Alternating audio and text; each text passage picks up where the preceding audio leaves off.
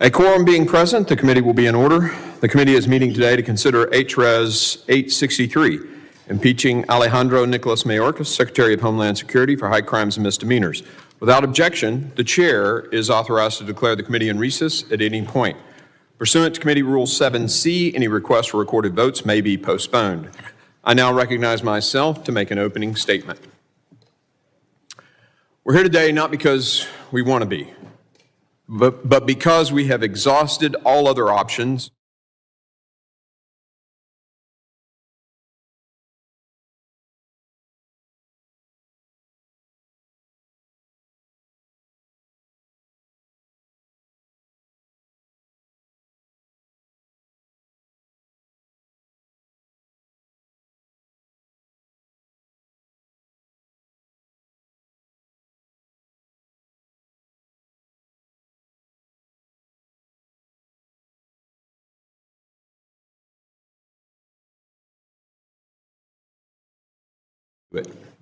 He has willfully and systematically refused to comply with the laws passed by Congress and breached the trust of Congress and the American people. The results have been catastrophic and have endangered the lives and livelihoods of all Americans. Even some Democrats are starting to get it. Prominent pundit John Judas recently wrote, and I quote, "America's borders have been de facto open during the first 3 years of the Biden administration," end quote. Our colleague from Texas, Mr. Cuellar, recently said, "We have a crisis at the border." Pennsylvania Senator John Fetterman said, "This is a crisis." Even Secretary Mayorkas' boss, President Biden, just recently threw him under the bus, admitting that the border was not secure. For nearly a year, this committee conducted methodical, comprehensive, and fair investigation into the causes, costs, and consequences of the border crisis, producing 6 separate reports totaling around 400 pages. Our members have seen firsthand numerous parts of the southwest border, spent time with law enforcement officers on the front lines, and spoke with real Americans about how this crisis is affecting them. We also conducted a field hearing and roundtable on the border that our Democrat colleagues refused to attend, burying their heads in the sand as if there wasn't a crisis.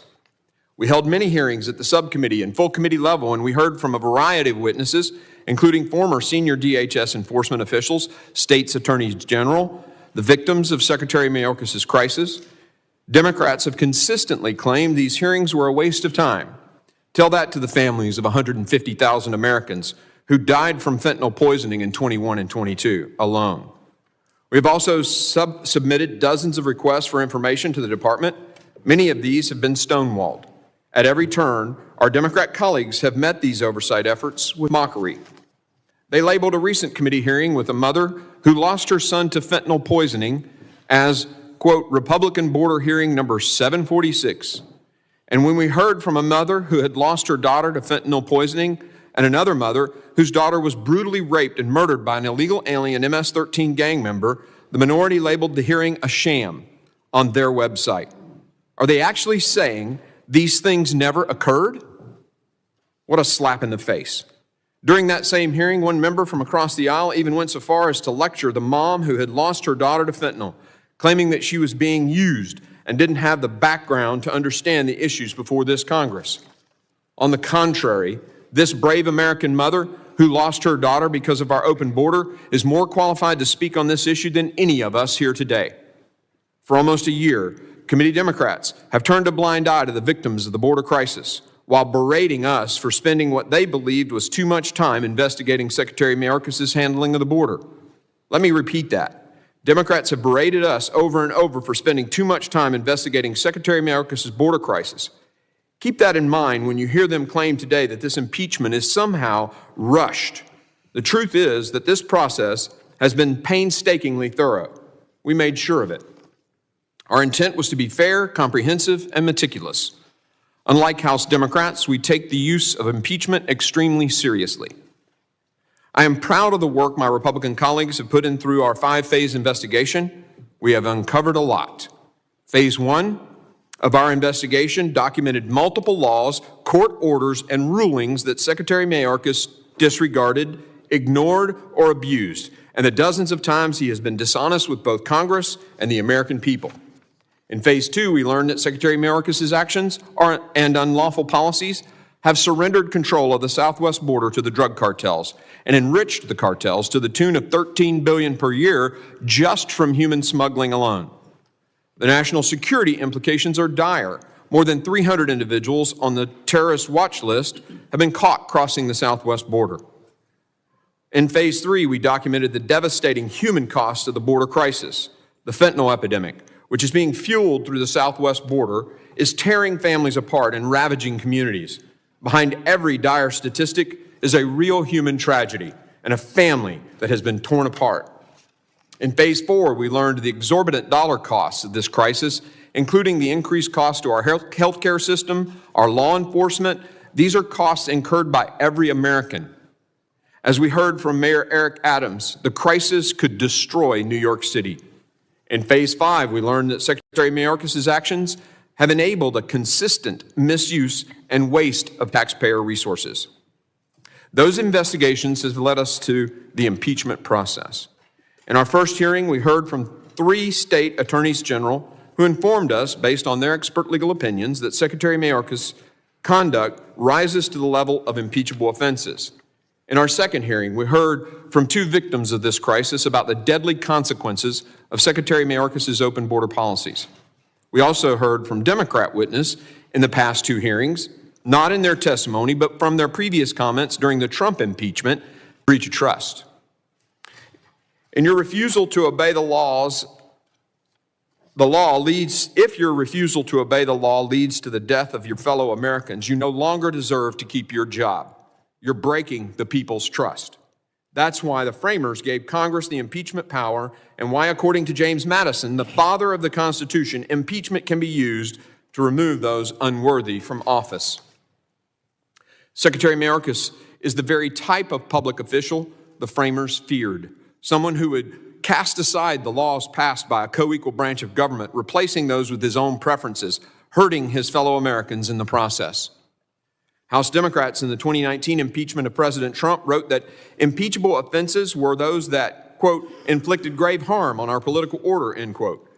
Then Judiciary Committee Chairman Jerry Nadler noted during the Senate trial, and I quote, "To the framing generation, moreover, abuse of power was a well-understood offense. It took 2 basic forms. The first occurred when someone exercised power in ways far beyond what the law allowed, or in ways that destroyed checks on their own authority. The second occurred when an official exercised power to obtain an improper personal benefit while ignoring or injuring the national interest," end quote.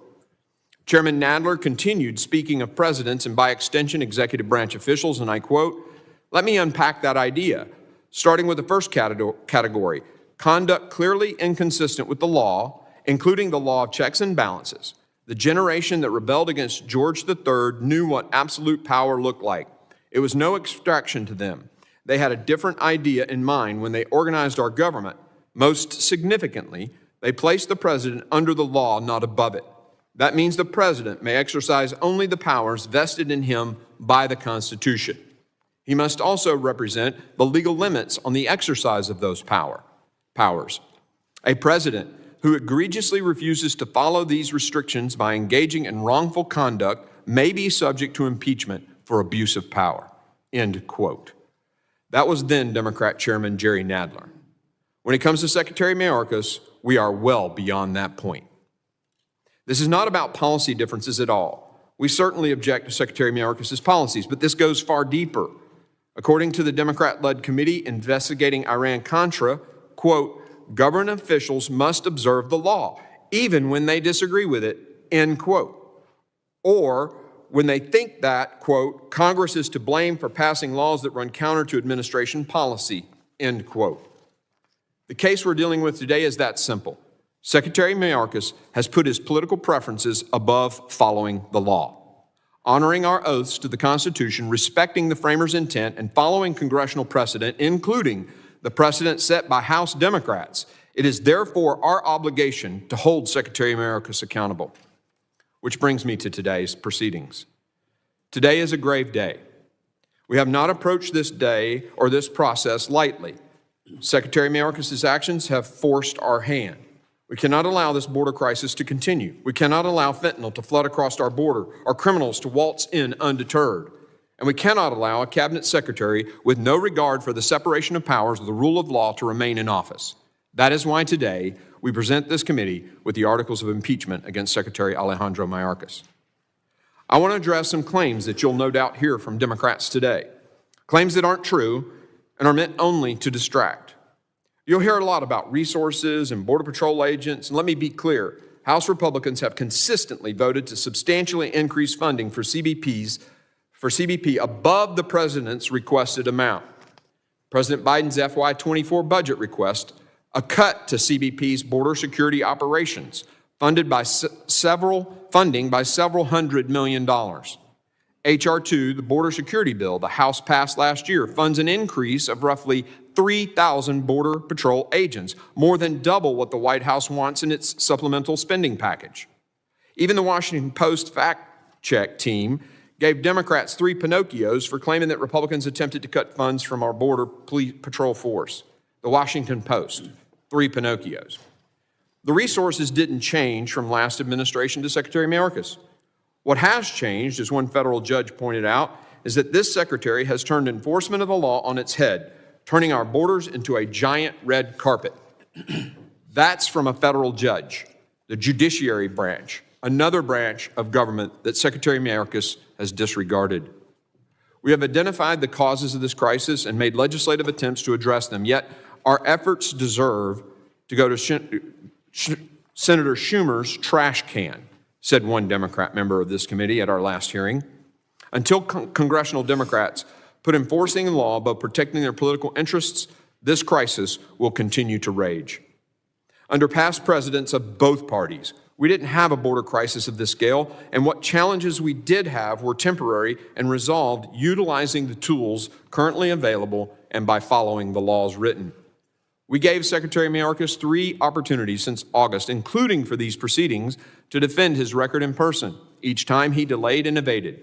We even offered to accept written testimony from him in connection with our last hearing, a request he took us up on at 4:48 a.m. this morning.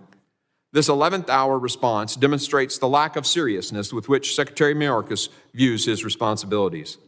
And of course, I'll repeat again, that part of the reason we are here is because on November 13th, 2023, 201 Democrats, including 13 Democrats sitting here today, voted to refer articles of impeachment to our committee. Every Democrat on the floor that night voted to do so. You don't get to vote for something and then cry foul when it happens.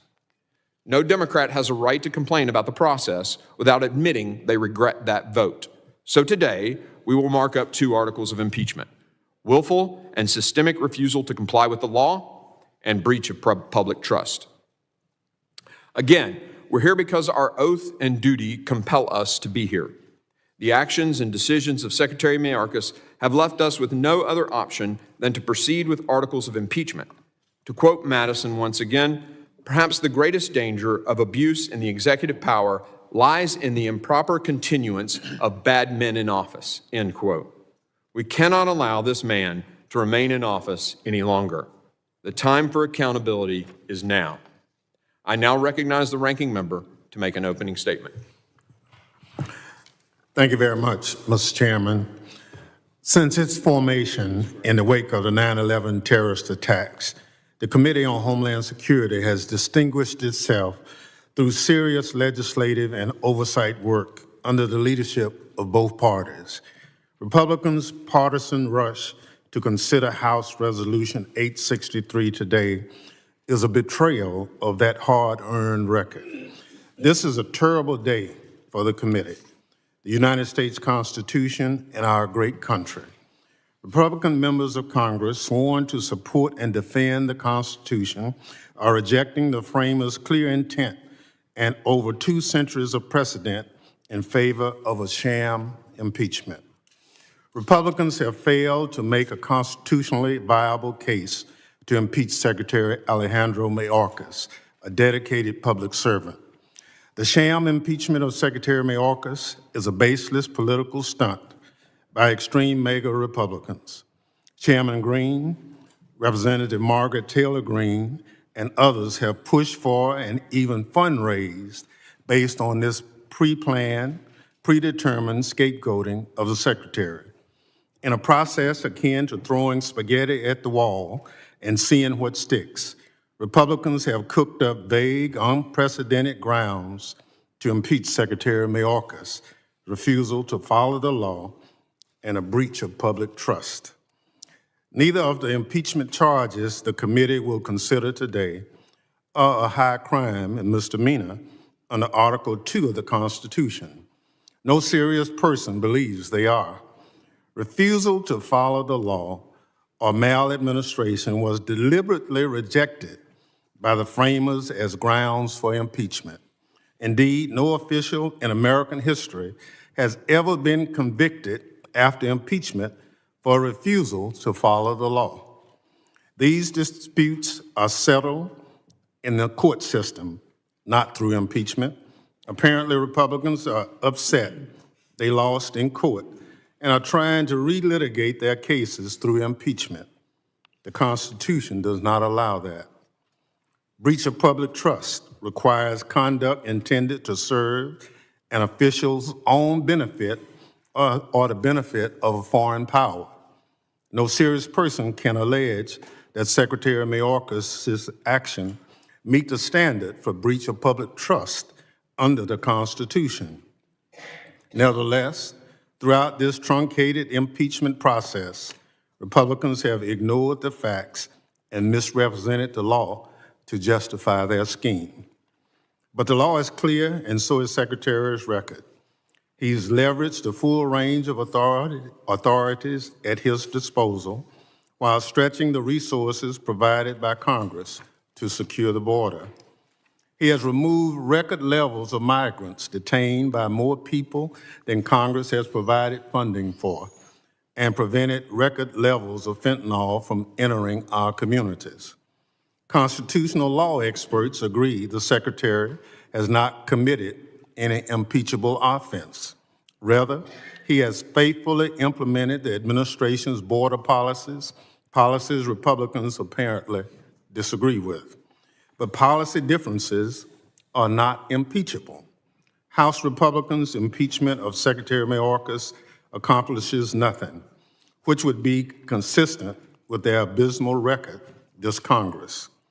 At a hearing before the committee this month, constitutional scholar Professor Deborah Pearlstein said, quote, "No branch of government has more power under our Constitution to address matters of border security than Congress," unquote. At every opportunity, Republicans have turned their backs on legislation to provide resources to the Department of Homeland Security. In doing so, they are turning their backs on border agents and officers. If House Republicans were serious about improving conditions along the border, they would provide the department the funding necessary to do so. They have not. If House Republicans were serious about improving conditions at the border, they would negotiate border security legislation with the White House and the Senate. They have not. Instead, they sat on their hands as a bipartisan group of senators worked with the Biden administration to hammer out a deal. The extreme MAGA Republicans who are running the House of Representatives are deeply unserious people. They don't want progress. They don't want solutions. They want a political issue. And most of all, they want to please their disgraced former president. House Republicans take their marching orders from Donald Trump, who has directed them to reject a bipartisan border bill and urged Republican governors to defy a United States Supreme Court order ensuring the Border Patrol can do its job, including members of this committee also. The impeachment of Secretary Mayorkas is designed to distract the public from the fact that Republicans have ceded their power to Donald Trump. When Republicans took control of the House of Representatives, they had an opportunity to work with the White House and the Senate to move the country forward. Instead, they have been consumed by petty infighting during multiple speaker contests, unenforced crisis over government shutdowns, and futile political exercises like impeachment to satisfy the extreme MAGA base. The MAGA-led impeachment of Secretary Mayorkas is a baseless sham, and the few rational Republicans left in the House know that, even if they refuse to admit it. The American people deserve better. Mr. Chairman, I ask unanimous consent to include in the record the Democratic report on this so-called impeachment. Without objection, so ordered. I also ask unanimous consent to include in the record a letter dated today from Secretary Mayorkas to you, Chairman Green, detailing the actions the department has taken to secure the border and be responsive to Congress. Without objection, so ordered. Mr. Chairman, history will judge what Republicans are doing here today, and it won't be favorably. This impeachment scheme is a dangerous attempt by House Republicans to distort the Constitution and the Secretary's record to cover up their inability and unwillingness to work with Democrats for the betterment of our constituents. Our service to this country demands that we be passionate in our beliefs and practical in our actions. The strength of our nation is rooted in our commitment to democratic principles and our willingness to set partisan differences aside to protect them. There are few better examples than former Republican Secretary Michael Chertoff, who cautioned this week that impeaching Secretary Mayorkas over policy differences would damage the Constitution. He wisely observed, quote, "Our nation is at its best when our leaders work together to confront the seemingly intractable. The situation at our border and our national security demand such bipartisan collaboration," unquote. He went on to say, quote, "Despite our different parties, I know Mr. Mayorkas to be fair and honest, dedicated to the safety and security of the United States. He has represented DHS to the country and to both parties in Congress with integrity," unquote. That is the kind of bipartisanship we need to solve our border challenges. In fact, it appears our colleagues in the Senate are on the verge of reaching a bipartisan border deal. It's not too late to work with them to get the bill signed into law. I urge my colleagues to honor their oaths to the Constitution and drop this sham impeachment, and to give my colleagues a chance to rethink this political stunt. Mr. Chairman, I move that the committee do now adjourn.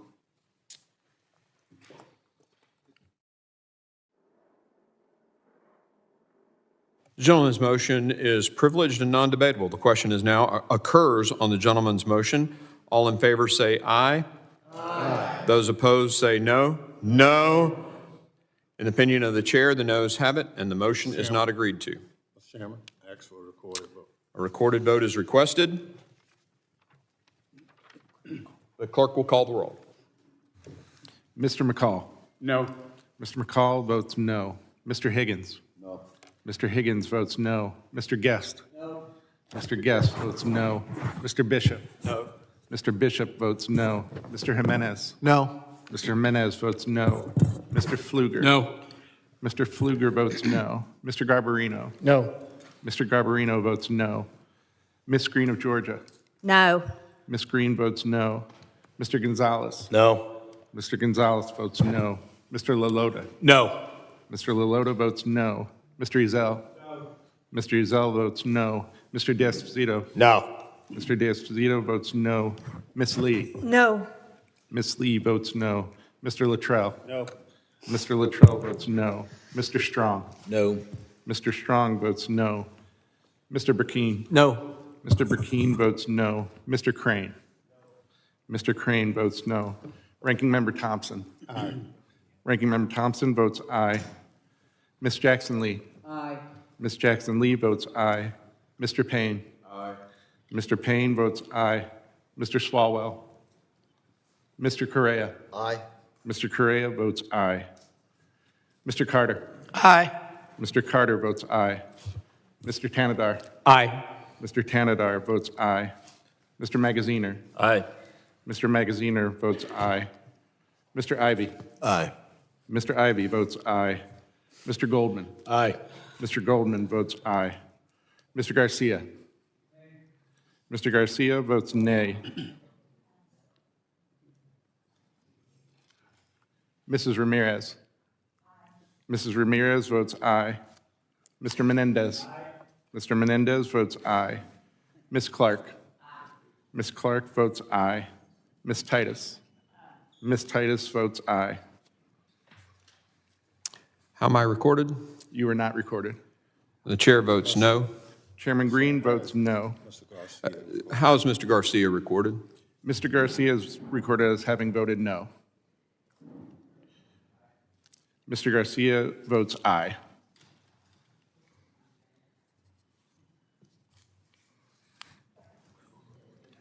The clerk will report to tally. Yeah, you're right. Chairman Green, on that vote, there were 14 ayes and 18 noes.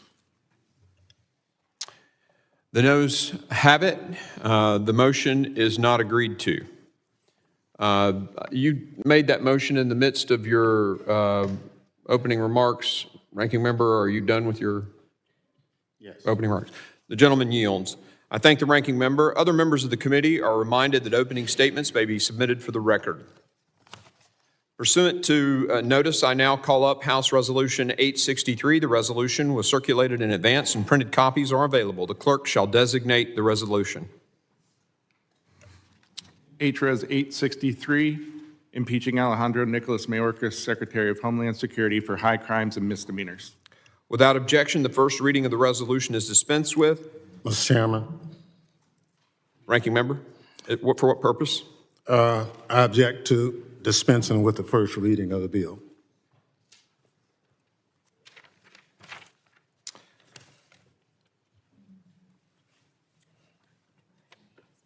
There's been a privileged motion to dispense with the first reading of the resolution pursuant to Clause 1 of Rule 11. All those in favor say aye. No. You have to, yeah. I only objected that the motion hadn't been made. Oh, you didn't want a reading? No. Somebody else will have to make that. Okay. Well, we're dispensed. What's that? Yeah. Mr. Chairman, I move to dispense with the reading. Okay. The motion's been made to dispense with the reading. Now, Mr. Chairman, the rules require that be in writing.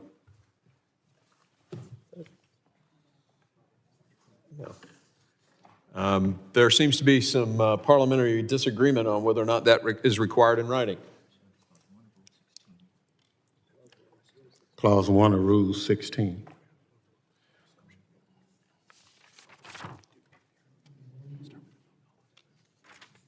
Do this. So again, a privileged motion to dispense with the first reading of the resolution pursuant to Clause 1 of Rule 11 has been made. All those in favor say aye. No. All those opposed, no.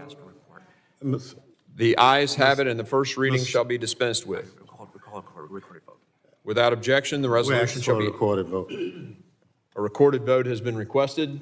The clerk will call the roll. Mr. McCall. Aye. Mr. McCall votes aye.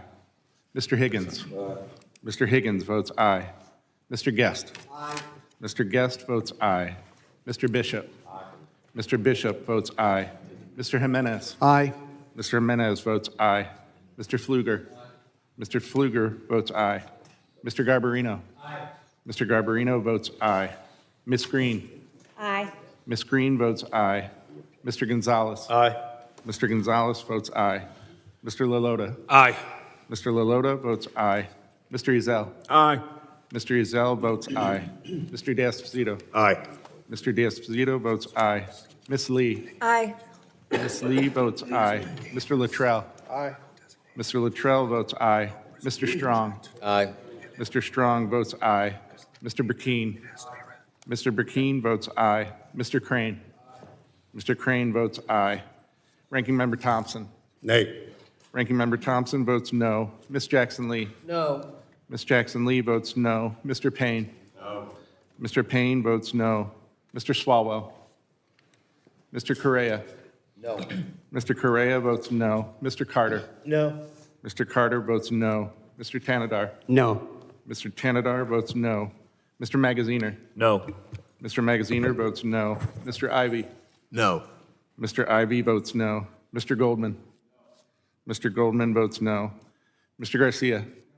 Mr. Garcia votes no. Mrs. Ramirez. No. Mrs. Ramirez votes no. Mr. Menendez. Mr. Menendez votes no. Ms. Clark. Ms. Clark votes no. Ms. Titus. Ms. Titus votes no. How am I recorded? Chairman, it's not recorded. Chair votes aye. Chairman Green votes aye. Clerk will tally the roll.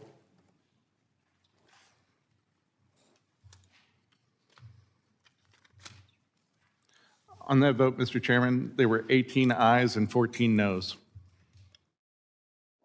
The ayes have it, and the reading of the resolution is dispensed with, and it is considered read and open to amendment at any point. I now recognize myself. Mr. Chairman. For what purposes gentlemen seek recognition? Mr. Chairman, I ask unanimous consent to include in the record the text of Rule 1, Article 16, that members must reduce to writing any motion.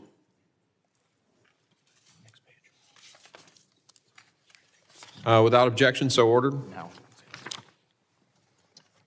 I now recognize myself for the purpose of offering an amendment. The gentleman, for what purpose? Mr. Chairman, pursuant to Clause 3 of Rule 16, I raised a question of consideration. The committee will suspend.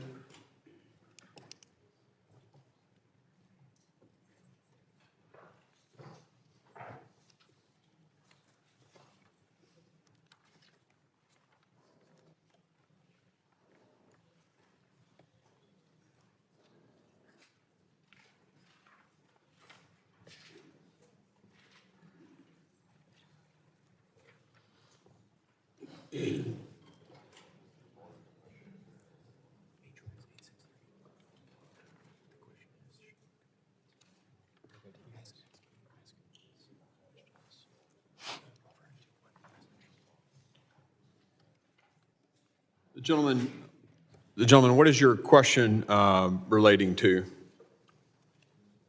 In terms of having I raised the question of consideration. right, I raised a question of consideration. Will the committee consider the bill? Will the committee consider the bill?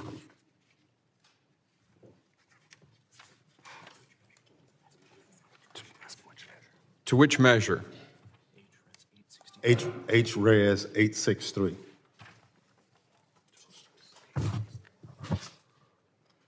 The gentleman from Mississippi raises the question of consideration. The question is, will the committee now consider Res H 63? All those in favor signify by saying aye. Aye. Those opposed, no. No. In the opinion of the chair, the ayes have it, and the motion is not agreed to. Mr. Chairman, I ask for a recorded vote. Gentleman asks for a recorded vote. The clerk will call the roll. Mr. McCall. Aye. Mr. McCall votes aye. Mr. Higgins. No. Mr. Higgins votes aye. Mr. Guest. Aye. Mr. Guest votes aye. Mr. Bishop. Aye. Mr. Bishop votes aye. Mr. Jimenez. Aye. Mr. Jimenez votes aye. Mr. Pfluger. Mr. Pfluger votes aye. Mr. Garbarino. Aye. Mr. Garbarino votes aye. Ms. Green. Aye. Ms. Green votes aye. Mr. Gonzalez. Aye. Mr. Gonzalez votes aye. Mr. Lalota. Mr. Ezell. Mr. Ezell votes aye. Mr. D'Esposito.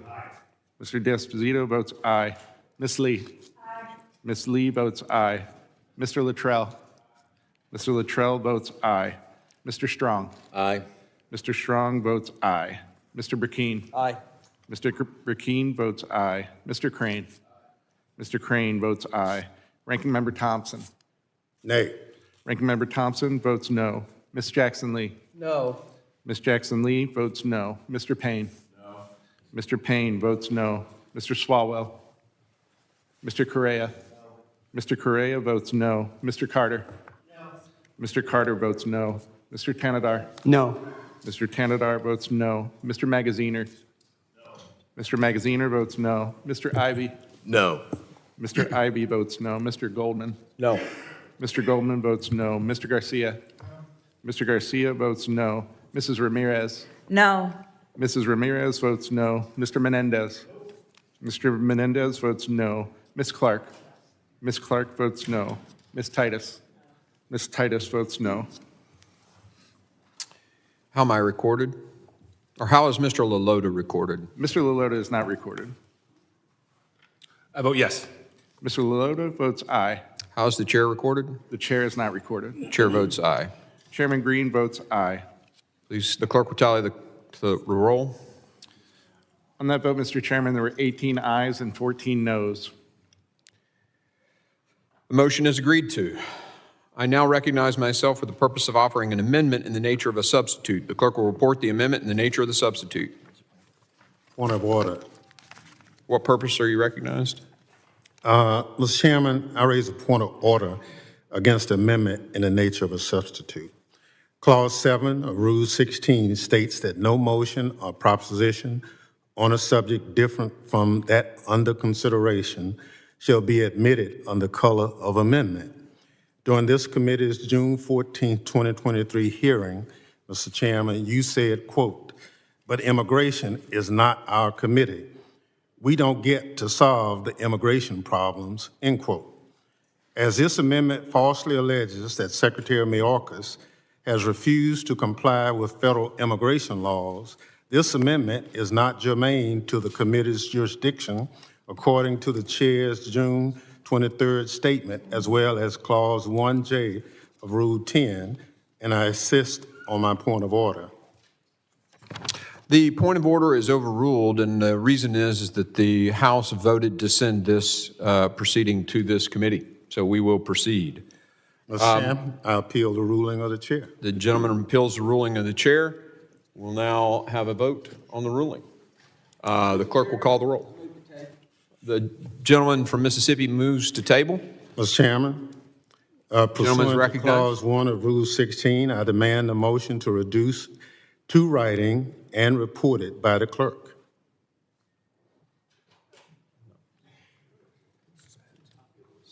The committee will suspend.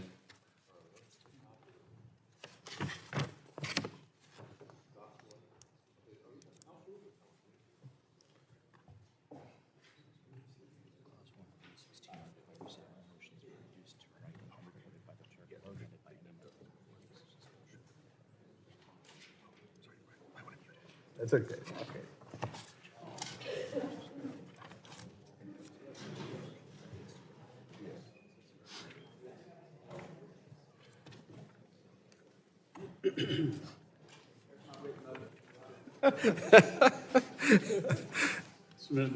Submitted for the record.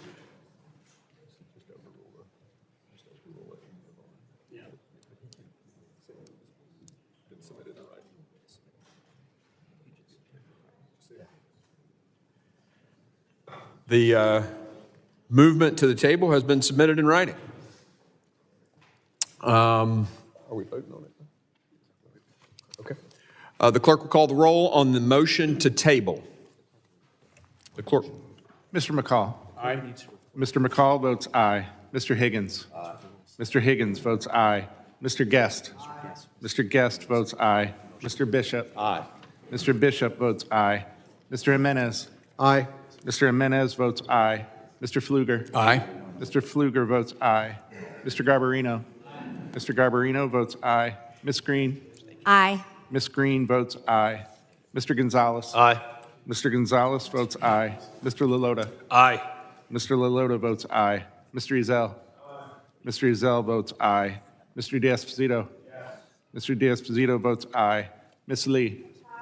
Ms. Lee votes aye. Mr. Luttrell. Mr. Luttrell votes aye. Mr. Strong. Mr. Strong votes aye. Mr. Burkeen. Mr. Burkeen votes aye. Mr. Crane. Mr. Crane votes aye. Ranking Member Thompson. Nay. Ranking Member Thompson votes no. Ms. Jackson Lee? No. Ms. Jackson Lee votes no. Mr. Payne? No. Mr. Payne votes no. Mr. Swalwell? Mr. Correa? Mr. Correa votes no. Mr. Carter? No. Mr. Carter votes no. Mr. Tanadar? No. Mr. Tanadar votes no. Mr. Magaziner? No. Mr. Magaziner votes no. Mr. Ivy? No. Mr. Ivy votes no. Mr. Goldman? Nay. Mr. Goldman votes no. Mr. Garcia? Mr. Garcia votes no. Mrs. Ramirez? Mrs. Ramirez votes no. Mr. Menendez? Mr. Menendez votes no. Ms. Clark? Ms. Clark votes no. Ms. Titus? Ms. Titus votes no. How's the chair recorded? The chair is not recorded. Chair votes aye. Clerk Chairman will tally- Green votes aye. Clerk will tally the report, the tally. On that vote, Mr. Chairman, there were 18 ayes and 14 noes. The tabling motion stands, and the motion is moved to the table. Without objection, the clerk will report the amendment in nature of a substitute. An amendment in the nature of a substitute to HRes 863 offered by Mr. Green of Tennessee. Without objection, the reading is dispensed with. I now recognize myself to explain the amendment in nature of a substitute. This amendment is in the nature of a substitute, expands on the underlying resolution by including 2 articles of impeachment. Article 1 relates to Secretary Mayorkas' willful and systemic refusal to comply with the law, and Article 2 relates to his breach of public trust. The amendment in the nature of a substitute also includes updated figures regarding illegal border crossings and other statistics. With that, I yield. Is there any further discussion on the amendment in the nature of a substitute?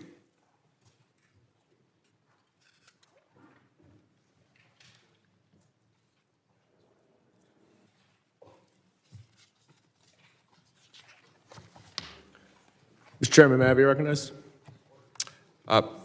Yes, you may. You're recognized for 5 minutes. We're here based on 2 completely fabricated, unsupported, and never used before articles of impeachment. This is completely debasing and demeaning the impeachment clause of the United States Constitution, and it is a gross, gross injustice to the credibility of this institution. In your opening statement, Mr. Chairman, you quoted James Madison as saying that the impeachment clause is designed to remove bad men in office. But notably, the impeachment clause is not designed to remove bad policy from the office. And the definition of bad men, as Professor Pearlstein said, is an individual who abuses his power for personal gain. It has there's never been an impeachment in the history of the United States where someone has been impeached for something other than the abuse of power for purposes outside of his official duties. That is for elections, and that is for legislation. This, on the other hand, is an impeachment process that you are moving forward because you claim that Secretary Mayorkas, who's obviously working under the direction of President Biden, is failing to secure the border. The irony of the fact that Secretary Mayorkas has spent the last 2 months plus with a bipartisan group of senators negotiating legislation that would address the problems at the border should not be lost on anyone. You are sitting here right now trying to impeach a Secretary of Homeland Security for neglecting his duties literally while he is trying to perform his duties and negotiate legislation. Now, the real reason we are here, as we all know, is because Donald Trump wants to run on immigration as his #1 issue in the November 2024 election. And you don't have to take my word for it, because he said it himself. And last week, numerous Republicans echoed his call. Why would we actually solve the problems at the border when it is such a good political message to use for the election? And Leader McConnell even reiterated in a closed-door meeting of the Republican members of the Senate that we're in a quandary, he said, because our candidate wants to run on immigration, and we don't want to get in the way of our candidate. Now, I know this weekend I saw Chairman McCall on TV and others, and you're changing your tune now because you said the quiet part out loud that this is all about politics. And so now it's, oh no, the president can do it without legislation. Never mind that you've been calling for H.R. 2 this entire Congress. No, now it's he can do it himself. Well, he's tried to do it himself. He's tried. He's passed numerous policies that would have streamlined the asylum process through ports of entry where migrants are vetted, that would have presumptively made ineligible anyone trying to cross the border in between ports of entry, and would have done a number of different things to address the problems. Republicans went to court to sue him, to stop him from implementing the policies to address the border. So your own party is sabotaging and undermining this administration's efforts to address the border while you are trying to impeach him by saying that they're not addressing the border. The hypocrisy is the least of it. Your attack on the rule of law and our democracy is the worst of it. And you better be careful about the bed that you make. I yield back. The gentleman yields, and I appreciate the gentleman keeping his remarks within the 5 minutes. Because the day is going to be long, I will not, we're not going to do the typical over 5 minutes if you're continuing a thought. So keep your comments to 5 minutes, please. I now recognize myself for 5 minutes. I'd like to specifically talk about the Supreme Court's ruling, the United States versus Texas. President Biden's appointed Solicitor General, Elizabeth Prelogar, made a stunning claim asserting that no state, individual, or business has standing to challenge an administration's decision to, as a blanket matter, not enforce any particular law. When pressed by Justice Brett Kavanaugh if states and individuals were precluded from challenging this lack of enforcement, the president's own secretary or Solicitor General responded, "That is correct, but the framers intended political checks in the circumstances. Congress has tools at its disposal." Justice Kavanaugh responded, "I think your position is instead of judicial review, Congress has to resort to impeachment or dramatic steps in the face of such defiance of the laws passed by Congress." Prelogar's rejoinder was that in the face of dramatic abdication of statutory responsibility by the executive branch, such steps would be warranted. In other words, if the Biden administration's own legal position, it is the Biden administration's own legal position before the Supreme Court that impeachment is proper remedy for dramatic abdication of statutory responsibility. Meaning, if a secretary is not adhering to the laws passed by Congress, the only recourse, because the states now don't have standing, is for the Congress to impeach. That is the rulings of the Supreme Court and the argument brought forward by President Biden's own Solicitor General.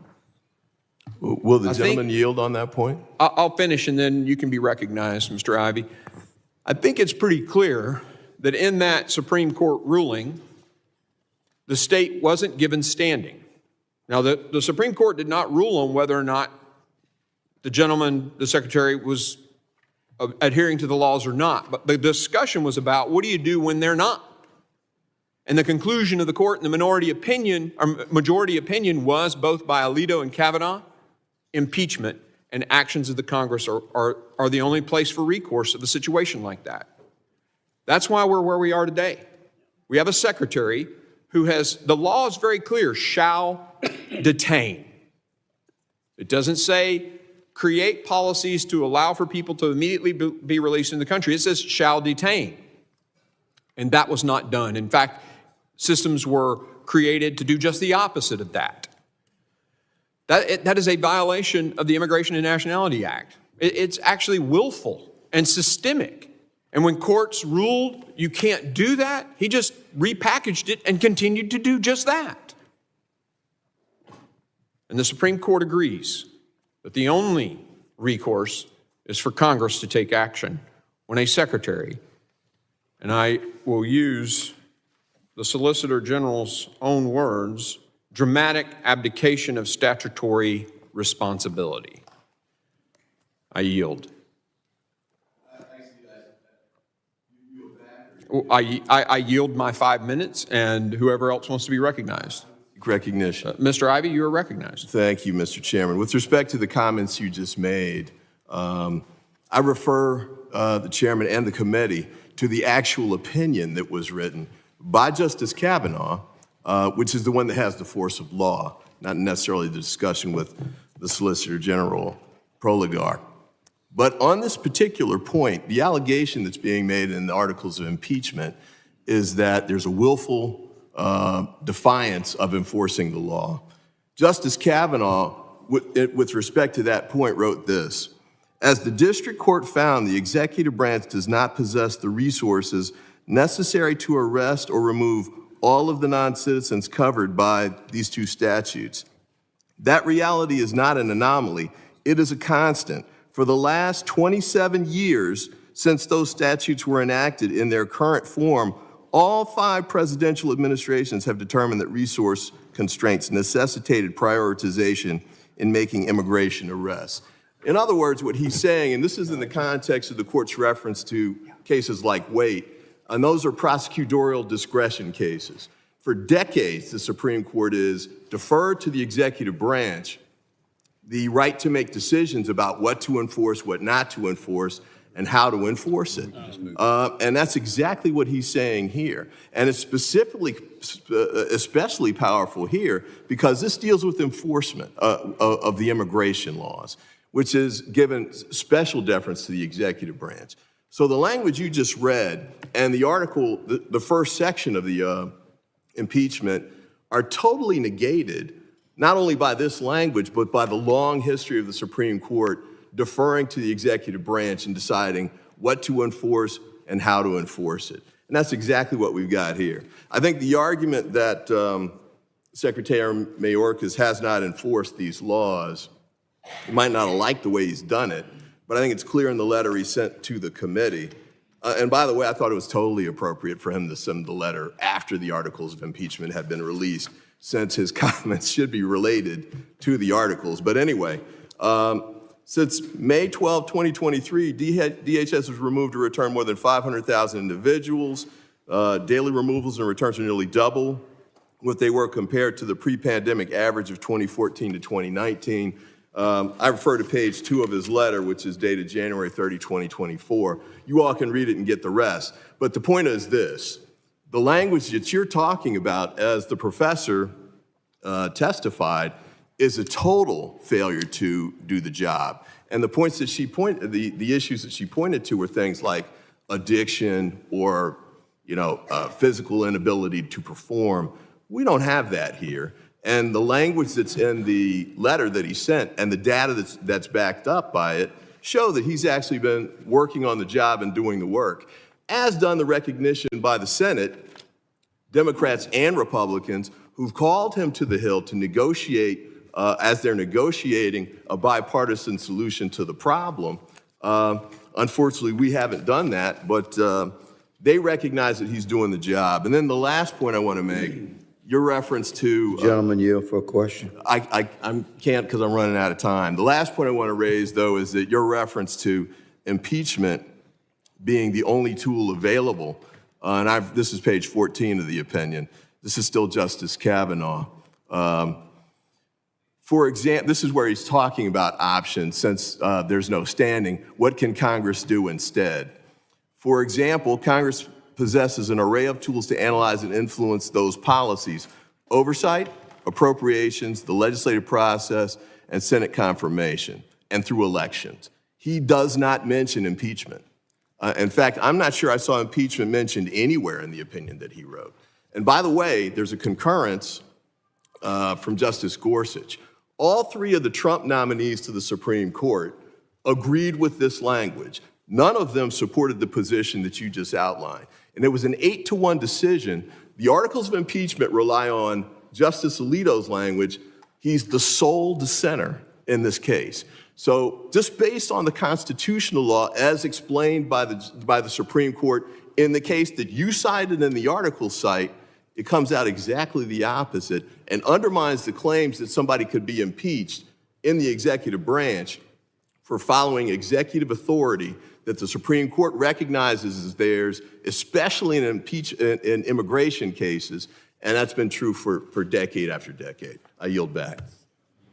Gentleman yields. I now recognize Ms. Green for 5 minutes. Thank you, Mr. Chairman. Congress has the responsibility to hold the executive branch accountable when they fail to uphold their oath of office, abuse their authority, and/or are dishonest with the American people. This is essential in a constitutional republic built on and separation of powers. In its 2023 ruling in United States versus Texas, the Supreme Court left the House of Representatives with little choice but to pursue impeachment articles against Secretary Mayorkas. The 5-4 majority did not address the Secretary's policies and mandates on the merits, but simply ruled the states did not have the standing to challenge them. Instead, the justices wrote that Congress has political tools available to push back on these policies. The only one that makes sense in the current political environment is impeachment. Remember, Democrats have completely rejected H.R. 2, our strongest security bill for our border. Secretary Mayorkas' actions and decisions clearly meet the standard necessary for initiating impeachment proceedings. This historical evidence is overwhelming that the Founding Fathers intended impeachment to be used to deal with the commission of indictable crimes and the abuse of power, corruption, and injury to the nation caused by public officials, among others. At the Constitutional Convention, the framers purposely devised the impeachment power to include any offenses against the nation's security committed by high officials. Stephen Bradbury, former principal deputy and acting assistant attorney general for the Office of Legal Counsel at the Department of Justice, there is a settled understanding beyond dispute that impeachable offenses include both prosecutable crimes and all manner of gross misconduct in office that does serious harm to the U.S. political system or the U.S. constitutional order. The actions, policies, and statements of Secretary Mayorkas easily meet that standard, and the American people completely agree, especially the witnesses that we've had before this committee, these parents who have had children murdered by fentanyl, murdered by illegal aliens, such as MS-13 crime gang members, and so much more. And I would tell you right now, the family of my two constituents that were killed in a horrific car accident by a 17-year-old cartel member smuggling illegal aliens into Texas would definitely agree with that. Secretary Mayorkas must be impeached for his failure to uphold his oath of office and for willfully breaking federal immigration laws. Mr. Chairman, I yield back my time. Gentlelady yields. I now recognize Mr. Garcia for 5 minutes of comment on the amendment and the nature of the substitute.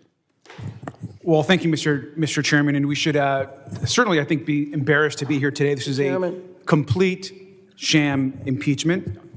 I also like to point out that the previous speaker on this committee has been spending a lot of her time actually fundraising off of this impeachment effort. And so the fact that she's posturing to taking it seriously, I think, is quite a joke as well.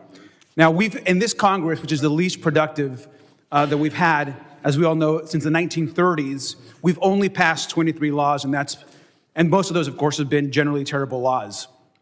But when the extreme majority cannot pass laws, they resort to political stunts and stunt impeachments, the one against the president and certainly the one here today. Now, we have heard over and over from constitutional scholars, including Republicans, that there's no basis for this impeachment. And I want to take a moment to correct the record on a couple things. I've heard my Republican colleagues claim that Trump secured the border and somehow President Biden opened it.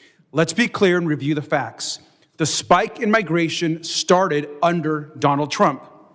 Border Patrol apprehensions actually tripled in the last 8 months of the Trump presidency, rising from more than 21,000 in May 2020 to over 71,000 that December as he was leaving office. So the migration spike started under Donald Trump, and we should make that very clear. Now, today, Secretary Mayorkas is also dealing with the fallout of historic crises happening across Latin America. Venezuela has completely collapsed and is in crisis. Ecuador is dealing with a historic gang crisis. Cuba and Haiti are also facing enormous challenges as well. The whole region is struggling to recover from extreme weather, droughts, and COVID-19. Meanwhile, our historic economic recovery in the U.S. has created a demand for workers. Now, all of this impacts the border. But we know that's not all. The majority blames Secretary Mayorkas for his policies for the surge of people coming here to seek asylum, but they won't accept any legislative proposals or funding to deal with the problem when the president and the secretary offer them. Speaker Johnson has told Fox News multiple occasions now that he's taking his orders from Trump on the border. And he just said recently, as of today, that he won't even take up the Senate deal. Donald Trump speaks about immigrants with the same rhetoric that Hitler did, claiming that immigrants like me and my family, and I quote, pollute the blood of this country. He wants chaos, and he's admitted he even would like to see a recession happening this year. But I want to remind the public and the majority that Donald Trump... Will the gentleman yield? I will not yield. I want to remind the public that Donald Trump and House Republicans also have their own ideas for the border. So let's review the majority's border ideas that they've actually presented. Here they are. Donald Trump actually has said that he wants to build alligator moats along the border. That's one of his incredible ideas. Another idea that Donald Trump has promoted is he actually wants to electrify the border fence and maybe even put some spikes on the border. That's another Donald Trump and MAGA majority border idea. Another idea, which I'm not sure how well it would go, is he wants to actually bomb northern Mexico with missiles. That's another Trump idea. And finally, I think one of the ones that I think is the most grotesque is suggestions that instead we should maybe just shoot migrants in the legs as they cross the border. So once again, the Donald Trump and MAGA plan is alligator moats, bombing northern Mexico, shooting migrants in the legs, and electrifying the fence and putting spikes on them. That is the Donald Trump border plan. And so, again, we are here today with these horrific ideas being presented constantly by the former president. This is all about trying to get Donald Trump reelected. Donald Trump himself is saying he wants no solutions this year out of the Congress. And Secretary Mayorkas and President Biden continue to offer solutions every day and are ready to actually talk about real immigration and border solutions in this country. And with that, I yield Mr. Garcia, will you yield for a clarifying question? Sure. Can you clarify what you mean by the analogy that you just said that Donald Trump was Hitler? Well, when you say that you want to pollute, when immigrants are polluting this country, that to me and the blood of this country, that is absolutely reminiscent of things that Adolf Hitler said. And in fact, his imagery, the way he supports white nationalism, the way he supports white supremacy, and those kind of comments are completely offensive to immigrants and hopefully to all Americans in this country. So just to be clear, you're drawing an analogy between Donald Trump saying he is like Hitler. I'm drawing an analogy that the rhetoric that Donald Trump uses is very much the rhetoric and the type of rhetoric that Adolf Hitler used. Gentleman's time has expired. I now recognize Mr. Pfluger for 5 minutes of discussion on the amendment and the nature of a substitute. Well, thank you, Mr. Chairman. You know, it's a sad day that we're here. I don't think anybody takes any pleasure in being here. In fact, this is really the last resort that our founders intended to use an impeachment as a check and a balance. I personally have wrestled with the appropriate congressional response to what has been a willful refusal to comply with the law, to adhere to congressional directives, and more importantly, to secure a homeland. The failure to secure the border has been so significant, so catastrophic, so egregious that Congress must now use its power to provide accountability. And we must be the check and the balance against such an extremely egregious breach of the public trust. You know, families around the country have lost confidence in the secretary, in the government, in the administration. I show you this picture right here of the Tambunga family. This is a button that the Tambungas sat right there when Secretary Mayorkas was testifying. The 71-year-old grandmother was killed. The 7-year-old granddaughter was killed by a human trafficker doing 100 miles an hour in West Texas, carrying 11 illegal aliens, evading capture, and tragically slammed into their vehicle, instantly killing them. For Maria and Amelia's sake, if not this effort, then what? She sat, the daughter of Maria sat with Secretary Mayorkas and said, this is not political, we want you to secure the border, and yet nothing has been done. We passed H.R. 2 in May of last year. When you go to the border, when you talk to Border Patrol, when you talk to ICE agents, what they tell you is that there are no consequences, that the Secretary has willfully refused to enforce the laws that are on the books. And I asked rhetorically to the other side, if not this effort, then how do you hold accountability? Do you think that this has been a success? We offer these articles of impeachment today, a willful and systemic refusal to comply with the law, an egregious breach of public trust, because we do take seriously our oath. We do take seriously the check and the balance. There's been 3 years that the other side has had to make a change, and they haven't. And this is the last resort, which is why this is a sad day. The other side is going to say this is policy difference. No, it's not. These are not policy differences. This is a debate. This is not a debate about taxes or spending. This is a debate about following the law, which the executive branch should be doing, and yet they're not. Do you remember the 53 people that were killed in a tractor trailer south of San Antonio in July of last year? They were locked up. A smuggler left them to rot and perish in a tractor trailer. That's what this is about. The Secretary has done nothing, has absolutely done nothing to make our country more secure. He has weakened us in every single case. Will the gentleman yield for a quick question? Just a couple of weeks ago, Secretary Mayorkas sat right there next to Director Wray, and I asked a question of the 300 people who have matched the terror watch list. Director Wray, are there still people at large in this country that you know match the terror watch list, but you don't know where they are? Director Wray answered, yes, there are people still at large that match the terror watch list.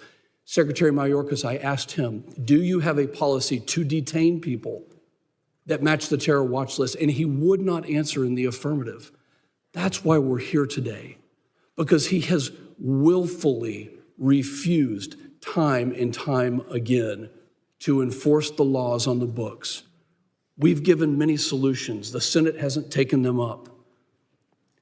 It's this type of behavior that brings us here. Will the gentleman yield This is for an a question? extreme position. Will the gentleman yield position- for a question? No, I will not. My silence to you was the answer. The extreme position is that of my colleague completely disregarding a mother who was here just a few weeks ago that lost her kids to fentanyl. That's why we're here. I've got to think that on this other side of the aisle, that you think that this is a complete and utter failure to secure the homeland. That's why Republicans are here, and I hope that you will join in calling it out and doing the right thing. Mr. Chairman, I yield back. Gentleman yields. I now recognize Mr. Magaziner for 5 minutes on the amendment in the nature of the substitute. Thank you, Chair. We are here with real challenges at the southern border, and I wish that we were working on them together to solve them. But instead, my Republican colleagues are too focused on playing political games and not focused on working together to find solutions. Here's a quote from this morning from Punchbowl News. The impeachment fight again puts front and center House Republicans' unyielding appetite for political drama over actual legislating. I think that sums it up pretty well. There is no constitutional basis to impeach Secretary Mayorkas. The Constitution is very specific. It states that the grounds for impeachment are treason, bribery, or other high crimes and misdemeanors. There's no treason alleged or mentioned in these articles, no bribery alleged or mentioned in these articles, and no high crimes or misdemeanors either. House Republicans are playing politics instead of working together to find real solutions. If we were working together to find solutions for the border, we could be voting today on President Biden's request for more funding for the border. His request, which would add 1,300 Border Patrol officers and 1,600 CBP officers. We could be working with the Senate to develop policies to address our immigration challenges. But instead, we are wasting our time on impeachment because securing the border is not a priority for House Republicans. Donald Trump's 2024 campaign is their priority. And you know it from the way that this debate has shifted over the last year. Originally, House Republicans were saying, we won't give a cent to Ukraine unless there's funding for the border too. The administration said, okay, and proposed $14 billion of funding for the border. And then House Republicans said, well, no, it's not money. We need policy changes.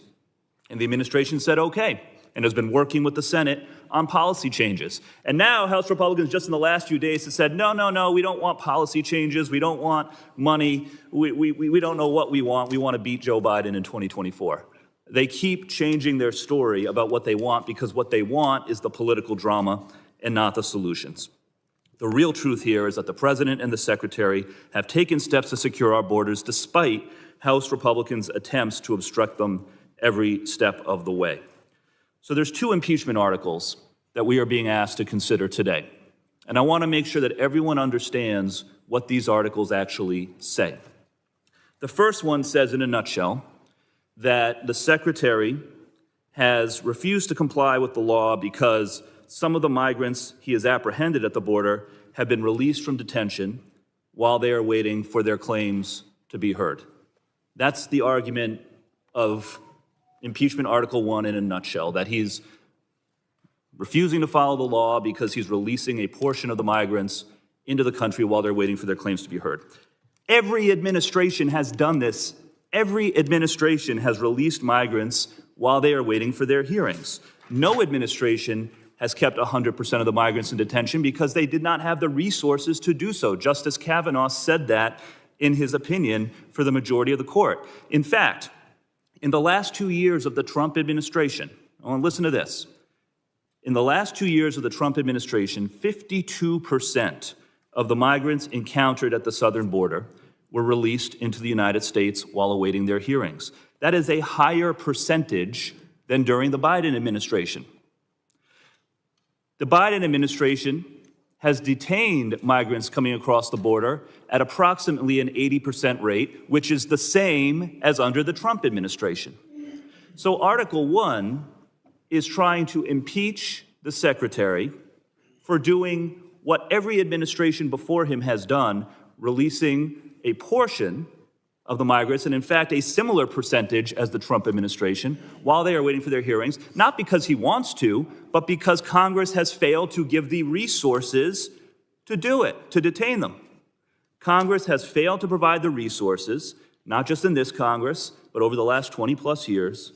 And so that is why the Secretary has exercised his discretion, just as all of his predecessors have done. And the second article alleges that the Secretary lied to Congress, but doesn't actually say any fact or figure that he allegedly lied about. It uses words like secure. He said the border was secure. He said operational control, phrases which can be interpreted differently by different people. The case here is so thin on constitutional grounds that it's laughable.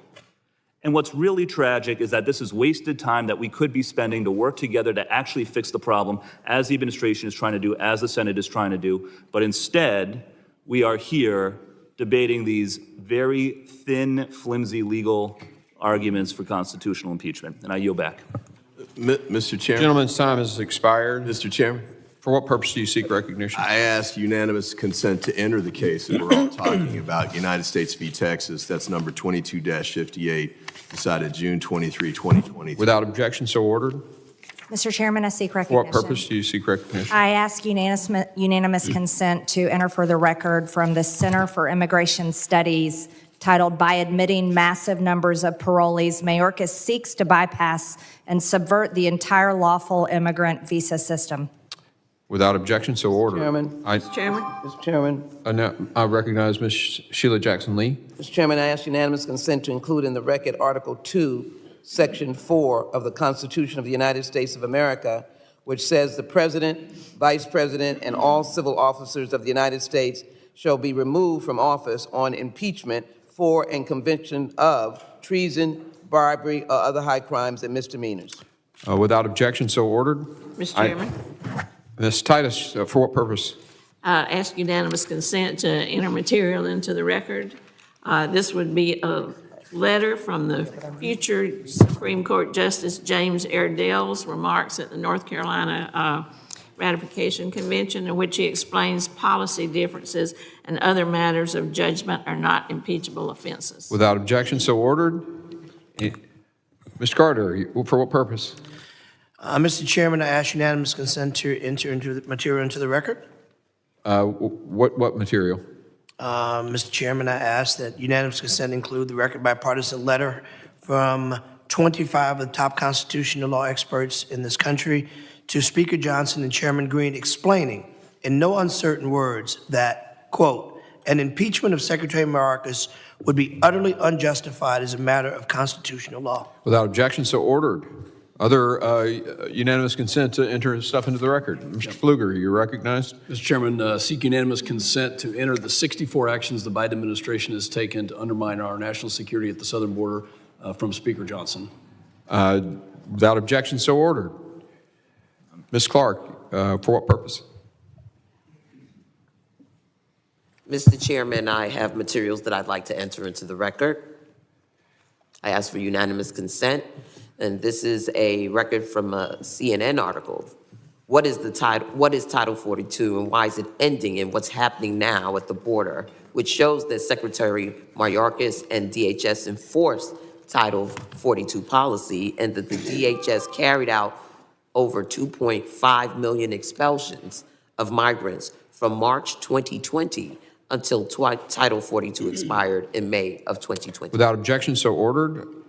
I now recognize Mr. Thanador.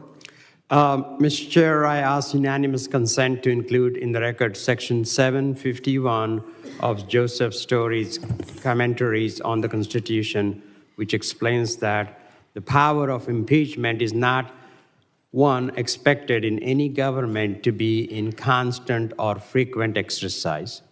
Without objection, so ordered. Mr. Thanador, or Mr. Magaziner? Mr. Chair, I ask unanimous consent to include in the record Article 3, Section 1 of the North Carolina Constitution of 1776 and Article 23 of the Delaware Constitution of 1776, showing that the Constitution's framers had examples of impeachment language based on maladministration, but explicitly rejected using such language as a basis for impeachment under the United States Constitution. Without objection, so ordered. Mr. Chairman, Yes, sir, you're recognized. I ask unanimous consent to include the record, the Committee of Homeland Security's Majority's Phase 5 interim report titled The Massive Waste and Abuse Enabled by DHS Secretary Alejandro Mayorkas, where Republicans wrongly point to the Biden administration's budget request to detention beds as an example of Secretary Mayorkas attempting to evade the law. Without objection, so ordered. Mr. Chairman. Mr. Chairman. For what purpose, Ms. Green? I ask unanimous consent that we enter into the record the entirety of the U.S. versus Texas to include the transcripts of the oral arguments. Without objection, so ordered. Mr. Chairman, Mr. Bishop, for what purpose? request unanimous consent to submit for the record Jennings versus Rodriguez, 583 U.S. 281, a 2018 decision from the United States Supreme Court holding that Section 236C of the Immigration and Nationality Act mandates detention of an alien falling within its scope. Without objection, so ordered. Mr. Chairman, Mr. Ramirez. I ask unanimous consent to include in the record a memo from Secretary Alejandro Mayorkas, and it's titled Guidelines for the Enforcement of Civil Immigration Law, which shows that Secretary Mayorkas is following the law when it comes to immigration enforcement activities. Without objection, so ordered. Mr. Strong, for what purpose? Mr. Chairman, I ask for unanimous consent to enter into the record a letter dated January the 17th, 2024.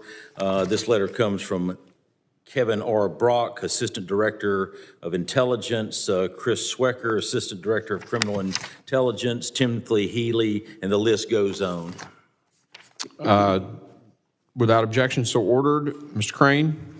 Mr. Chairman, I ask for unanimous consent to enter into the record Federalist Papers 65. Without objection, so ordered. Mr. Menendez. Mr. Chair, I ask unanimous consent to include in the record the Southwest Border Coordination Center and Migration Information Center Resource Guide, which shows that the Biden administration, Secretary Mayorkas, instituted a whole-of-government approach and plan for the transition back to normal immigration law after Title 42 expired. Yet Republicans are trying to impeach the Secretary for carrying out the laws of this country. Without objection, so ordered. Mr. Garcia. Mr. Chair, thank you. I ask unanimous consent to include in the record the U.S. Citizenship and Immigration Services Policy Manual of Humanitarian Protection and Parole, Chapter 1, highlighting how Secretary Mayorkas has complied with the INA, which specifically requires the parole of each individual non-citizen is considered on a discretionary case-by-case basis for urgent humanitarian reasons or significant public benefit. Without objection, so ordered. Mrs. Green. Mr. Chairman, I ask unanimous consent to enter into the record a Newsweek article stating record number of suspected terrorists cross the U.S.-Mexico border. Without objection, so ordered. I think the next person up to make 5 minutes is Mr. McCall. You're recognized for 5 minutes to address the amendment in the nature of substitute. Thank you, Mr. Chairman. I just want to go back to the Supreme Court decision, the United States versus the state of Texas.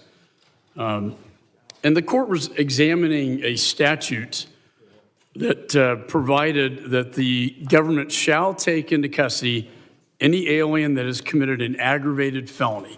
It's not discretionary, it's mandatory language, shall take into custody. And we're not talking about, we're talking about sex trafficking, human trafficking, drug trafficking, money laundering, firearm offenses. These are serious crimes, and the statute in question requires that it be mandatory, not discretionary.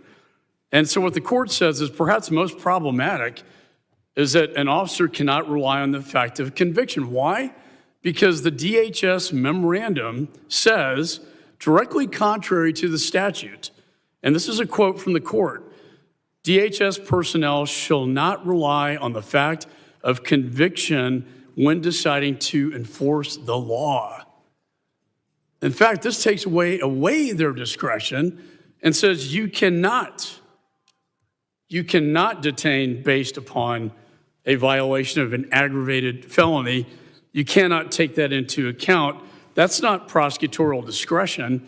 It takes away the discretion. And then going back to the oral arguments that were made before the court, and I found this very fascinating, that during the debate with this, Biden's own Solicitor General responds to Justice Kavanaugh, who says, I think your position is that instead of judicial review, if you're saying they don't have standing, that Congress would have to resort to impeachment or dramatic steps in the face of such defiance of the law.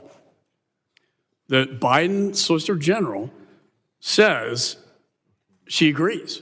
In the face of a dramatic abdication of statutory responsibility by the executive branch, such steps would be warranted. In other words, the Biden administration's own Solicitor General is saying, own legal position that impeachment is the proper remedy for dramatic abdication of statutory responsibility. And then we're turning to the founding fathers. They didn't have a whole lot of criminal statutes back then at the Constitutional Convention. James Madison, when they're forming the Department of State, now there was called Foreign Affairs, says, well, what if they fill the department with unworthy men of public trust? Then he says on the House floor, if an unworthy man be continued in office, the House of Representatives can at any time impeach him.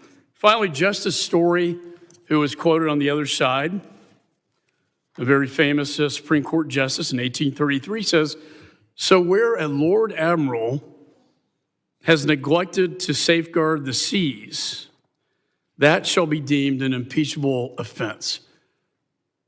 I would argue, Mr. Chairman, this is exactly the case we have here. We have a Lord Admiral, a Secretary of Homeland Security, charged with defense of air, land, and sea, as Justice Story was talking about, and is not defending our borders. And to those my dear friends on the other side of the aisle say that the numbers did not go dramatically under the prior administration, I don't know where you were. Remain in Mexico, I worked with the administration prior. I passed it out of my committee. Mr. Pfluger is correct. There are about 64, executive actions that this president took to rescind the prior executive orders that were working. For instance, political asylum cannot be adjudicated. Once you're detained, you're removed. They're adjudicated outside the United States, therefore ending catch and release. Therefore, 8 million encounters cannot stay in the United States. Will the gentleman yield for a question? Let me finish. I don't see how anyone with a straight face can argue that the numbers have skyrocketed under this administration. Now, I live in a border state, and I just came back from the border, and I saw the detention space.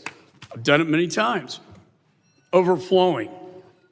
And it's created a human tragedy. I look at the migrants I look at them with compassion, and I see a human tragedy before our eyes when I see them in detention space, knowing that they won't have legal status, that the women are going to go to sex trafficking, the little young men are going to go to MS-13. What are we doing? We're creating a criminal enterprise in the United States, not to mention one of the most dangerous environments I've seen. I chaired this committee, 300 apprehended on the terror watch list. How many more got in? As the FBI director said, it only took 19 hijackers to bring down the World Trade Center. Look, I think there's a legal and framer justification and moral justification. Gentleman's time has expired. Mr. Chair? Who's seeking recognition? Ms. Ramirez, for what purpose? Mr. Chair, pursuant to Clause 1A of Rule 11, I move the committee do not recess until 1:30 p.m., and I have a motion at the desk. Committee stands in recess.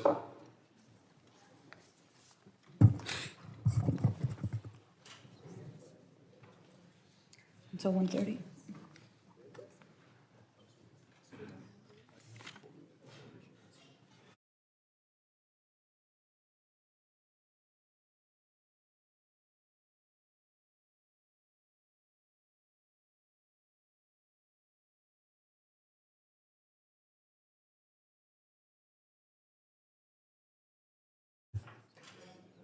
Mike's, oh, there it is. Okay. Thanks. We'll take a brief recess for just a second.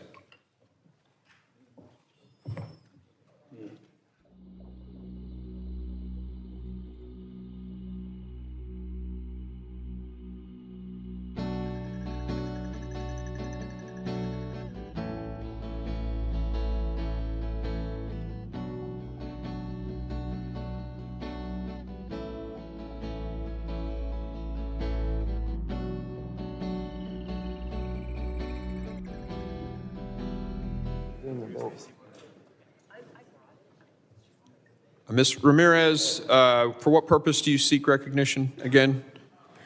Mr. Chair, pursuant to Clause 1A of Rule 11, I move that the committee do not recess until 1:30 p.m., and I do have a motion at the desk for that. Mr. Chairman, The gentleman's recognized. I move to table. Motion's been made to table this motion from Ms. Ramirez. Mr. Chair, I request a recorded vote.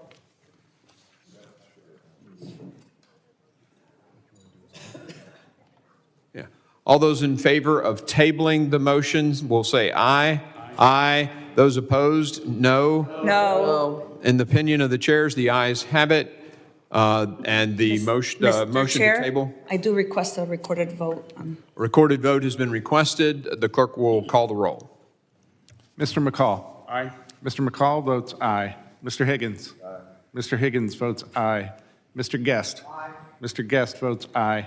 Mr. Bishop. Aye. Mr. Bishop votes aye. Mr. Jimenez. Aye.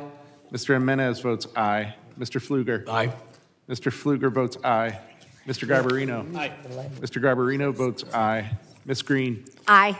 Ms. Green votes aye. Mr. Gonzalez. Mr. Lalota. Aye. Mr. Lalota votes aye. Mr. Ezell. Mr. D'Esposito. Aye. Mr. D'Esposito votes aye. Ms. Lee. Aye. Ms. Lee votes aye. Mr. Luttrell. Aye. Mr. Luttrell votes aye. Mr. Strong. Aye.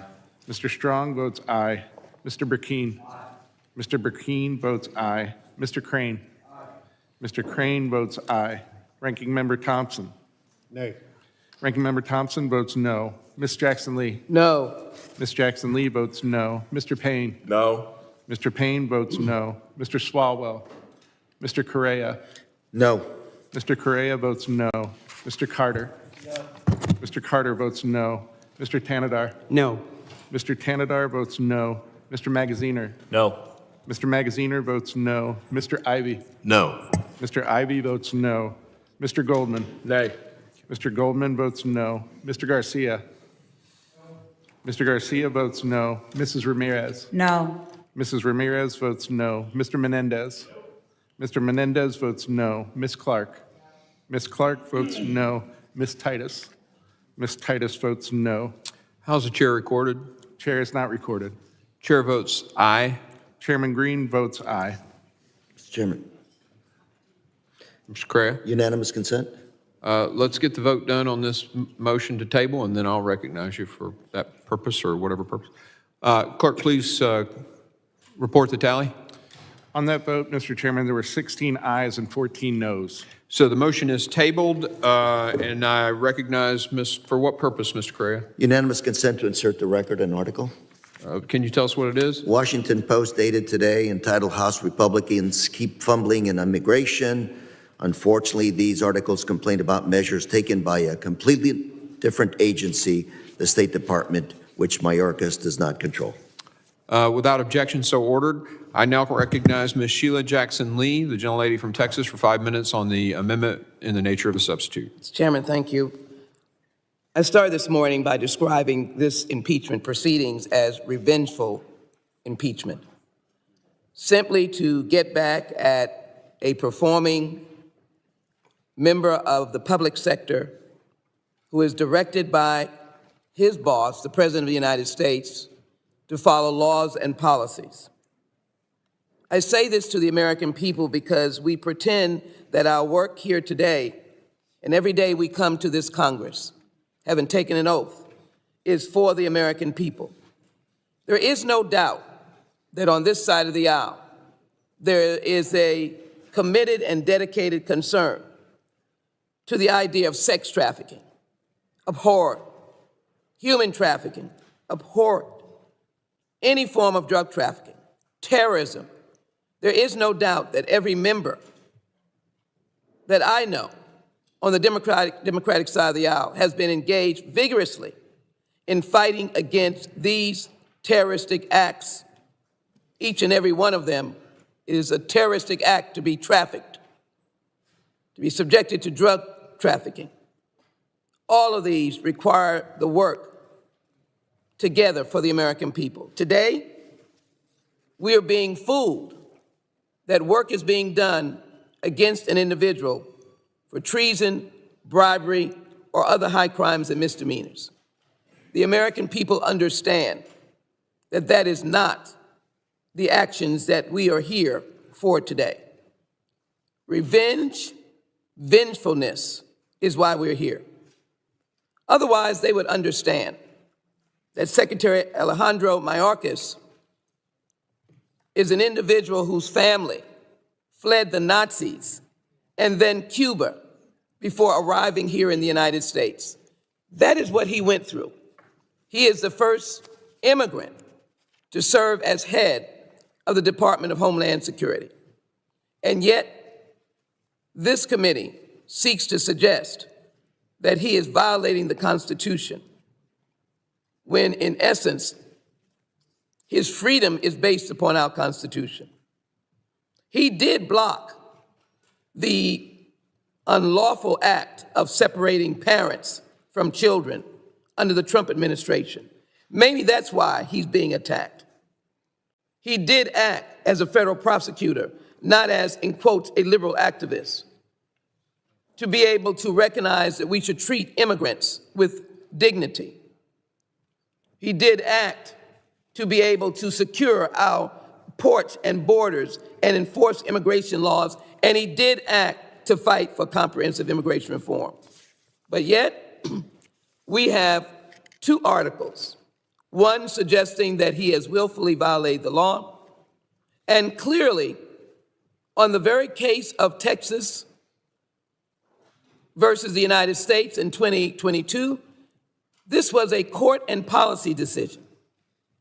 And coming from Texas, one of the few in this committee, going to the border more times than I can imagine, we have an actual standoff right now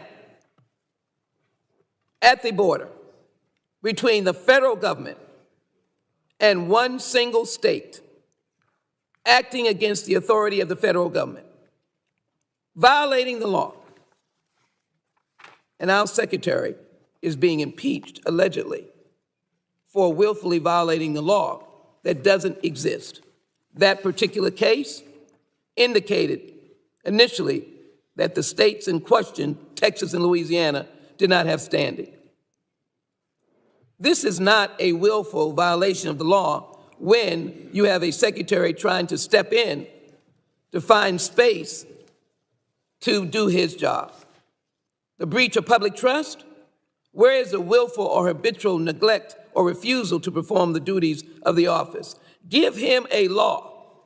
Give him the Senate bill discussed, compromised, and voted on. Give him comprehensive immigration reform, and there will be a law to discuss. There is none. This is a MAGA pathway of vengefulness, of repeating what a presidential candidate is asking you to do. To the American people, this is not what you're asking us to do. You're asking us to have an administration that works. And so the secretary has said, this administration has removed and returned or expelled more migrants in 3 years than the prior administration in 4 years. Since May 12, 2023, DHS has removed or returned more than 500,000 individuals, the vast majority of whom crossed the southwest border. Total removals and returns since May 2023 exceed removals and returns in every full fiscal year since 2015. Mr. Chairman. Gentlelady's time has Mr. expired. Chairman, let me conclude by simply saying. Chairman. The gentlelady's time has expired. I made it very clear at the beginning that we were going to stick to the 5 minutes. So the gentlelady is not recognized. I now recognize Mr. Guest for Mr. Chairman. For what purpose? Seek recognition? Ask unanimous consent. For what? Mr. Chair, ask unanimous consent to include in the record a letter from the Republican Attorney Generals, including the 3 who testified before our committee this month, which endorses Texas blocking Border Patrol access to portions of the border in violation of federal law. This letter demonstrates these attorney generals lack a commitment to following the Constitution. Without objection, so ordered. I recognize Mr. Guest for 5 minutes to comment on the amendment in the nature of a substitute. Thank you, Mr. Chairman. Mr. Chairman, I wanted to be clear here today that this is not political theater. That what is happening today is we are attempting to rein in a rogue cabinet secretary. A cabinet secretary that has failed to enforce the law. If you don't believe that, just look at the statistics put out by his department. In the last 6 months, Mr. Chairman, we have seen 1.9 million encounters across the entire northern and southern border. Last month alone, 371,000. And in addition to that, Mr. Chairman, we are not talking about the fact that this secretary has breached the public trust. Just last hearing that we had on this, we saw the Democrats call in a congressional expert who said you don't have to have high crimes and misdemeanors. Their own expert in constitutional law says that a cabinet secretary could be breached or could be impeached for a breach of public trust. And I will tell you that that is exactly what we have with Secretary Mayorkas, that he has lied repeatedly to members of this committee. I can count times in which he has lied to questions that I have asked Secretary Mayorkas, where he's lied to questions where Chairman Green has asked him about the border being secured. Questions by Dan Bishop, August Pfluger, Ms. Jackson Lee, former member of this committee, Kat Kamak. I can document at least 6 times where he has repeatedly lied when asked, is the border secure? I'll look at headlines and pulled a few this morning regarding Secretary Mayorkas. Gentleman, you for a question? I will not. Mayorkas tells Congress the southern border is secure. DHS Chief Mayorkas said there is no border crisis. Homeland Security Secretary Mayorkas tells lawmakers the border is not open. Mayorkas says the border is closed, defends Biden's immigration strategy. Mayorkas takes heat for repeating border is secure during House hearings. They go on to say this is nonsense. DHS Chief Alejandro Mayorkas' secure border claim a lie, CBP official says. Mayorkas accused of lying under oath, playing shell game with data by former border official. And my favorite, Mr. Chairman, Mayorkas' latest litanies of lies on the border put Santos to shame. These are the headlines, and these are what are being talked about because Secretary Mayorkas has been untruthful with the American public, and he has been untruthful for Congress. He comes in here and he raises his hand and he swears to tell the truth. And then he lies when he says the border's secure. He lies when he says that the border is not open and we are not allowing, as we know, over 370,000 immigrants to flood across the border last month alone. I want to talk about what House Republicans have done because my friends on the other side say that we are doing this again for political theater. Last year we passed H.R. 2. The most comprehensive package that I have seen during my time in Congress. When we talk about funding and what have we done on funding, I'll tell you that the House Appropriations Bill dealing with funding for the Department of Homeland Security, we went above and beyond what was requested by the President. The President requested a set amount and we added additional money to that so that the Department of Homeland Security would have the resources that they need to secure the border. And then when we talk about the Senate bill, I have no idea what's in the Senate bill. I'll tell you, I am disappointed that our senators refuse to engage the House of Representatives. They don't allow Chairman Green or Ranking Member Thompson a seat at the table. We don't know what's in that bill. I can't speak of whether I'll support the bill or not. We've seen that. I will not yell, and I have 30 seconds, and I will finish my time. I will tell you that for the Democrats to accuse Republicans of political theater is wrong. I want to end with this. I want to end with the fact that there was a recent letter. A letter actually was dated in 2021 by former official Rodney Scott. Rodney was chief of Border Patrol under both Trump and Biden. That letter described how he witnessed a seismic shift in border security and immigration policy that began on January 20, 2021. And that began with a lack of a meaningful effort to secure the border. So with that, Mr. Chairman, I would like unanimous consent to enter that letter into the record, and I would yield back. Without objection, so ordered. Mr. Chairman, I have unanimous consent. What purpose do you, unanimous consent? I ask unanimous consent to include in the record a news article from December 6, 2023 on why My colleague, Representative Mike Ezell, voted to keep known liar and former Representative George Santos in Congress because, quote, my personal feelings about him do not meet the standards our founding fathers established for expulsion, end quote. I would object to unanimous consent. I don't think that that's relevant in this hearing. You just brought up Mr. Santos's Hold on, we're not discussing it. lies. A motion's been made for unanimous consent. There's an objection. So ask for a roll.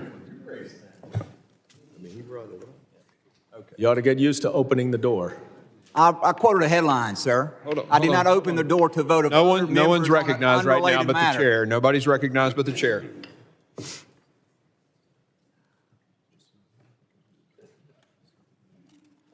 All right. So it is not entered with the objection. So I Ask now for a recorded vote. So is the gentleman making a motion? I had a unanimous consent motion. Right, that was objected to. Now I move for the inclusion of this article and showing that Republican members of this committee apply constitutional standards very selectively. Oh, no, So all those in favor of admitting to the record the article presented by Mr. Goldman of New York can say aye. Aye. All those opposed say no. No. In the opinion of the chair, the noes have it, and the article is not admitted. Mr. Chairman, I ask for a recorded vote. Recorded vote has been requested. The clerk will call the roll.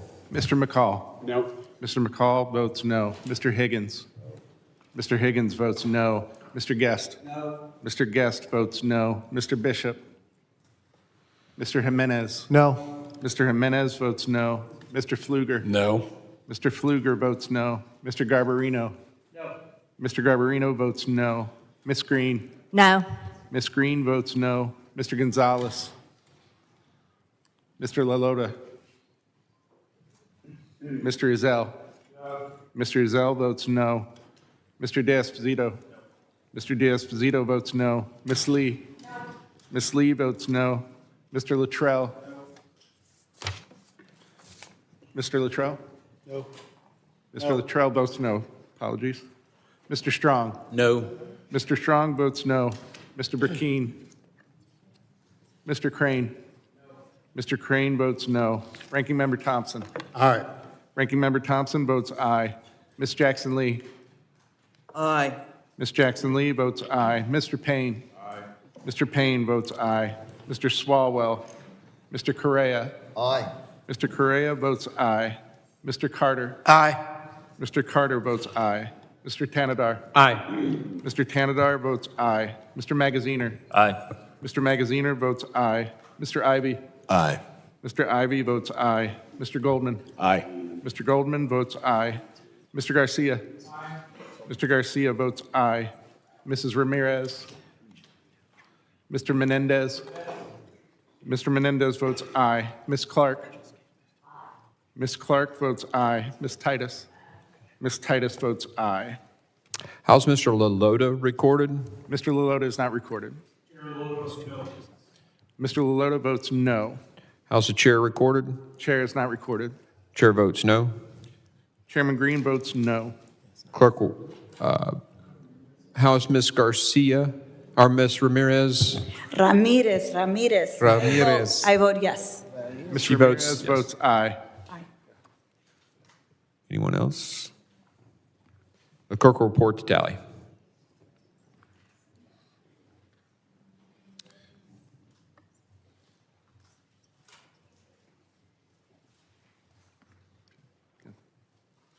On that vote, Mr. Chairman, there were 15 ayes and 14 noes.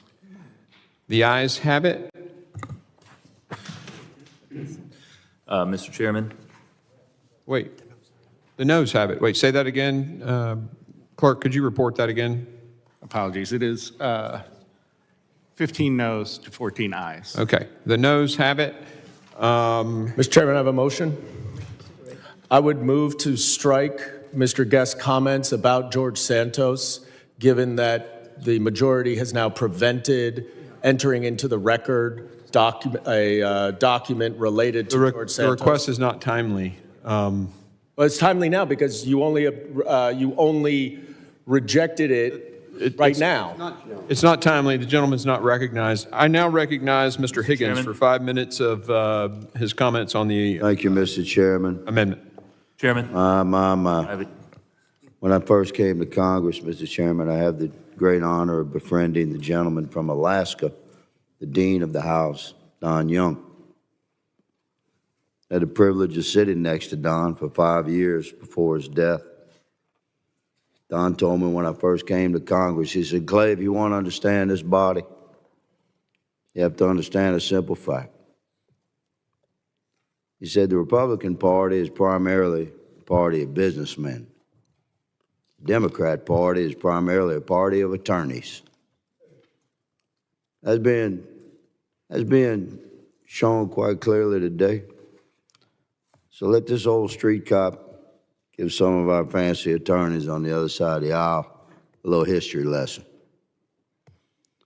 When it was first proposed to limit impeachments in the American Constitution to treason and bribery alone, Virginia Delegate George Mason pointed out that Hastings, who was being impeached at the time by Parliament, is not guilty of treason.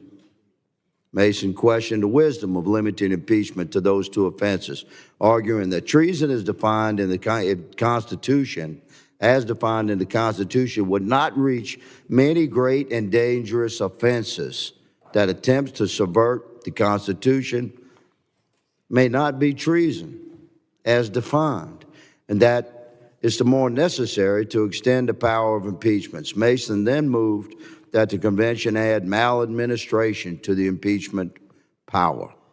Eldridge Gerry seconded the motion. Then James Madison argued that the term maladministration, which deviated from the more commonly recognized phrase high crimes and misdemeanors, was so vague a term that it would be the equivalent to a tenure during pleasure of the Senate. Quote of Madison. Governor Morris agreed with Madison, at which point Mason withdrew his motion and substituted as grounds for impeachment, quote, bribery and high crimes and misdemeanors.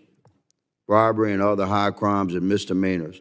The motion carried without any further discussion of the new phrase, which ultimately became part of the Constitution. Here's the bottom line. As historians summarize, the actions of the delegates of the Constitutional Convention stated that, in summary, through the early debates, every speaker referred to neglect of duty and misconduct in office as impeachable offenses. And after Madison objected to the vagueness of the proposed impeachment clause, Mason then moved to add high crimes and misdemeanors. This passed 8-3 and became the orthodox phraseology. The vote in favor of the compromise motion suggests that the delegates understood that the new terms included neglect of duty. The addition of misdemeanors to the list of offenses meant that the House of Representatives was permitted to charge officials with misuse of power and neglect of duty. As has been quoted by many scholars, specifically, the term misdemeanors in its original meaning carried with it less the sense of a smaller or less serious criminal law offense, which would be today's common usage of the word, and more the broader sense of misconduct or misbehavior, literally of not demeaning oneself properly, misdemeaning in the exercise of an official capacity or position. The breadth of the constitutional language employed as a standard for impeachment thus plainly embraces a range of congressional judgment extending beyond bare criminality as to what types of culpable official misconduct so amount to a betrayal of trust, responsibility, duty, or integrity as to warrant removal from office. And that's where we are today. Will the gentleman... My colleagues, no, I will not. You didn't yield to me, my brother. My colleagues across the aisle seem to say that it's acceptable that we've had 10 million illegal crossings in 3 years.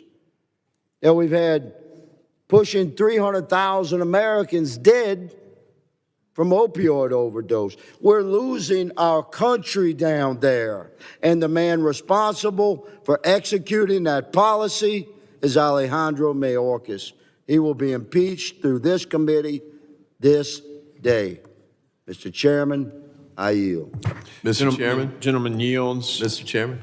For what purpose do you seek recognition? I seek unanimous consent to enter into the record the actual notes from the Constitutional Convention on that exact point in which the framers rejected the maladministration, malpractice, and neglect of duty. Without objection, so ordered. Mr. Chairman? And if I might, this is edited by Max Farrand, the records of the Federal Convention of 1787. We just need the title on those. Mr. Magaziner, for what purpose? Mr. Chairman, I ask unanimous consent to enter an article into the record in which frequent Republican impeachment witness Professor Jonathan Turley states there's no basis for impeaching Secretary Mayorkas. The article is titled Homeland Security Chief Alejandro Mayorkas' failures are not impeachable, and it appeared in the Daily Beast. Without objection, so ordered. Mr. Chairman. I also ask unanimous consent. So ordered. I also ask unanimous consent to include in the record an excerpt from the book Impeachment by constitutional law professor Raul Berger and the founder of the constitutional originalism that inspired Supreme Court Justice Scalia, explaining that the term high crimes and misdemeanors is a limited phrase that does not reach policy disagreements and was not intended to use for purposes like we have today. Mr. Chairman. Without objection, so ordered. Ms. Green. Ask unanimous consent to enter from the U.S. Department of Homeland Security on April 30th, 2021. DHS announces steps to protect border communities from wall construction. Without objection, so ordered. Mr. Chair. Mr. Thanadar. What purpose?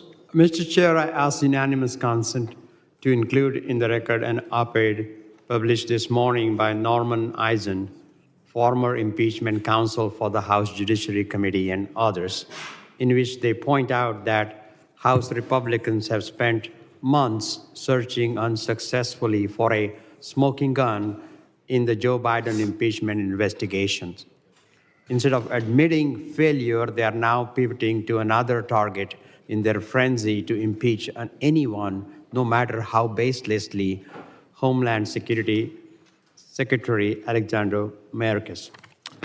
Without objection, so ordered. Mr. Chairman. Ms. Green, for what purpose? Ask unanimous consent to enter a Homeland Security tweet on October 8th, 2021, consistent with the DHS border barrier plan at CBP in coordination with the USA CEHQ intends to cancel the remaining border barrier contracts located within the Laredo sector and all border barrier contracts located in the Rio Grande Valley sector. Without objection, so ordered. Mr. Chairman, I have a unanimous consent. Mr. Grote, Request. Mr. Goldman. I ask unanimous consent to include in the record a section of the book by esteemed constitutional lawyers Lawrence Tribe and Joshua Matz explaining to Mr. Higgins' point, quote, when the framers replaced maladministration with high crimes and misdemeanors, they sought to narrow, not expand, the class of impeachment offenses, and high crimes and misdemeanors was understood as limited to serious misconduct that inflicted injury on the state itself. Mason and Madison thus rejected a term that allowed impeachment for strong differences over policy and personnel. Without objection, so ordered. And I have one more. For what purpose? From the same authors, another excerpt where they explain that key elements of high crimes and misdemeanors like treason and bribery involve corruption, betrayal, or an abuse of power that subverts core tenets of the U.S. governmental system, proof of intentional evil deeds that risk grave injury to the nation. And they're plainly wrong that the current standards that no reasonable official. Just the title, Mr. Goldman's all we need. Is that the title? You don't like the explanation? No, please read. But we're talking about saving some time here. Go ahead. Yeah. Are you done with the title? It is from constitutional law scholars Lawrence Tribe of Harvard and Joshua Matz. Without objection, so ordered. Mr. Mr. Chair. Menendez, you're recognized. Thank you, Mr. Chair. I ask unanimous consent to include in the record testimony from constitutional law expert Frank Bowman before this committee, explaining that Republicans have not alleged any constitutionally impeachable offenses against Secretary Mayorkas and swatting down the Republicans' allegations as unimpeachable policy differences. Without objection, so ordered. And what we're going to do now is take a 30-minute recess for lunch. We're going to let everybody just take a break, go eat some lunch. We're going to be here a while today, it seems. So we're going to do this in as friendly a manner as possible. So we'll reconvene at 12:35. Committee stands in recess.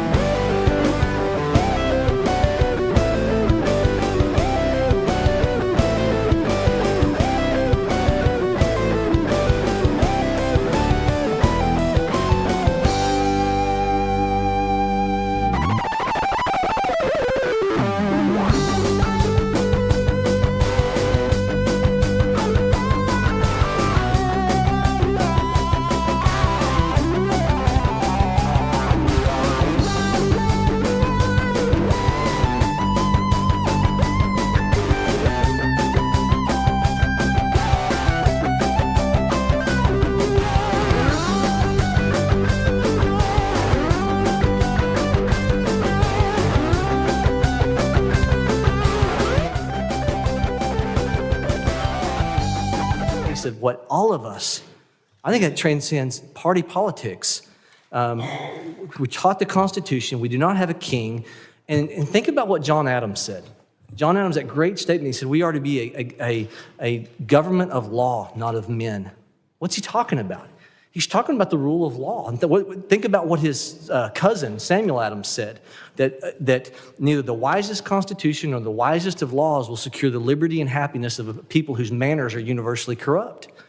So what we're talking about here, and don't you think it's quite ironic?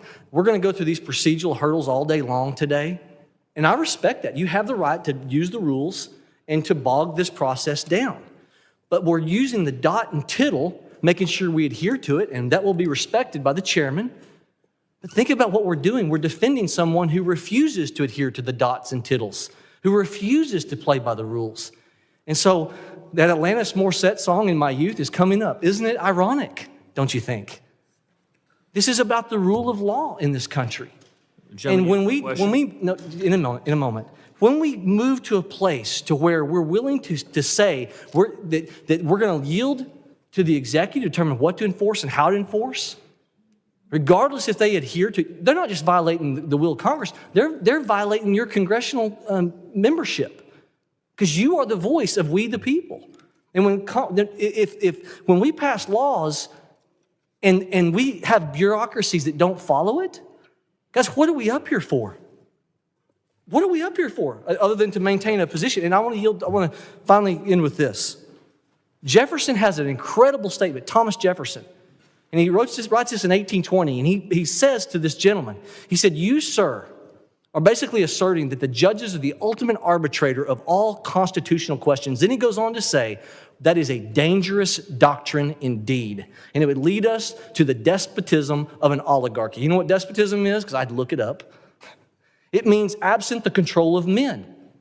Why are we in the Constitution 3,000 words or 2,000 words, and the executive is only 1,000 words? Because they understood the weight need to be left to the legislative body as the voice of we the people. It's a dangerous doctrine when the simplicity of this is we pass laws, they have to be followed, and then we have any ideology that creeps in and says, let them interpret how they want to. It's a dangerous doctrine indeed. And with that, I yield, Mr. Chairman. What for a question? The gentleman yields, so I think Mr. Magaziner wanted to make a UC request. For what purpose? Chairman. Yeah, I do have a unanimous consent request to include George Washington's farewell address to the nation, in which he warned that unprincipled men will be enabled to subvert the power of the people and usurp for themselves the reins of government, as we have seen through this impeachment process. I yield back. Without objection, so ordered. The chair is going to entertain all UC requests further from this point to insert items into the record at the end of our business today. I will not be recognizing members for that purpose at this time. And does anyone else want to make a comment? 5 minutes discussion on the amendment in the nature of the substitute. Mr. Ranking Member, you're recognized. I yield my 5 minutes to Mr. Ivey. The gentleman yields. Mr. Ivey, you're recognized. Thank you, Mr. Ranking Member, for yielding. And to my colleague, I appreciate the comments, but I would just remind my colleague that the portion that I read of the Supreme Court opinion addresses that directly. So we don't have kings, we have elections, and we have 3 branches of government. Usually the Supreme Court is the body that resolves the conflicts between the executive branch and the legislative branch. But as Justice Kavanaugh pointed out, in the event there's a political solution that needs to be pursued, and this goes back again to page 14 of the slip opinion of United States v. Texas, which is now part of the record. Congress possesses an array of tools to analyze and influence those policies. So in other words, if there's a policy dispute, Congress has tools like, and the justice continues, oversight, appropriations, the legislative process, Senate confirmations, and then they reference elections. So, the point with respect to whether this is a king or not, obviously it's not a king. I mean, this is 2024. We got a hotly contested presidential election coming up, I think by any measure. But the point for this particular issue is the Supreme Court said that there are these tools available. They do not mention impeachment. Justice Kavanaugh's opinion does not mention impeachment as a tool for resolving political dispute. And I think based on the other document I entered earlier, which is goes to the maladministration piece, the point there is this isn't for policy disputes. You don't use impeachment for policy disputes because it could get out of control. So we want to make sure that we use it for very limited circumstances, and we've heard some of those as, already. Gentleman, yield for a question? Yes. Is one of the tools available to Congress to pass statutes limiting the discretion of the enforcement discretion of the administration? Yeah, I think that's what Justice Kavanaugh meant by the legislative process. That's Okay, right. so that's what Congress has done. That's what the court is dealing with in the Texas case. And the issue is whether or not the administration has flouted, brazenly disregarded those statutes limiting its discretion. Just to reclaim. So how does the Congress deal with the controversy over that? Well, I think that's the point that he's trying to make with the other issues the other options that he lays out. But I'll point this out. Is impeachment one of the options? Not that he mentions here. And I'm asking you, sir. This is an 8-1 decision. I think it was said to be 5-4 earlier. And the Supreme Court, the Trump wing of the Supreme Court, is in the majority and the concurrence on this. And the bottom line they're saying here is, even if you think these two statutes are mandatory, which by, I think, Mr. McCall's reading that they were, they're still saying that discretion belongs to the executive. And if I might yield to Mr. Magazzino. Because I want to speak on this point that raised by Mr. Bishop and Mr. Burkeen. One thing Congress could do is appropriate the funds for adequate detention capacity. Because what we're talking about here is the secretary exercising his discretion because the capacity of the centers has been reached. So he is exercising his discretion as to who should be released and who shouldn't. Would the gentleman Just yield? as, in 1 second, Chairman, respectfully, just as the prior administration and the administration before those did as well. Under the Trump administration, again, in the last 2 years, 52% of migrants in detention were released by the Trump administration because they were at capacity. Once again, the secretary then was using his discretion under the Trump administration. The current secretary is doing the same thing. If the gentleman would yield, I want to point out that CoreCivic and the other company that do our ICE detention have been resoundingly filled with empty beds. If you go look at the numbers, as soon as Secretary Mayorkas took over, those ICE detention facilities, there's one in California they're going to shut because it's got 8 people and it holds 3,000. So I think, I just want to correct the facts on that. The ICE detention beds have consistently been unfilled. If I could just... And I yield to Mr. Magazziner. Yeah. Just real quick. Again, the DHS data shows that across the system, that the detention centers across the system are at and above capacity, and the secretary has the discretion to decide what to do about that, just as the prior. And again, the prior administration released people from detention as well, so how this would be impeachable and that wasn't is unclear. If the gentleman would yield, he needs to yield back to you, and then you need to yield to the ranking member. I yield back to the ranking member. I apologize. It's to the ranking member, and time has expired, so... Mr. Chairman. Mr. Chairman. For what purpose? I'd like to respond to my colleague's assertion about this being politically a political. We got a queue, and I'll put your name down. The next up is Mr. Jimenez for his 5 minutes. Thank you, Mr. Chairman. And look, somebody said that Republicans are businessmen and women, and Democrats are lawyers. Well, I'm neither. I'm neither a business person or an attorney. I'm actually just a firefighter. And I'm very proud to be a firefighter, but firefighters tend to look at things, kind of not so much shades of gray as maybe business people and attorneys do. And so, there's a raging fire happening at the border, and that was demonstrated to me pretty soon after the Biden administration took over. And as a firefighter, what you do is you try to put the fire out, and then you look for what caused the fire. Well, the fire in this case wasn't accidental. It was actually lit on purpose. And I've said that for a couple of years. Not just now. I've said it for a couple of years. This was actually done on purpose. And the Biden administration, Secretary Mayorkas, are using policy to mask unlawful behavior. You can talk about policy all you want, but that policy, when that policy actually is unlawful behavior, it's unlawful behavior that we're talking about here. It's not a difference in policy. It's the unlawful behavior of the Biden administration and Secretary Mayorkas that has led to that fire that is putting America at risk. Not only is it putting America at risk, it's putting Mexico at risk too, because the cartels that control the southern part of that border are being enriched by the policies, the unlawful policies of the Biden administration, to the tune of where they were making $500 million a year for illegal trafficking of human trafficking. Now they're making $1 billion a month, over $13 billion. And so the Secretary and the Secretary has always denied that there's a problem. Now even President Biden says, hey, we got a problem.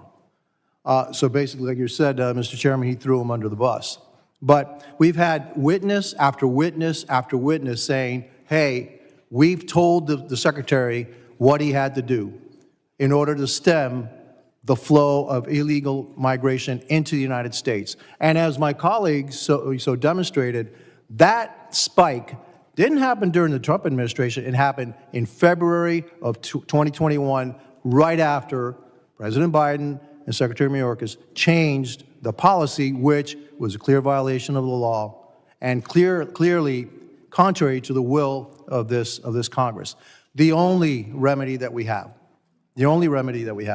is impeachment.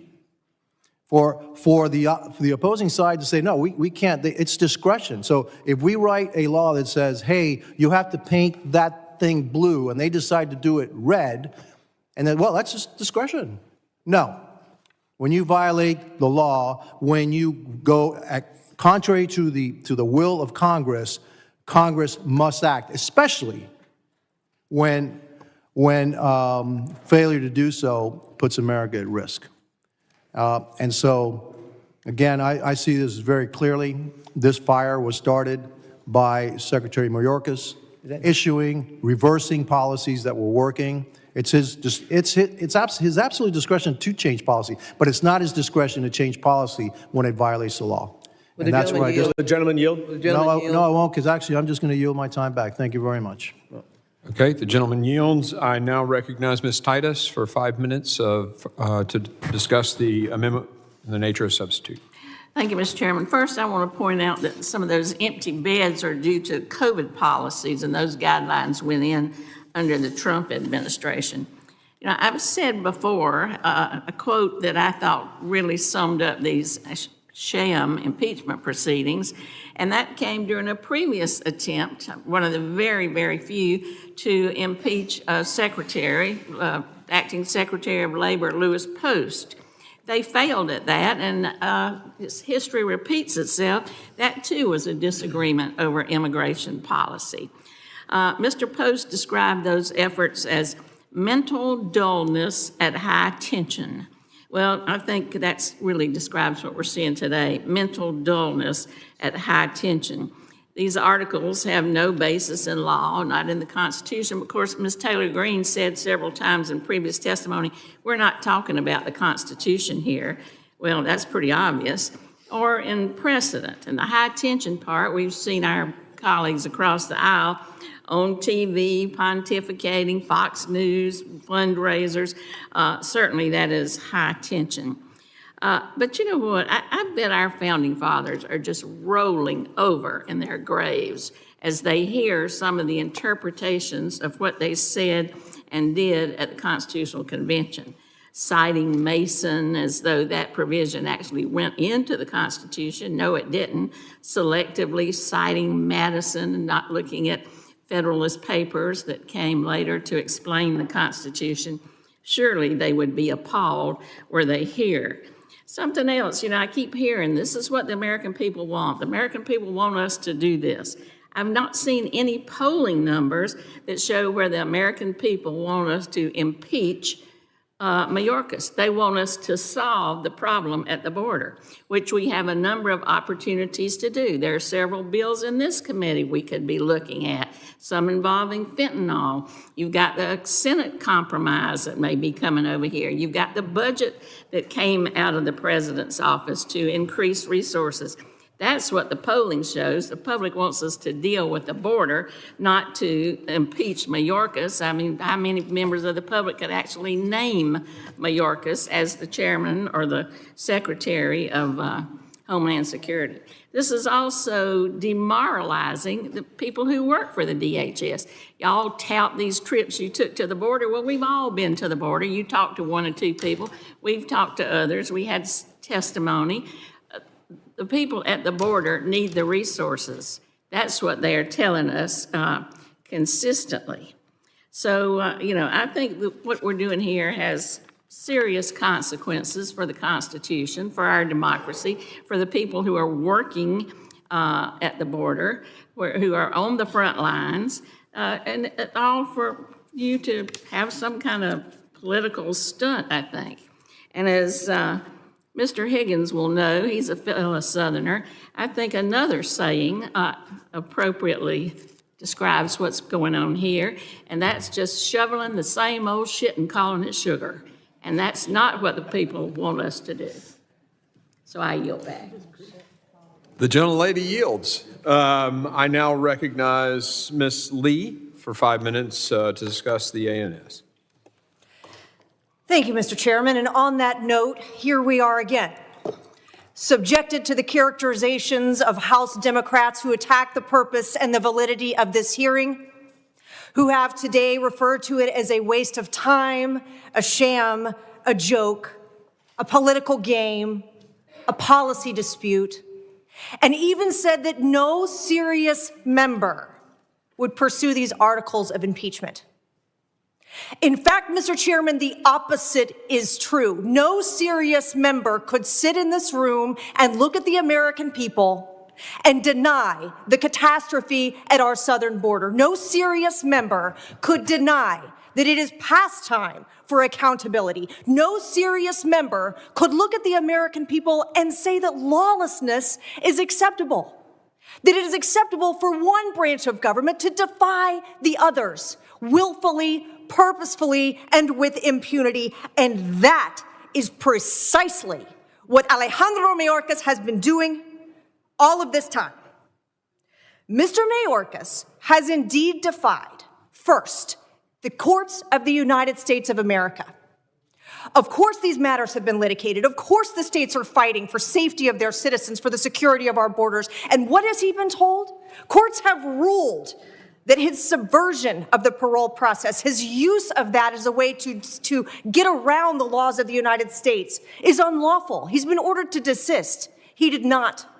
He's been ordered to reinstate remain in Mexico. He did not. He's come to this Congress and he's given testimony before us that was demonstrably false, stating that our border was secure, stating that he had operational control of the border, when in fact, every person in this room, and I dare say the vast majority of America, knows that is not the truth.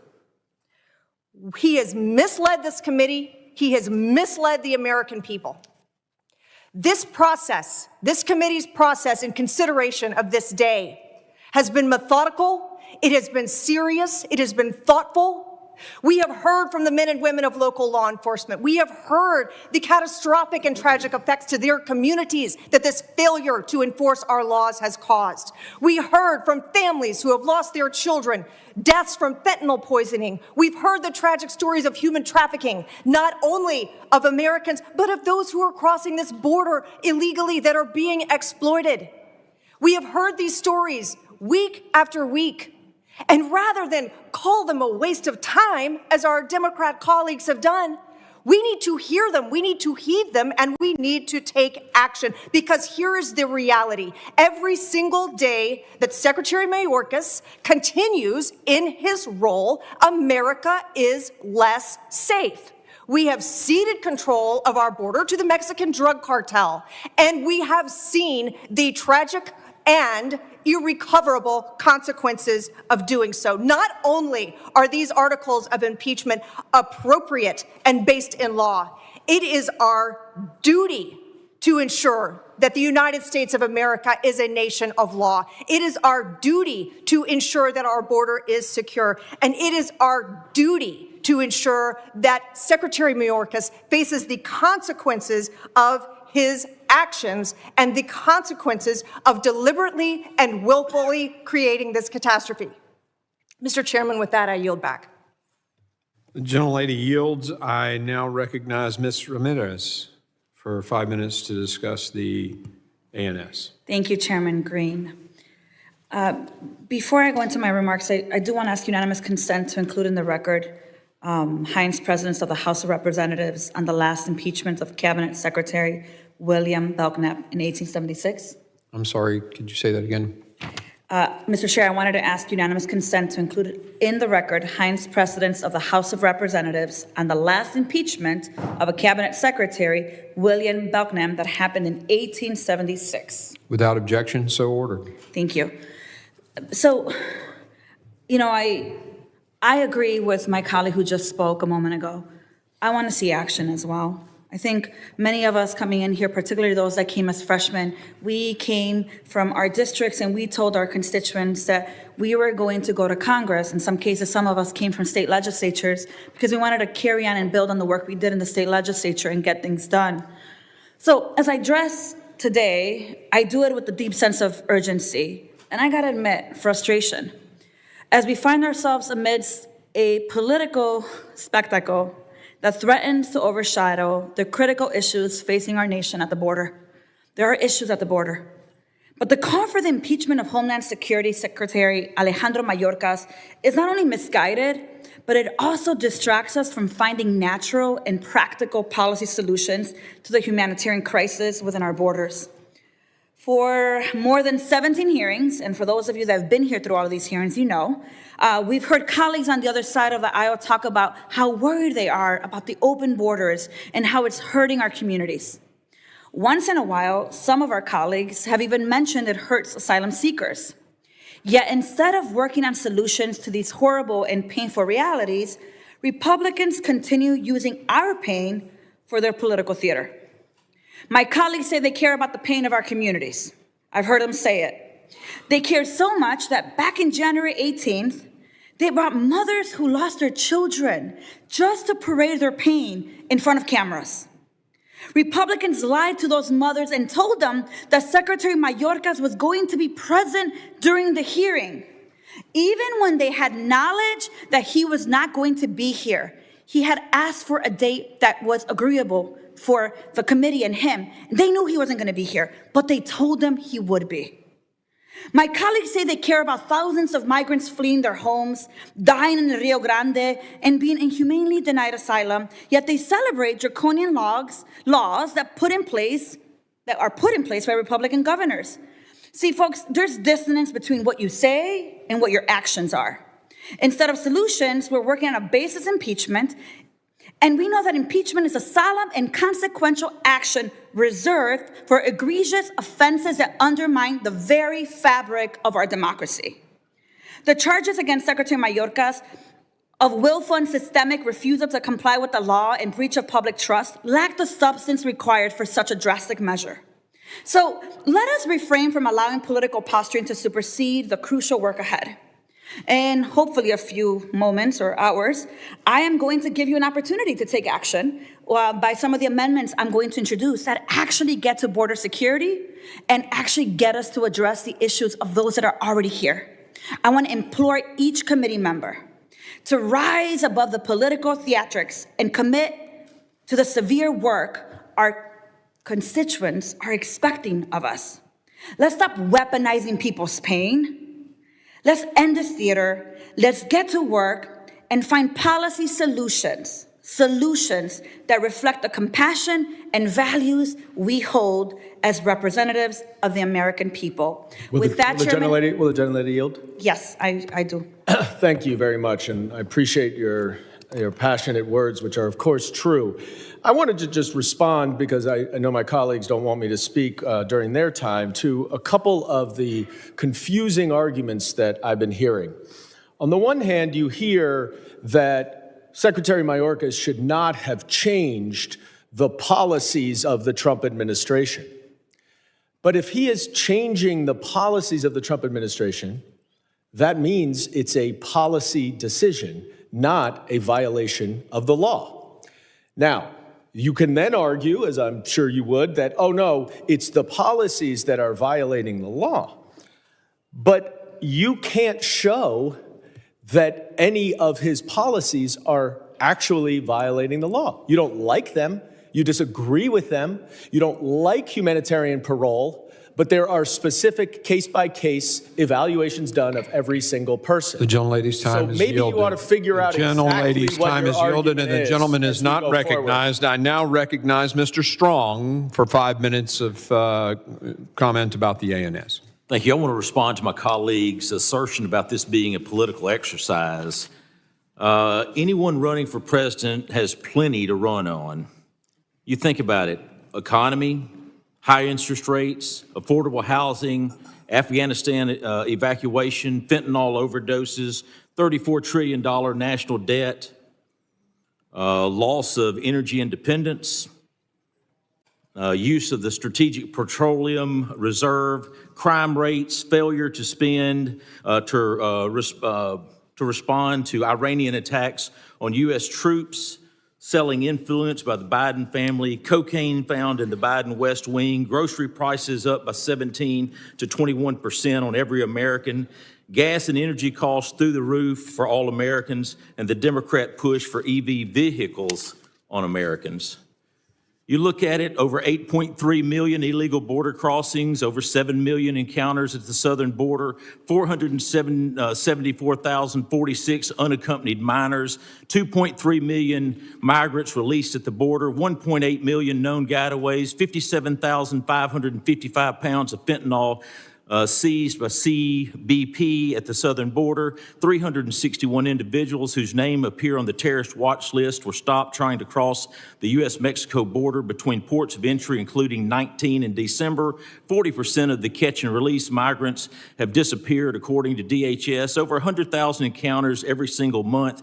13 billion is estimated cartel profits in 2021 just off human smuggling. 40% increased in encounters at the border since FY 2021 and 370% since 2020.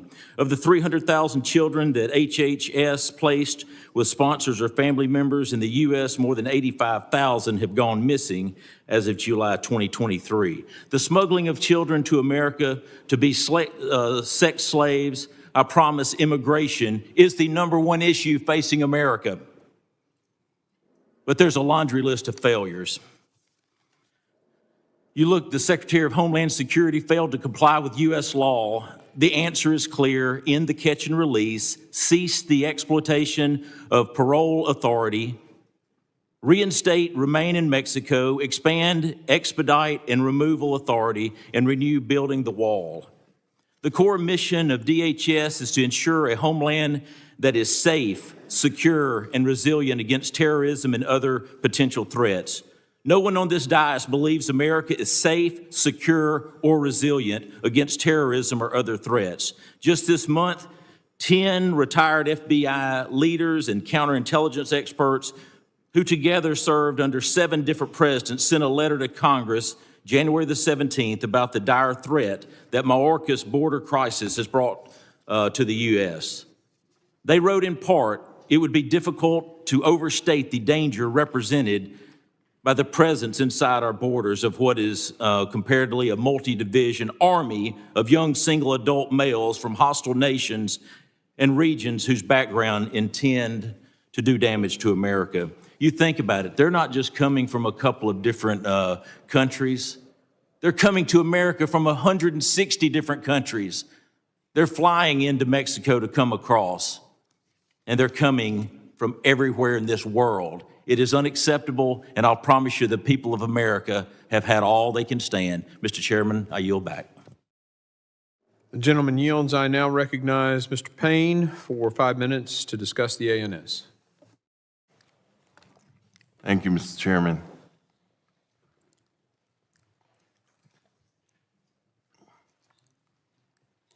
Mr. Chairman, I strongly oppose the articles of impeachment offered by the majority here today. Let's talk about the majority's motivations to bring these articles to be marked up. They claim it's about law and order. However, the two articles we are considering today fail to meet the bar of Article 2, Section 4 of the United States Constitution. This little document set the basis for our democracy.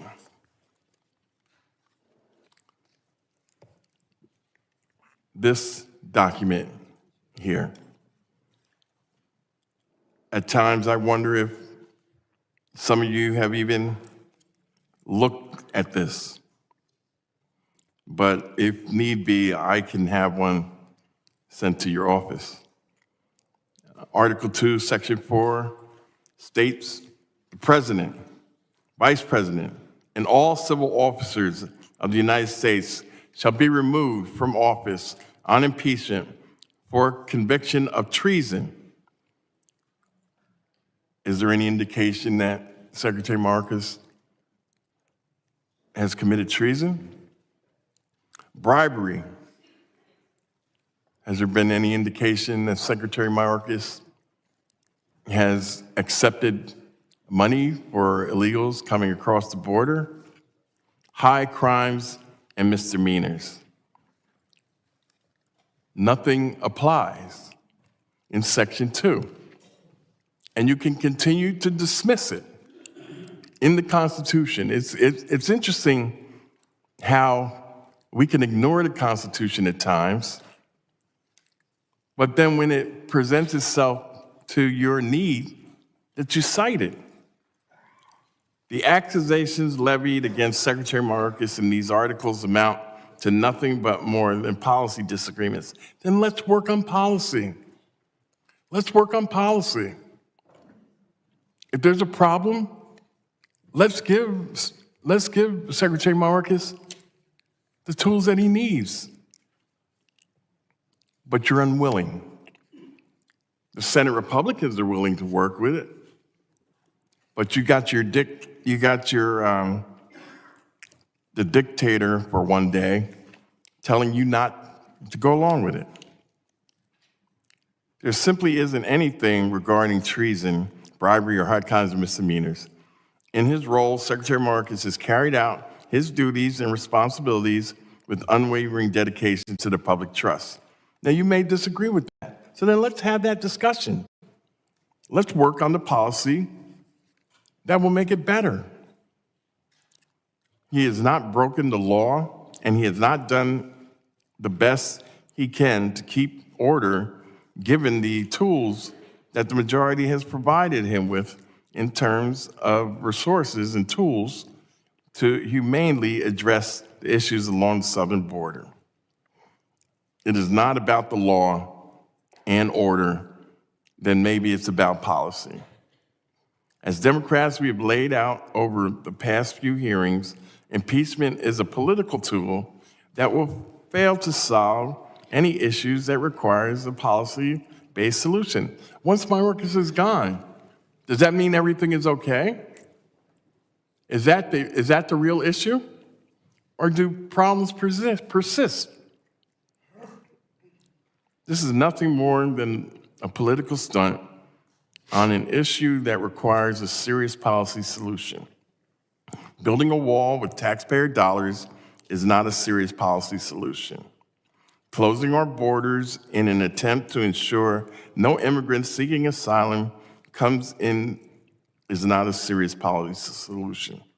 Starving our Border Patrol personnel of resources they need to protect the homeland is not a serious policy solution.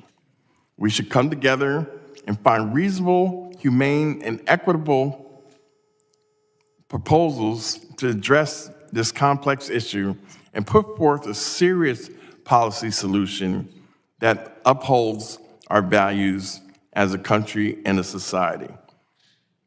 Instead, we have Chairman Green and Marjorie Taylor Greene and the other members on the Gentleman's majority time has seem to expired. believe impeaching Senator The gentleman's Mayorkas time has expired. is an action that will I fix now, the issue the gentleman is not recognized. the I now southern border. recognize Mr. Gonzalez for his 5 minutes of discussion. I yield back. Thank you, Chairman. And, you know, one of the best things about Congress is we all represent districts from across the country and we have debate.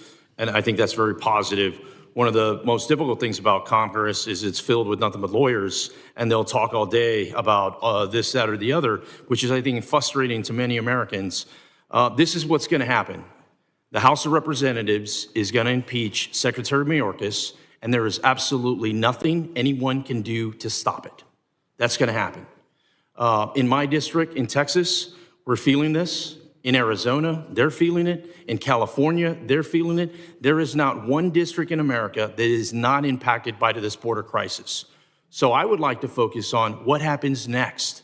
What are we going to do after that? What are we going to do? Are we going to have a conversation on how we secure the border? Are we going to continue to blame others for everything that's wrong? I would like to see this border secure in a manner that protects everybody. And I do think there's an opportunity to do that. I look forward to working with my colleagues on both sides of the aisle to come up with a conclusion that makes America on the track of keeping people safe and secure. With that, Chairman, I yield back.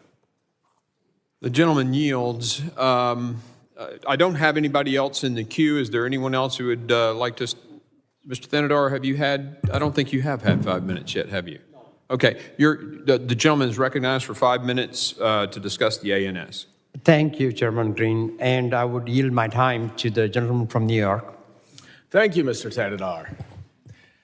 Funny that members of Congress would want to focus on the law, given that our job is to write the laws, interpret the Constitution, and implement and pass laws. Crazy to have so many lawyers here who, when we're dealing with laws every day. And unfortunately, what we don't have is anyone on the other side of the aisle that seems to understand what a high crime and misdemeanor is. Now, I know that's part of the law, so you don't want to talk about it, but it is the requirement for impeachment. Now, we agree on a lot of things that have been said today, as surprising as that may be. The situation at the border is untenable. Migration patterns have dramatically changed over the last 5 years. It started in the middle of President Trump's administration as migrants were coming more and more to the border. Not every single person who came over the border without documents was deported under the previous administration. And in fact, that has never happened. So if you are going to impeach Secretary Mayorkas because you say that he fails to adhere to the letter of the law under operational control, then you better impeach every single Secretary of Homeland Security that was during the past 5 administrations and will be going forward, because it's an impossible standard with the resources that they have. We have not increased the resources that the Department of Homeland Security needs to actually stop every single person from coming over the border. So I hear a lot of other things about different ways. I'm sorry, Mr. Pfluger, but you did not yield to me, so I will continue. I will mention one thing, though, you say, Mr. Pfluger. You mentioned the horrific story of 53 people who died effectively by heat and suffocation south of San Antonio, which is absolutely horrible. And if you had evidence that Secretary Mayorkas was working with the driver of that truck who abandoned them and left them there, then you would definitely have good evidence of an impeachable offense. But the notion that you would say that the cabinet secretary who oversees 260,000 employees is somehow willfully and intentionally responsible for that single incident is preposterous. Secretary Mayorkas has not disregarded any court order. Not one. Not one. Certainly he wasn't ordered to return the Remain in Mexico policy, as one of my colleagues said. He has not defied any court order. You have gone to the courts to try to prevent him from doing his job. That is true. And there have been judges who have entered preliminary orders in support of you. Those have been stayed. So he has adhered to the law in every single way that he's been required to do. Ultimately, as Mr. McCall said at the very beginning, what you are upset about is that Secretary Mayorkas rescinded prior executive orders that were working. And you have a right to be upset about that. And you have a right to talk about that. And you have a right to express your dissatisfaction in any way you choose. And you have a right to make that case to the American people so that they vote Secretary Mayorkas and this president out of office in November if that's ultimately what the people believe. But you do not have a right to demean this institution, to bastardize the impeachment clause of the Constitution, to belittle the standard of constitutional impeachment to such a degree that you can't even produce a legal memo in support of your articles of impeachment that do not exist in history and do not exist in the law. And if, in fact, as you allege here, there were false statements made to Congress or obstruction of Congress, those are crimes. You could have charged him with those, but you didn't want to because you knew you couldn't actually prove them. You just want to make the allegations and concoct some crazy breach of public trust which does not exist. The gentleman's Thank time you, has Mr. expired. Tanadar, and I yield back. The gentleman's time has expired. I now recognize Mr. Bishop for 5 minutes to discuss the ANS. Thank you, Mr. Chairman. I'm glad to have the opportunity to take issue with the gentleman from New York. But before I do, on the foundations of impeachment and why it's appropriate in this case, I ought to talk about what the news is, because there's not much news about these articles of impeachment. We've been moving toward this process with great deliberation and in open. This committee has, on the leadership of Chairman Green, for months. It's not a surprise to anyone. Let me tell you what the news is. The news is that Mr. Goldman just said that the situation at the border is untenable. The news is that on January 20th, the President of the United States, when asked by White House correspondent Jackie Heinrich if the U.S.-Mexico border is secure, he said, "No, it's not." He said, "I haven't believed that for the last 10 years, and I've said it for the last 10 years. Well, as we hear many members on the other side hold forth about supposed hypocrisy over here, I got to tell you something, ladies and gentlemen. We've been saying the same thing this entire administration from the beginning, from January 2021, when the president disposed of multiple policies at the border that had been the most successful in history for containing illegal immigration, rejected them wholesale. And ever since, members of this committee on the other side have been trumpeting how successful this has been. It's been great. There's not a problem at the border. Chairman Green has materials released that, and if you count them up, 32 statements by the Secretary of Homeland Security asserting that the border is secure and that we have operational control of the border. A couple of examples.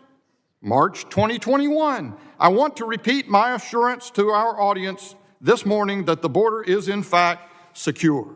September 2021, Senator Ron Johnson, you have repeatedly stated that our borders are not open, they are closed. Do you honestly believe that our borders are closed? Mayorkas, Senator, I do, and let me speak to that.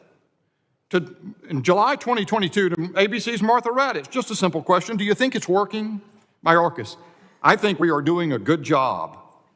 Me, November 2022, Secretary Mayorkas, do you continue to maintain that the border is secure? Mayorkas, yes. Goes on, 32 times.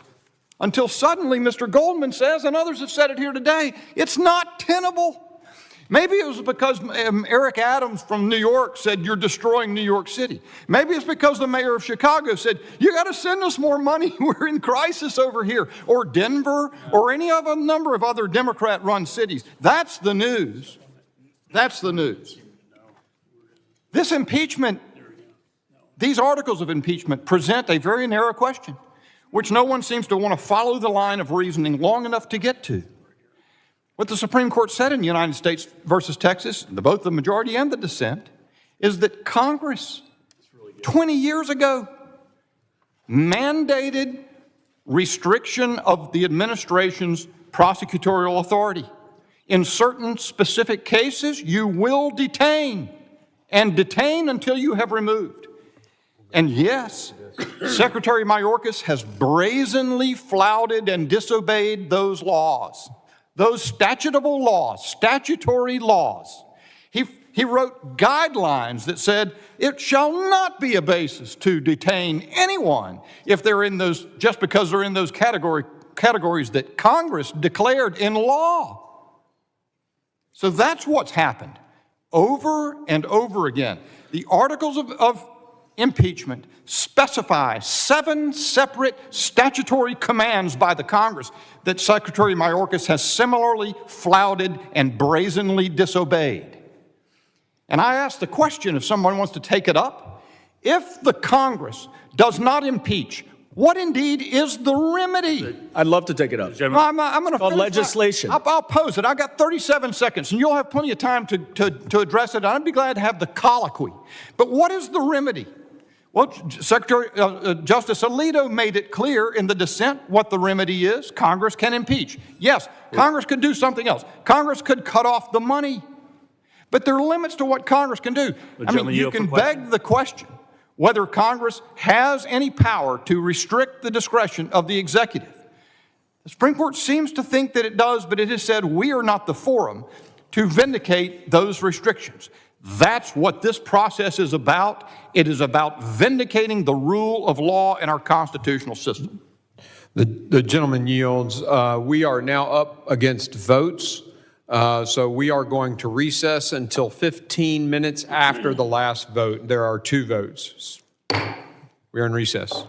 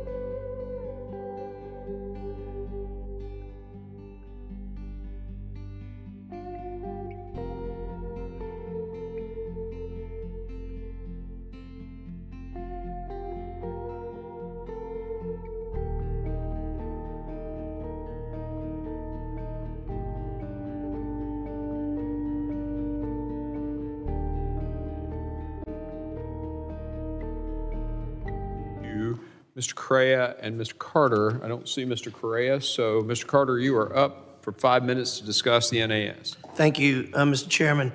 It was said earlier by one of my colleagues in the Republican Party that you were going to impeach Mayorkas no matter what. There was, and I'll quote, I think it was Mr. Gonzalez who said, we're going to impeach Secretary Mayorkas and there's nothing you can do about it. What happened to due process? What happened to us going through, we're having a hearing to provide evidence, to have discussion? You're saying we're going to do it no matter what. Let me tell you what a dangerous slope this is. Because you have the votes, simply because you have the votes, you're going to do it and there's nothing you can do about it.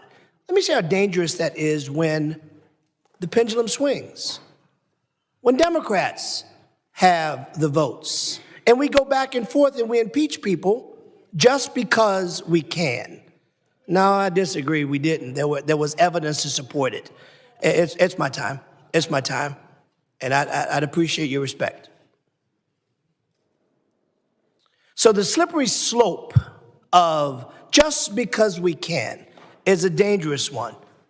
And we should be very careful of how we approach. Just because we disagree with someone philosophically, because we disagree with them ideologically, you have no evidence to support why a person should be impeached. And if you are successful, the American people are not stupid. They're watching, they understand. Demonstrate that you really want to fix the border. Someone mentioned a minute ago, what do we do next? Why do we have to wait until next? Why aren't we doing it now? Why aren't we doing it now? Why aren't we funding and providing resources so we can fix the border instead of using this as a way to play political games and make political points? Shame on you. I yield the balance of my time to Ms. Titus. The gentleman yields to Ms. Titus. Thank you. At this time, Mr. Chairman, I'd like to ask unanimous consent to enter some things into the record. First, a record of the Texas Tribune article titled, Texas Border Republican Accuses GOP of Using Immigration Crisis for Politics, in which committee member and Republican representing an actual border district, Mr. Gonzalez, rightly points out that Republicans are politicizing the border for political gain. I also ask unanimous consent to include in the record a CBS News article in which Republican Congressman... Let's rule on the first one. Oh, sure. With no objection, so ordered. Okay. Excuse me. I now ask unanimous consent to include in the record a CBS News article in which Republican Congressman Tom McClintock calls Congresswoman Green's impeachment push against Secretary Mayorkas I quote, new and unconstitutional abuse of power, end quote. With no objection, so ordered. Thank you, Mr. Chairman. I ask unanimous consent to include in the record a Bloomberg News article entitled Mayorkas Uproar Puts DHS in Familiar Spot as Political Football, describing how the Republicans' sham impeachment against Secretary Mayorkas is threatening the ability of DHS employees and officers to do their job, disrupting DHS operations and hurting their ability to recruit. Without objection, so ordered. I now ask unanimous consent to include in the record an op-ed by Michael Chertoff, published just this week, entitled Don't Impeach Alejandro Mayorkas, in which the former Bush-era DH secretary says, quote, House Republicans are misusing the process to target an official who has done nothing wrong. Political and policy disagreements aren't impeachable offenses, end quote. Without objection, so ordered. I now ask you, Mr. Chairman, for unanimous consent to include in the record a letter entitled Opposition to the Impeachment of Secretary Mayorkas from Former DHS Officials, in which 26 former DHS officials, including numerous officials who served in the Republican administration, urged the committee not to impeach the secretary because the sham impeachment, quote, not only threatens to undermine national security, but sets a perilous precedent that could have dire implications for the stability of our government, end quote. Without objection, so ordered. Mr. Chairman, I yield the back. I got two more. You want me to wait? Yes. You got 13 seconds. Oh, I ask unanimous consent to include in the record a News Channel 5 Nashville article entitled Representative Green on Impeachment. I can't imagine the founders support anything like this, which demonstrates that Chairman Green had a different standard for the impeachment process of then President Trump.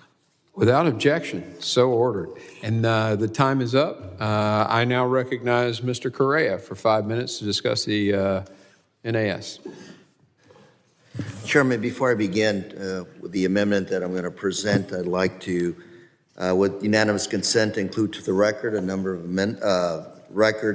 of articles. First one, United Nations High Commission for Refugees Global Trends Report for 2022. Next article. Without objection, so ordered. An article from the Center of Strategic International Studies titled Persistence of the Venezuelan Migrant and Refugee Crisis. Without objection, so ordered. Second article, Biden administration White House fact sheet, the Los Angeles Declaration on Migration and Protection. Without objection, so ordered. Next article, Biden administration has admitted more than 1 million migrants into the U.S. under parole policy. Congress is considering restricting. Without objection, so ordered. Next article, record from the New York Times titled For People Fleeing War, U.S. Immigration Fight Has Real-Life Consequences. Without objection, so ordered. Next article, USCIS processes Cuban, Haitians, Nicaraguans, and Venezuelans that outlines that nationals from these countries can be paroled into the United States on a case-by-case basis. Without objection, so ordered. DHS FII 22-year in review, showing that Secretary Mayorkas put more personnel, technology, and infrastructure and resources on our borders. Without objection, so ordered. Forward U.S. George Mason University that shows that the humanitarian parole programs helped to address our labor shortage and actually helped ease inflation. Without objection, so ordered. And last article from Axios titled Funding Deadlock Threatens to Make the Border Crisis Worse. Without objection, so ordered. I'd like to yield now to Mr. Golden. To Mr. Ivey. Mr. Ivey, you're recognized. I'll look the same. Thank you, Mr. Chairman. Thank you, Mr. Correa. I did want to reference my colleague from the Ethics Committee, Mr. Guest, drew a comparison between Mr. Santos and Mr. Mayorkas, which I thought was totally missed the mark, and so we pulled his statement he made on the floor at the time he offered the resolution to remove Mr. Santos from the Congress. I just want to point out a couple of things, since we're both on the Ethics Committee, that show a stark contrast between what we did there and what's happening here today. First of all, the Ethics Committee moved in a bipartisan way. All of the members voted for the removal, or for the report supporting the removal of Mr. Santos, which I think led to supporting the legitimacy of the 2/3 vote that we got on the floor. By contrast, every vote here has been along party lines, and not only just today. I mean, when we voted on HR 2, and I think almost every other vote we've had here has been along partisan lines. The second big one, though, was the Ethics Committee did a very thorough investigation. We went through 172,000 pages of documents, generated a 50-page investigative report, interviewed 40 witnesses. Compare that to what we've done here on a similar constitutional issue. I think they presented 3 states' attorney generals.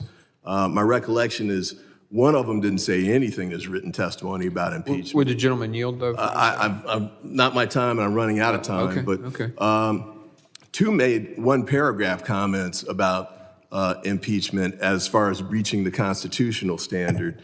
And really the only witnesses we've had here that have talked about it have said that this does not rise to that standard. And we've submitted multiple versions of that from other constitutional scholars as well. Another big one, though, I think, too, is Mr. Santos's conduct was criminal, and he personally benefited from it. And those are the arguments that were generated by the report that we released. I think, as Mr. Guest said on the floor, Representative Santos sought to fraudulently exploit every aspect of his House candidacy for his own personal profit, blatantly stole from the campaign, deceived donors into providing what they thought were contributions. In fact, payments were payments for his own personal benefit. We don't have anything like that with respect to Mr. Mayorkas. In fact, we don't have anything that reaches the constitutional standard that we've been discussing here today. And I think we've mentioned Mr. Chertoff. In fact, Ms. Titus just put that article in a few minutes ago, but he basically says all of that, impeachment's inappropriate here, and that Mr. Mayorkas, good public servant in a tough job. With that, I yield back, and thank you, Mr. Correa, for the time. The gentleman yields. I now recognize Mr. Kane for 5 minutes of discussion on the ANS. Thank you, Mr. Chairman. I want to yield my time to the chairman after stating that my name is actually Crane, not Kane. Thank you. And you're from Texas, right? The gentleman yields to me. I want to just clarify here. We've got 400 pages of a report from 5 different phases of several months of digging into this. To imply that it was 3 states' attorneys general are only witnesses that have come before this committee and talked about the failure of the secretary to adhere to the laws passed by this Congress. That's not fair. Will the gentleman yield? No, I'm not going to yield. We haven't made a habit of that today, so I'm not either. Whenever you're finished. That's not what Just for a question. No. So I think it's really, we disagree. I think even if he was a Republican, if it's just elections and impeachment is for something different than this, you can have a cabinet secretary get in there and just do whatever the heck they want. And that's not what our founders intended. They did not intend for 3 separate equal branches of government where one writes the laws and another one executes it, that somebody in this branch can just do whatever the heck they want. That makes no sense. It's not even intuitively obvious to a casual observer. And so there are people out there who say, y'all had the minority had 2 witnesses come in here. It was fascinating, though, when we went back to their statements on the Trump impeachment, they talked about policy, even one of them, even policy is a justification for impeachment. But of course, now that it's this situation, that's not the case. And I actually played the podcast. So, I played it on the overhead. So this is a disagreement.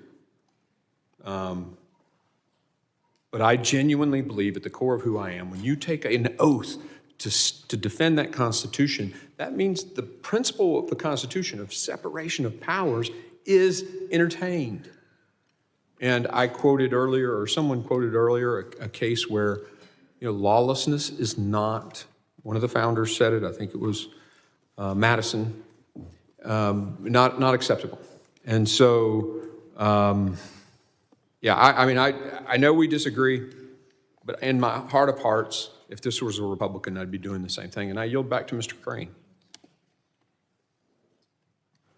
I yield.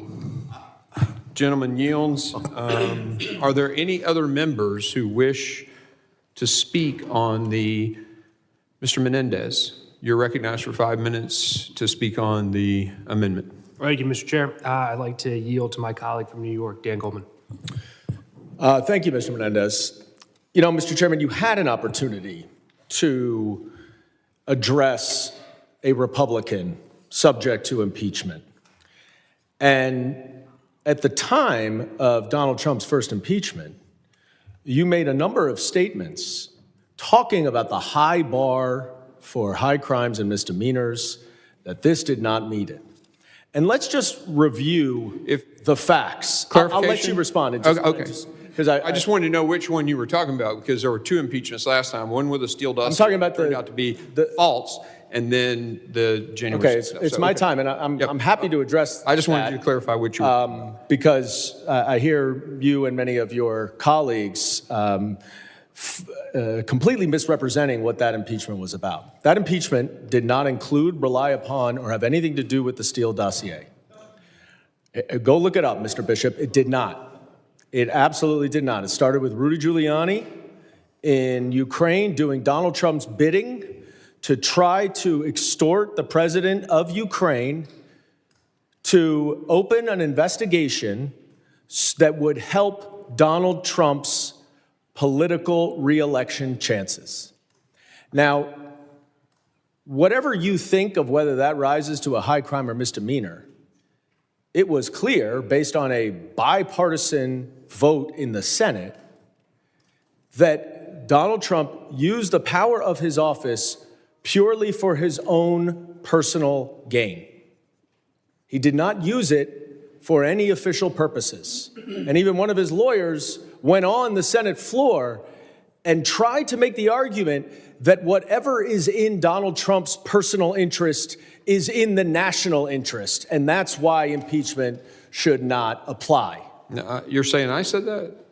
No, I said one of his lawyers. Oh, okay. I'm sorry. So that scenario, no matter if you want to misrepresent the Steele dossier or any of the other red herrings that you all cite, showed an official using his official duties for his personal gain, just like every single other impeachment in the history of the United States. And so what we have here is an official acting in his official capacity for the benefit of the public interest, as he has done for his 22-year career in government service. And you like to quote Ms. Pearlstein on the other side of the aisle, I believe talking about your made-up, fabricated article of impeachment of breaching the public trust, and that she said that actually could be an article of impeachment. And what she said is, offenses against the public trust are instances in which an official is willfully acting for his own benefit or the benefit of his own power or on behalf of a foreign power, which of course was what the framers were worried about when they talked about unworthy men who would take bribes from foreign governments when they created, as Mr. McCall said, what is now the Department of State. So we can disagree on what's going on at the border. We can disagree about how to solve it. That's what Congress is about, and that's what the Senate is going through right now, to give the administration the authorities that it needs to be able to address the situation at the border. But you are sitting there saying that he is violating the law by failing to detain every single person who comes over the border when they do not have, what do you mean false, Mr. Bishop? It's in the articles of impeachment. You just listed 7 of them. He cannot put them all in detention because they don't have the funding, the resources, or the beds to do it. You are trying to hold Secretary Mayorkas to a puritanical standard that you have never held anyone else to before, including Donald Trump, who let 1 million migrants go in the United States while he was president. And yet, you say that only when Secretary Mayorkas does it does it rise to the level of Gentleman's time has expired. Is there anyone further who would like to comment on the amendment in the nature of the substitute? Ms. Clark, you are recognized for 5 minutes.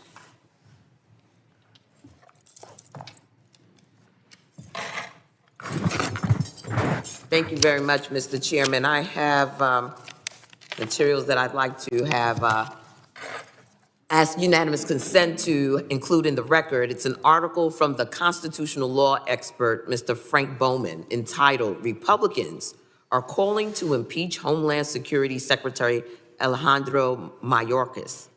Here's why their case is bunk."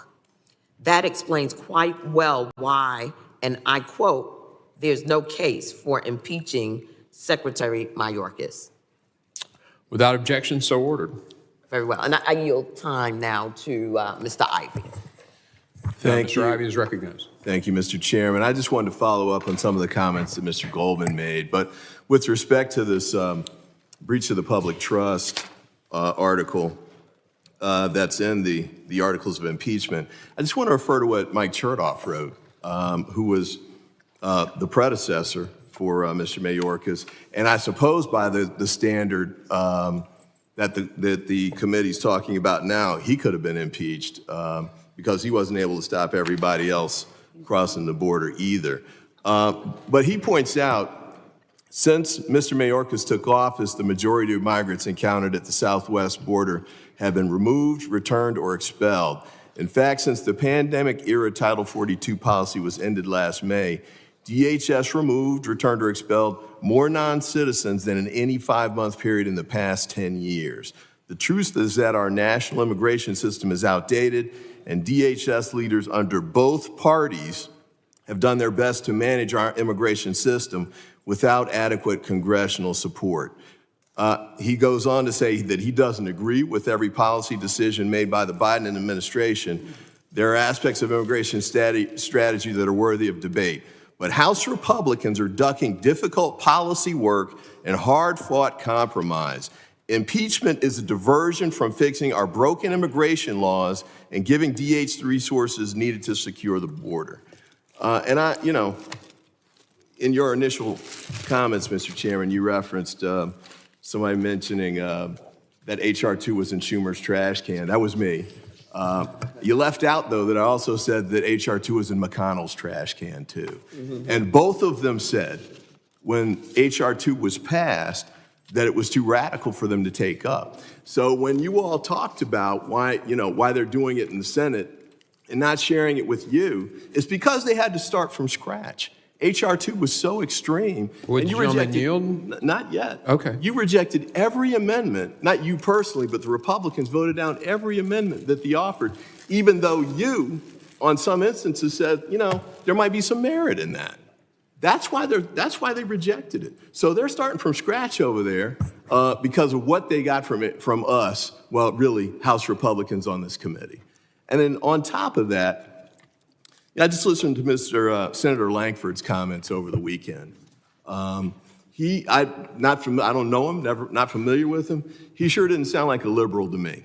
But he really did sound like he was deeply concerned about what's going on at the border. He sounded like he had deep Republican roots. He sounded like he had constituents that were worried about what's going on there. But he's anxious and working hard to pass legislation that can make a difference, which is what we've been requesting here, too. And if it's all right with... Would the gentleman yield? It's my time, Mr. Yes, it is. He's Clark, yielding back yield to you. To additional time to me, please? Mr. Goldman. Thank Mr. Goldman, you're recognized. Thank you. We hear a lot from my Republican colleagues today about how this is our only option. And in fact, if you go to the Articles of Impeachment, page 15, it says, in light of the inability of injured parties to seek judicial relief, impeachment is Congress's only viable option. That's funny. I thought Congress was supposed to pass legislation. I thought Congress was supposed to address the problems in this country through legislation. And I'm not the only one who thinks that, nor are House Democrats the only ones who think that. Senate Democrats think that. Senate Republicans think that. And the President of the United States thinks that. So there are 5 entities that are involved in the legislating process. 4 of them agree that we need to pass legislation. 1, the House Republicans are doing everything they can at Donald Trump's direction to sabotage any legislation because you don't want solutions, you just want politics. And I yield back. The gentleman's time has expired. I recognize Mr. Garbarino for 5 minutes to discuss the amendment in the nature of a substitute. Thank you, Mr. Chairman. I yield to the chairman. Okay. Well, interesting that we talk about legislation as a solution to the problem.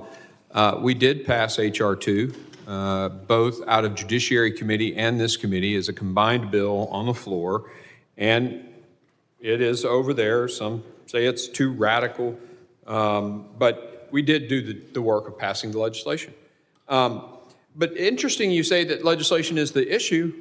I think I recall the first 2 years, we got to have immigration reform fixed. I think I recall in the first 2 years of this president's tenure, the House was controlled by the Democrats, the Senate was controlled by the Democrats, and the White House was controlled by the Democrats. Why didn't you fix it then? You were in total control.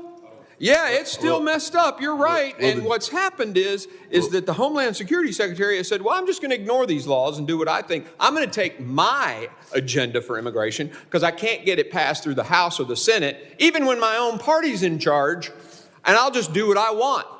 And that's not what the founders intended. Would the gentleman yield? I yield back to Mr. Garbarino. Thank you, Mr. Chairman. I yield to Mr. Pfluger. Just to set the record straight here on this discussion of resources and not enough bed space, I want to ask a question. Has any Democrat been to the facility in Adelanto, California? Okay, so you haven't actually been to the facilities that have 1,940 bed spaces there, yet only 8 are full. So this discussion, this argument that there's not enough resources, that there's not enough bed space. I want to continue the thought here. It's completely false. That's not the only facility. Let's talk about in 2021 that 4 out of 5 beds at the facility in Tacoma, Washington were empty. Let's talk about in 2021 where DHS spent $12.5 million on a facility in Georgia with unused beds at the same rate. So the detention piece of this argument, the willful refusal to comply with the detention piece of the Immigration and Nationality Act is what we're talking about. That is the law that Secretary Mayorkas has not complied with. He has not enforced. He has not done anything, in fact. And he had the resources, he had the bed spaces, he had the ability, and he didn't do it. So when I hear my colleagues on the other side of the aisle, and by the way, how many Border Patrol agents have you actually talked to over the past year? How many people have you actually heard from? Mr. Chairman, I'd like to enter into the record the Border Patrol Union document that talks about the fact that they don't have the ability to actually do their job. And this is called Agents Are Not Violating the Law or Following Unlawful Orders. I'd like to enter this into the record. Without objection, so ordered. Will the gentleman yield for a question? I'll yield back to Mr. Garbarino. I yield to Mr. Bishop. I thank the gentleman from New York. And there's one other thing to add to the cogent point being made by the chairman and then by Mr. Pfluger. It is a straw man argument to say that Republicans are doing this because Mayorkas has not detained every single migrant in a particular category.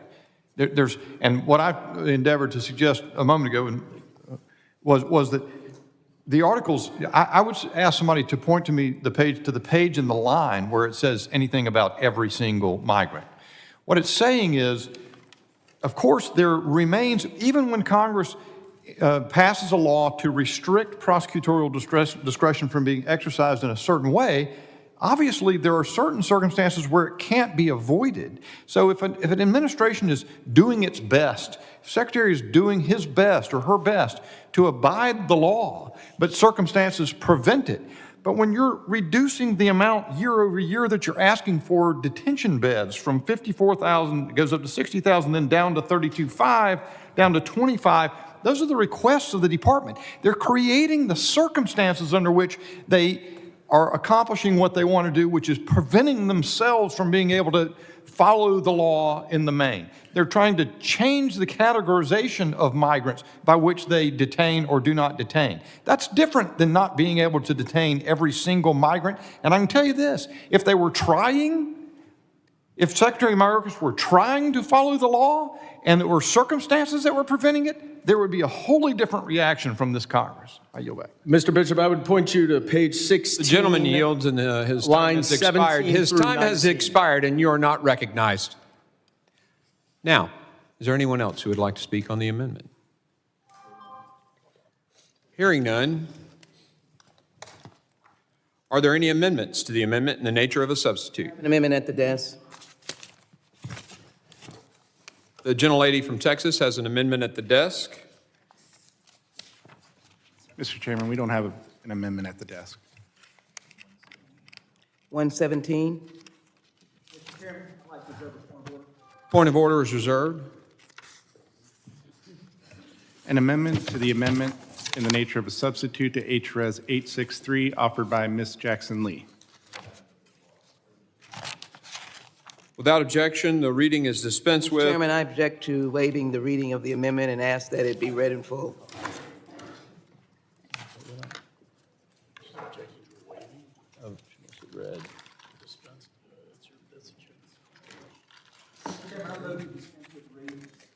We have a motion to dispense with the reading. I object. All those in favor say aye.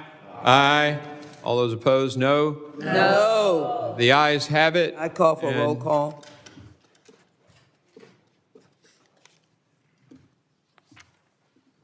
There's a call for a recorded vote. The clerk will call the roll.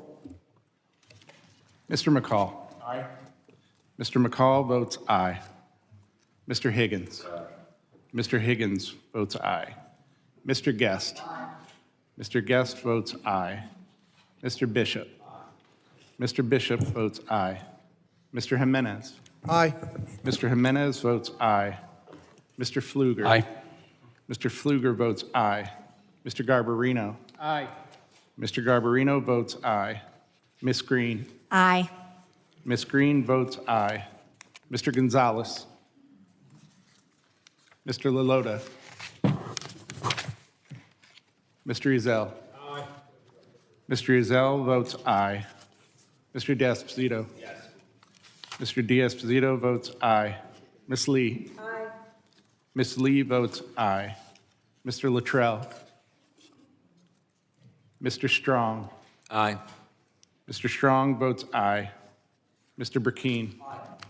Mr. Burkeen votes aye. Mr. Crane. Mr. Crane votes aye. Ranking Member Thompson. Nay. Ranking Member Thompson votes no. Ms. Jackson Lee. No. Ms. Jackson Lee votes no. Mr. Payne. No. Mr. Payne votes no. Mr. Swalwell. Mr. Correa. He's back. Mr. Correa votes no. Mr. Carter. No. Mr. Carter votes no. Mr. Tanadar. No. Mr. Tanadar votes no. Mr. Magaziner. No. Mr. Magaziner votes no. Mr. Ivy. No. Mr. Ivy votes no. Mr. Goldman. No. Mr. Goldman votes no. Mr. Garcia. No. Mr. Garcia votes no. Mrs. Ramirez. No. Mrs. Ramirez votes no. Mr. Menendez. No. Mr. Menendez votes no. Ms. Clark. No. Ms. Clark votes no. Ms. Titus. No.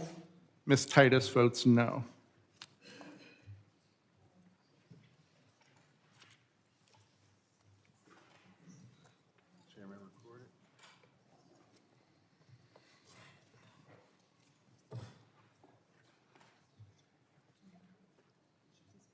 Can I ask what the tally is? Can I ask what the tally is?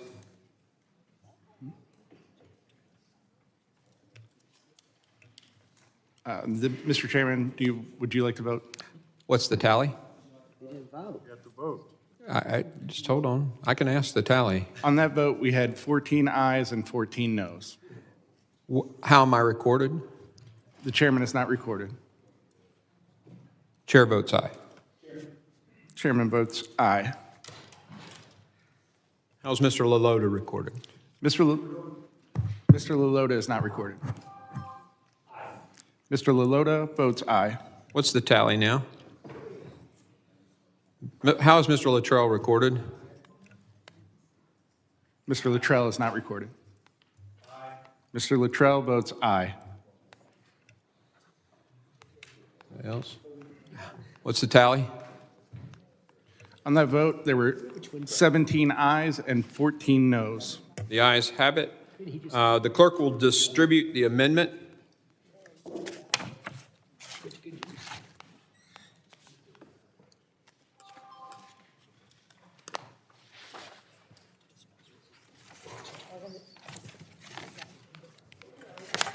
Took longer to do that than the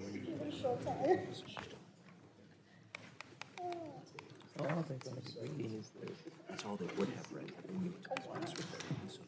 Got that cardio in. Mr. Chairman, question on procedure. If the minority is going to require that every amendment they offer be read, not dispense with the reading, I said, let them read it. We can be here all night. That's fine with me. We look forward to your vote. The clerk will report the amendment. An amendment to the amendment in the nature of a substitute to HRes 863 offered by Ms. Jackson Lee of Texas, number 117. The gentlelady is recognized to speak on her amendment. Mr. Chairman, the founding fathers deliberated for a period of time to ensure that the American public for ages beyond would be protected. And so their interpretation of impeachment, which, by the way, to answer a question posed some many minutes and hours ago, yes, there is authority to do our job. Yes, impeachment does exist. As Professor Charles Black has indicated, it deals with other high crimes and misdemeanors.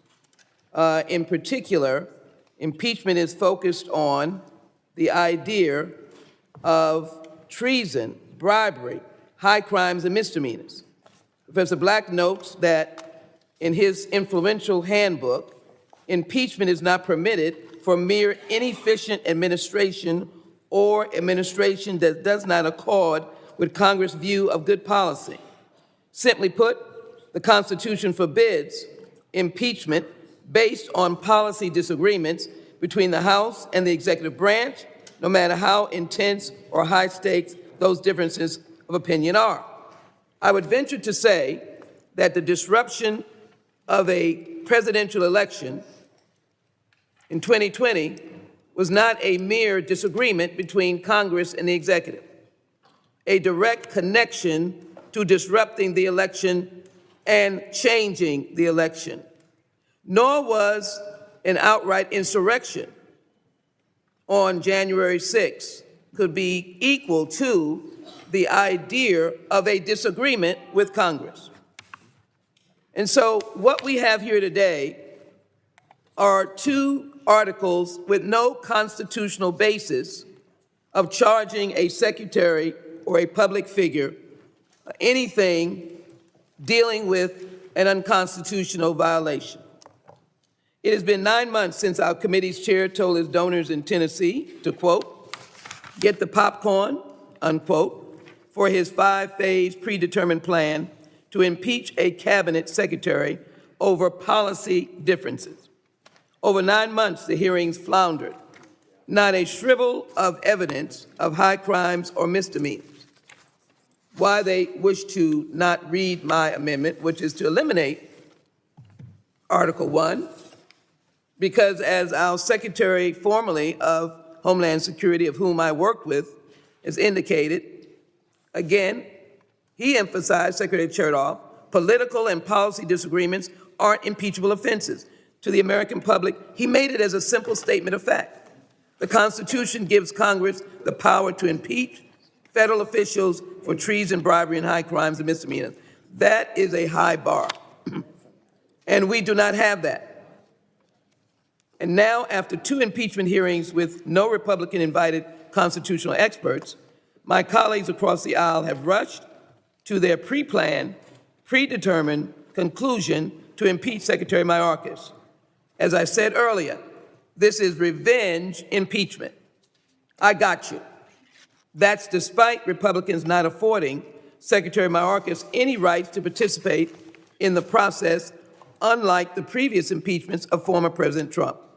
They claim that the Secretary is playing a game of cat and mouse, but my Republican colleagues rejected the Secretary's offer to testify before the committee on a different day. He details that in a very effective, lengthy letter that, yes, we did receive in the early morning hours, but he did provide that with us, for us. A day where he was not already planning to host Mexican officials to do what our colleagues want him to do, the job of stopping fentanyl. The meeting was to collaborate on clamping down on fentanyl trafficking and reducing unlawful crossings. Isn't that interesting? Performing his constitutional duties, and he was rejected. And the chair of this committee did not act upon our properly entered Minority Day hearing request to call on constitutional experts to discuss this impeachment process. Republican attorneys general, masquerading as constitutional experts, don't provide an insightful view into the impeachment, just a partisan one, but more importantly, they are not constitutional experts. They deal with the laws of their state, not the laws that we are governed by in the United States, Congress, or this committee in particular. They should be guided by the Constitution, inasmuch as states are subject to the power of the federal government that seems to be missing in several of our states today. But I guess Republicans consider the two impeachment hearings methodical. In light of these observations, my amendment seeks to strike Article 1 of the Articles of Impeachment. The article is filled with unsubstantiated allegations and a general lack of understanding of both historic border policy and U.S. immigration law.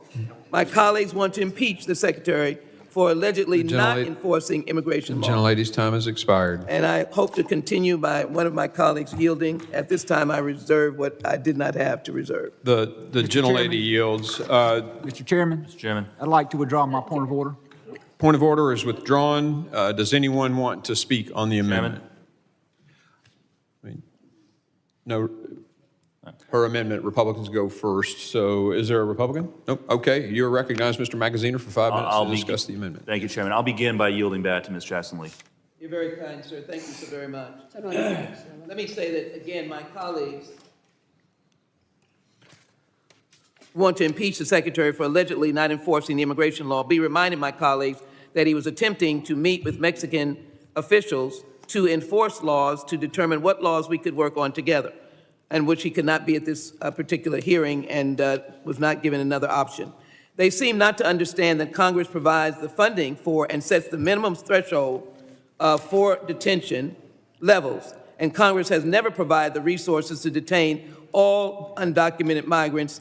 DHS is currently detaining more people than required by this body, while Republicans refuse to consider the Secretary's request for more funds to further increase the bed space. Similarly, Congress has never provided the resources to remove all eligible non-citizens. No administration have ever requested funding for such a large deportation scheme. We have not even tried to participate in legal, if you will, immigration by providing the necessary tools. I didn't say that they would all be granted for asylum. And so we have an extensive backlog in all forms of assessing the migrants coming across the border.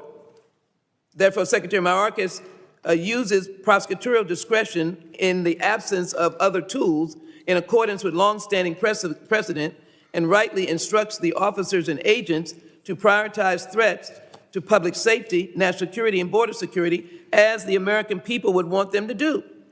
How do you protect us, Mr. Secretary? Well, I've been given zero by this Congress. They've done nothing for comprehensive immigration reform, so I'm going to, in my best judgment, as a public servant, following the Constitution, doing my duty, try to ensure that you will have the opportunity to be safe.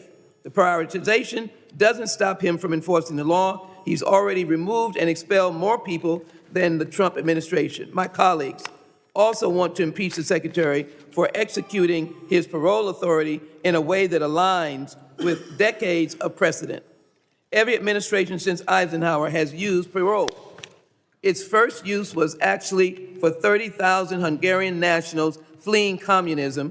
President Trump used parole to expedite the reunification of Cuban families facing long waits for immigrant visas. Now Republicans want to say it can't be used on a case-by-case basis for Ukrainians fleeing Russian aggression, or the multitude of different persons that are now coming across the border because, again, there was no stand-up Republican Party to provide the resources, stand up to the cause, to provide the resources that would allow for this secretary to perform his job. My amendment affords my Republican colleagues to go back to the table for an opportunity to do their job and to correct their baseless allegations, of which I would care for them to adopt their own instructions. Secretary Chertoff said, that is why Republicans aren't seeking to hold Mr. Mayorkas to the Constitution's high crimes and misdemeanors standard for impeachment. They make the unsupported argument that he is derelict in his duty, and they have no basis to be able to suggest that. And Secretary Chertoff goes on to say, the truth is that our national immigration system is outdated, and DHS leaders under both parties have done their best to manage our immigration system without adequate congressional support. But no Democrat, during the time that we were in the majority, attempted to impeach our Secretaries of Homeland Security when they respectively had challenges and difficulties sending or returning migrants that were coming to this country. So let me, as I conclude, we have been executing, and this is by way of Secretary Mayorkas, but no one wants to listen to. We have been executing an unprecedented and high-impact campaign to disrupt, dismantle the smuggling organizations. More than 14,000 smugglers throughout the region have been arrested, and thousands have been prosecuted under federal law. We have worked with Mexico to conduct mirrored patrols along the southwest border, protection of the southwest border. And we have worked with Mexico and other countries to increase interdictions along the migratory routes, include repatriation flights, and execute the removal of third country nationals. Last year, we secured funding to hire 300 more Border Patrol. We scrapped and got whatever we could get. Gentlelady, your time has expired, but So I think ask my Mr. colleagues Thinidar is going to support yield to you. the Jackson Lee Mr. amendment Thinidar, to you're eliminate recognized. Article 1. I yield back. Thank you, Mr. Chair. I yield my time to the gentleman from Rhode Island. Mr. Magaziner is recognized. Thank you, Chairman, and thank you to Representative Thinidar. I want to speak in favor of Ms. Jackson Lee's amendment. The legal case for impeachment in these articles is incredibly thin, and I want everyone to understand this. In Article 1, the argument that House Republicans are making is that somehow Secretary Mayorkas is choosing not to follow the law because a portion of migrants apprehended at the border are not being detained until their cases are heard. But again, there is not enough detention capacity because this Congress has not provided that funding for that capacity. Stats and numbers don't lie. For fiscal year 2024, and I want everyone to hear this, Congress provided funding for 34,000 beds in ICE detention centers, 34,000. The average daily population in those detention centers is 37,000 people. They are at capacity. So there may be individual examples of certain facilities at certain times that are not at capacity for safety reasons or health reasons or whatever the case may be. But overall, across the system, we are at and above capacity. And so what should the Secretary do?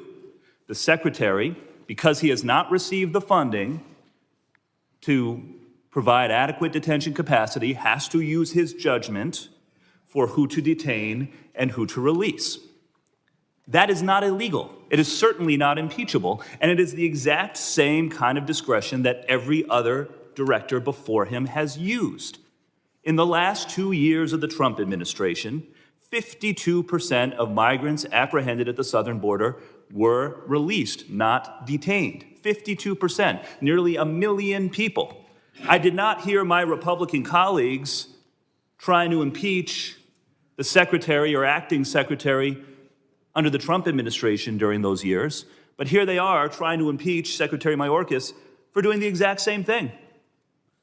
And in fact, the percentage of migrants who have been released under the Biden administration, 48%, is lower than the 52% rate under the last 2 years of the Trump administration. In Article 2, and that's, by the way, that is essentially their whole argument in Article 1, so we can forget that.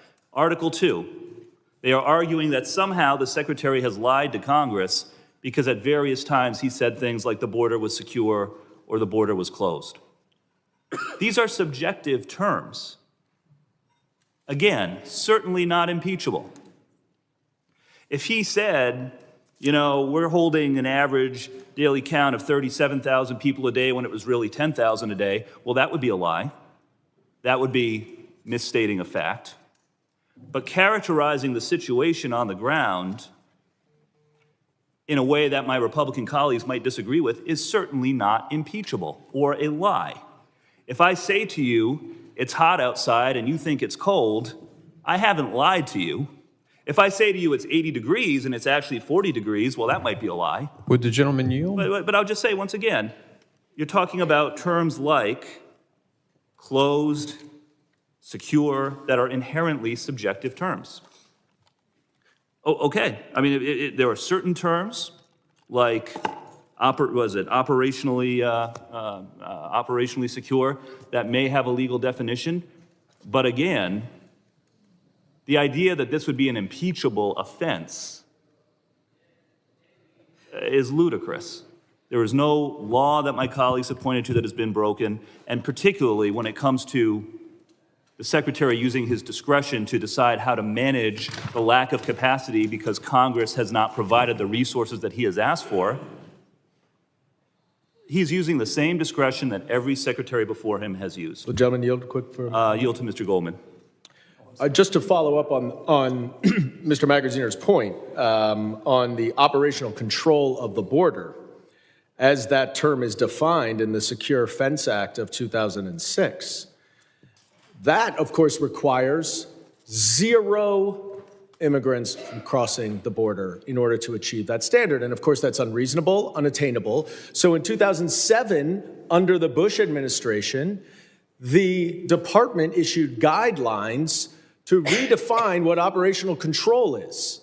So if you are actually trying to point to this and the letter of the law, then you ought to talk to your colleagues in the Wayback Machine in 2007 who changed that defenation. Gentleman's time has expired. Would the gentleman yield? Would The gentleman's time has expired. I now recognize Mrs. Green for 5 minutes to comment on the amendment to the amendment. Thank you, Mr. Chairman. We're listening to Democrats today talk about Secretary Mayorkas requesting funding from Congress and talking about detention space. But the facts tell the truth. Secretary Mayorkas has requested less detention space. Fiscal year 2020, $2.7 billion for 54,000 beds, including 2,500 for family units. Fiscal year 2021, $3.1 billion for 60,000 beds, including 5,000 for family units. Fiscal year 2022, he requested $1.8 billion for 32,500 beds. Fiscal year 2023, he requested $1.4 billion for 25,000 beds. And in fiscal year 2024, Secretary Mayorkas reduced it again down to $1.3 billion for 25,000 beds. This is a reduction of 9,000 from fiscal year 23 enacted. DHS has not provided Congress with statutorily mandated reports on detention needs as required under 8 U.S.C. 1368 and requested by the committee in a letter on January 4th, 2024.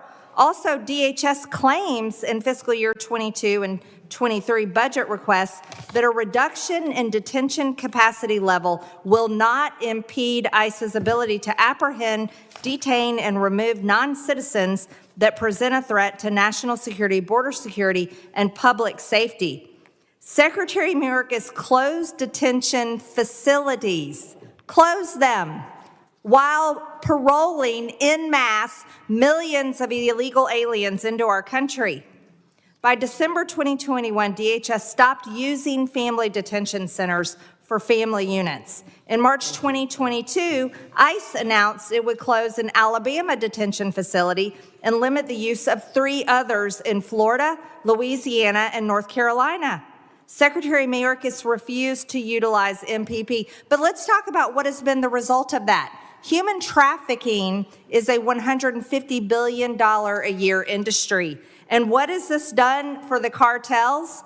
Cartels and coyotes are making over $13 billion a year in human trafficking alone off of Secretary Mayorkas's willful breaking of federal immigration laws.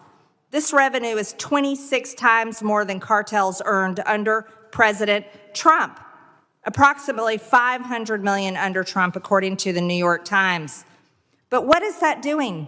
This is trafficking children, trafficking women. This is what, he is not holding these people. He is not detaining these people. He's not coming to us and asking us for more money. He's asking us for less money. He's asking us for less beds. And then he's closing down detention facilities. It is an outright lie to claim that Secretary Mayorkas is following the law when in fact he's not. He is breaking the law.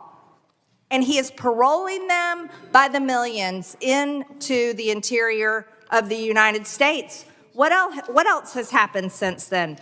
Fentanyl, the #1 killer for Americans between ages 18 and 45. Let's also talk about how many Americans are dying. 300 Americans a day are dying. Let's talk about what that does to people like 2 of my constituents, Jose and Isabel Lerma, who were killed in a human smuggling pursuit caused by Mayorkas's open border policies. What about 20-year-old Kayla Marie Hamilton? Remember her mother?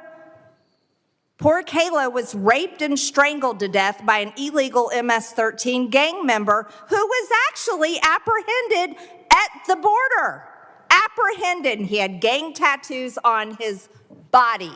But because Secretary Mayorkas breaks federal law, he says, go ahead and release these people into our country. And this 20-year-old was raped and murdered by an MS-13 gang member who should have never been in the United States. This is the outcome. That's just one example. We could spend hours and hours. You know what? We could go all week, and I'm sure Chairman Green would let us do it if we talked about every American who has been affected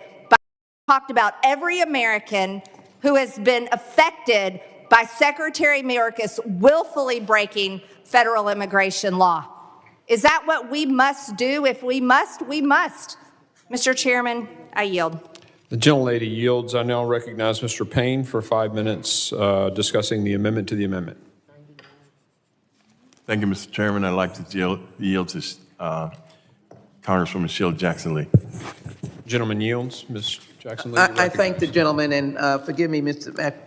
Magazine, that I didn't thank you when you yielded. Thank you so very much. Let me give us all a suggestion.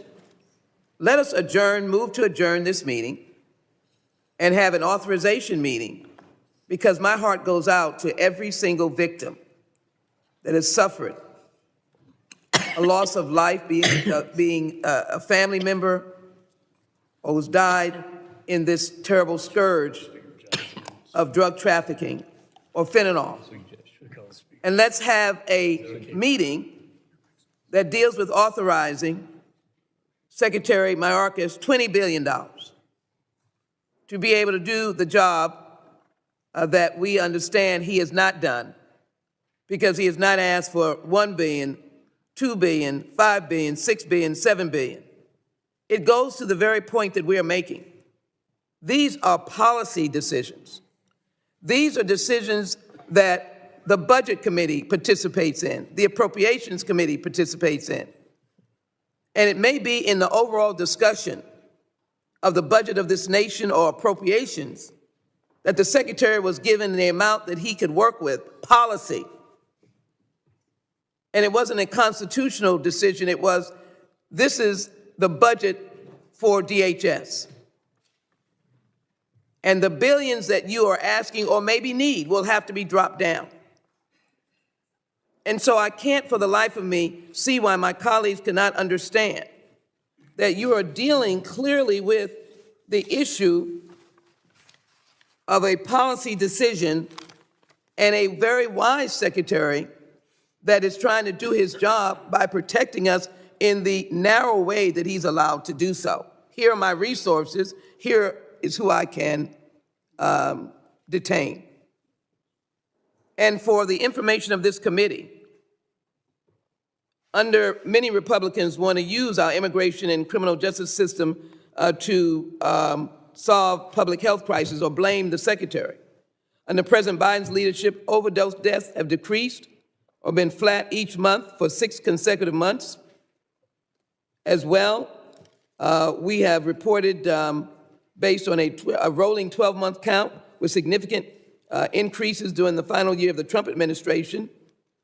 We didn't have that. With Democrats, we've been working to bring it down and to stop the scourge of drug trafficking. In September 2021, during the first year of the Biden administration, the DOJ and DEA announced law enforcement surge that resulted in the seizure of far more of these fentanyl pills and other horrible aspects. And so the real question is, how long are we going to pursue a question of behavior under your job versus direct acts that result in the death of people? Are you telling me Secretary Mayorkas was directly involved in killing people? Would we go to that length? Would we so much even suggest that the smugglers and the cartels gaining profits have now rendered under Secretary Mayorkas under Article 2 that talks about the breach of trust? Or has he benefited monetarily? Who would want to stand and say that? And so we're getting to a point now where it really is a question of understanding. And that understanding is that Article 1 does not fit any of the charges that the Republicans are making against this gentleman. They're not constitutionally grounded. And we have not allowed the secretary, who is now engaged in negotiations now for over a month, I believe, or more, with the Senate, a very table that the House Republicans have been invited to sit at, the very table that the Speaker of the House has been invited to sit at. And my understanding is that their seats are vacant. But yet our Secretary of Homeland Security, under the threat of impeachment, at every point has gotten up every day to participate in abiding by laws that he hopes will make this country safer. Is that the basis of impeachment? Is that the accusation that will hold under this Article 1? Mr. Chairman, it will not hold, and I ask my colleagues to support the Jackson-Lee Amendment and vote down Article 1. Gentlelady's time has expired. I now recognize Mr. Guest for 5 minutes to discuss the amendment to the amendment. Briefly, Mr. Chairman, I oppose the amendment. I do disagree with Ms. Jackson-Lee when she says that members of the House have been asked to sit at the table during these Senate negotiations. That is completely untrue. You've not been asked. Ranking Member Thompson has not been asked. These negotiations are taking place behind closed doors in secret, and we have no input whatsoever. And so for any member to say that House Republicans have refused to participate is just a complete misstatement of fact. I also disagree with my colleagues. We can argue whether or not lying to Congress should be impeachable, but I don't believe we can say that what Secretary Mayorkas has said time and time and time again is not untruthful, is not a lie. I'll give you quotes. Congressman Pfluger asked him in 2023, is the border more secure under your leadership than when you started? Secretary Mayorkas said, Congressman, the border is secure. This is my time, Mr. Magazine. I'd like to read the statements of your Homeland Security Secretary, who has misled Congress repeatedly. I asked Secretary Mayorkas, are you saying that all 9 sectors are secure? His testimony was, it is my testimony that the border is secure. I later asked him again that in light of the statements made by Chief Ortiz, is the border secure?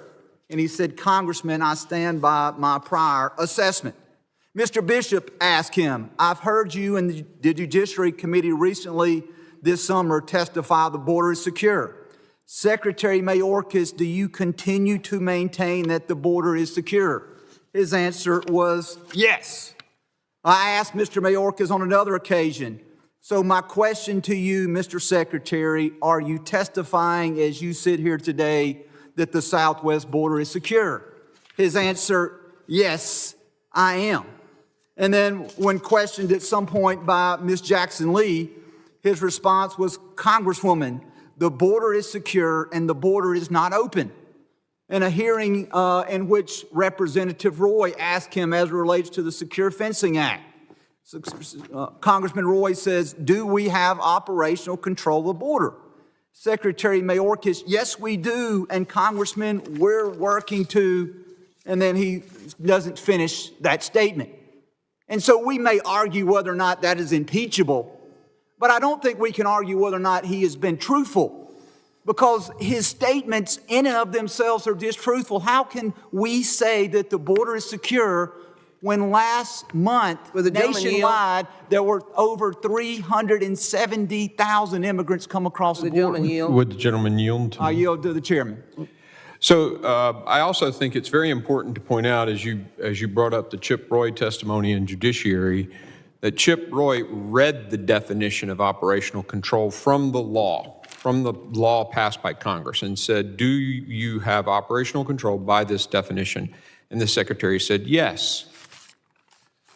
In another hearing, he had already said, I don't know if it came first, I want to be very clear here, which came first, before this in another hearing or after. Mr. Secretary said, no one has ever had control by that definition. So it's not whether it's warm or cold outside. There is a very clear definition in the code for operational security. He was asked, read the definition and asked if we had operational control by the definition, and he said yes. And later or before, and I'll have to get the date on it, he admitted that no one's ever had control, which is a false statement. I mean, that is a false statement. Knowing the definition, knowing that no one had ever had control. In fact, Mr. Biden, just a few days ago, President Biden said no one's had control for 10 years. Mr. Mayorkas lied to Congress, and he lied to Congress. The gentleman yield. And I yield back to Mr. Guest. Mr. Green, thank you, Chairman. In my last few seconds, I do want to reiterate the point that you just made, that the President himself, within the last several weeks, has made statements that contradict everything that Secretary Mayorkas has testified repeatedly. The President of the United States said not only is the border not secure, but the border has not been secured for well over a decade. So the border has not been secured at any time in which Biden has been president. Under his statement, the border was not secured when Donald Trump was president. And under his statement, the border was not secured when he was vice president. And so Mr. Mayorkas has lied to Congress. He has breached the public trust. And with that, I yield back. The gentleman yields. Does anyone else wish to speak on the amendment to the amendment? Yes, Mr. Chairman. Mr. Goldman, you are recognized. So secure is a term of art, as you know. Operational control and secure of the border is under the Secure Fence Act of 2006. The Department of Homeland Security under George Bush in 2007 recognized that it's an impossible standard, and they implemented rules and regulations by which the department has operated since 2007 under the Bush administration, Obama administration, Trump administration, and Biden administration. And so when Secretary Mayorkas says it is secure according to the guidelines that oversee the Department of Homeland Security. Nobody is escorted into this country.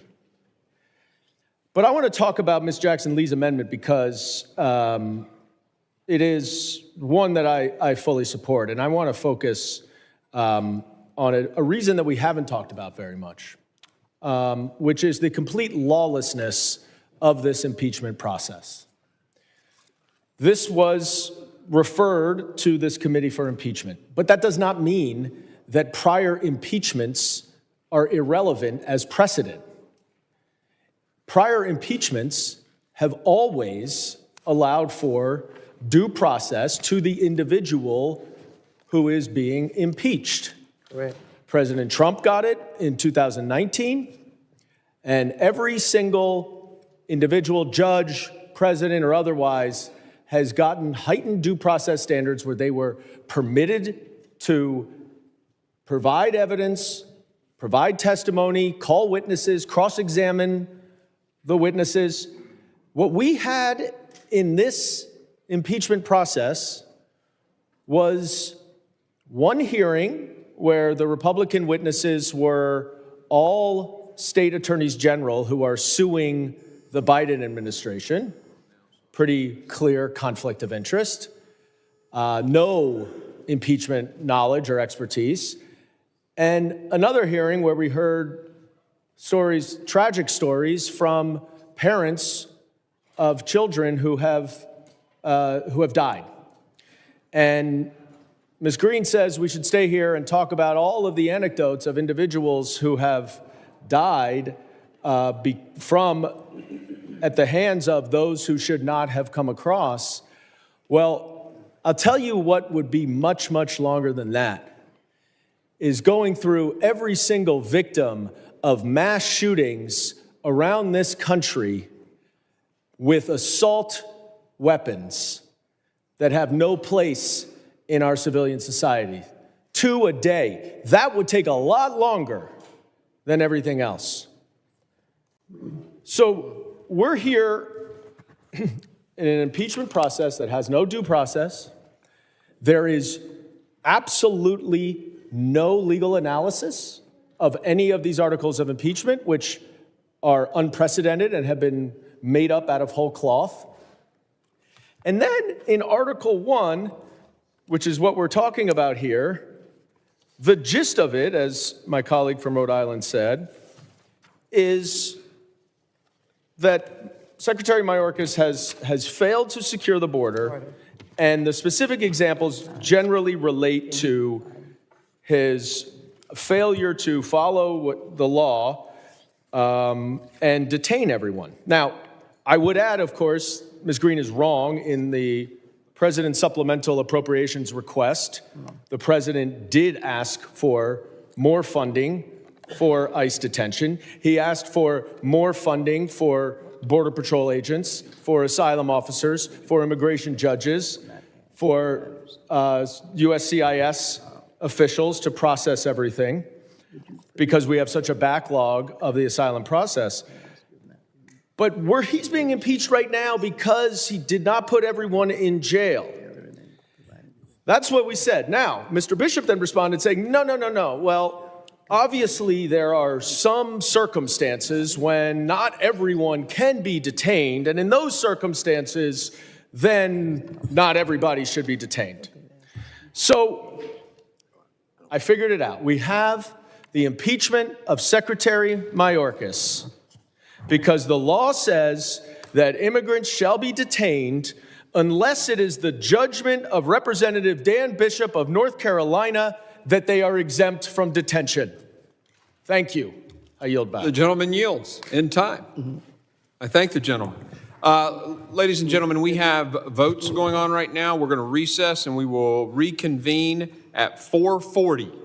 At 4:40, we're starting back in here. We're in recess.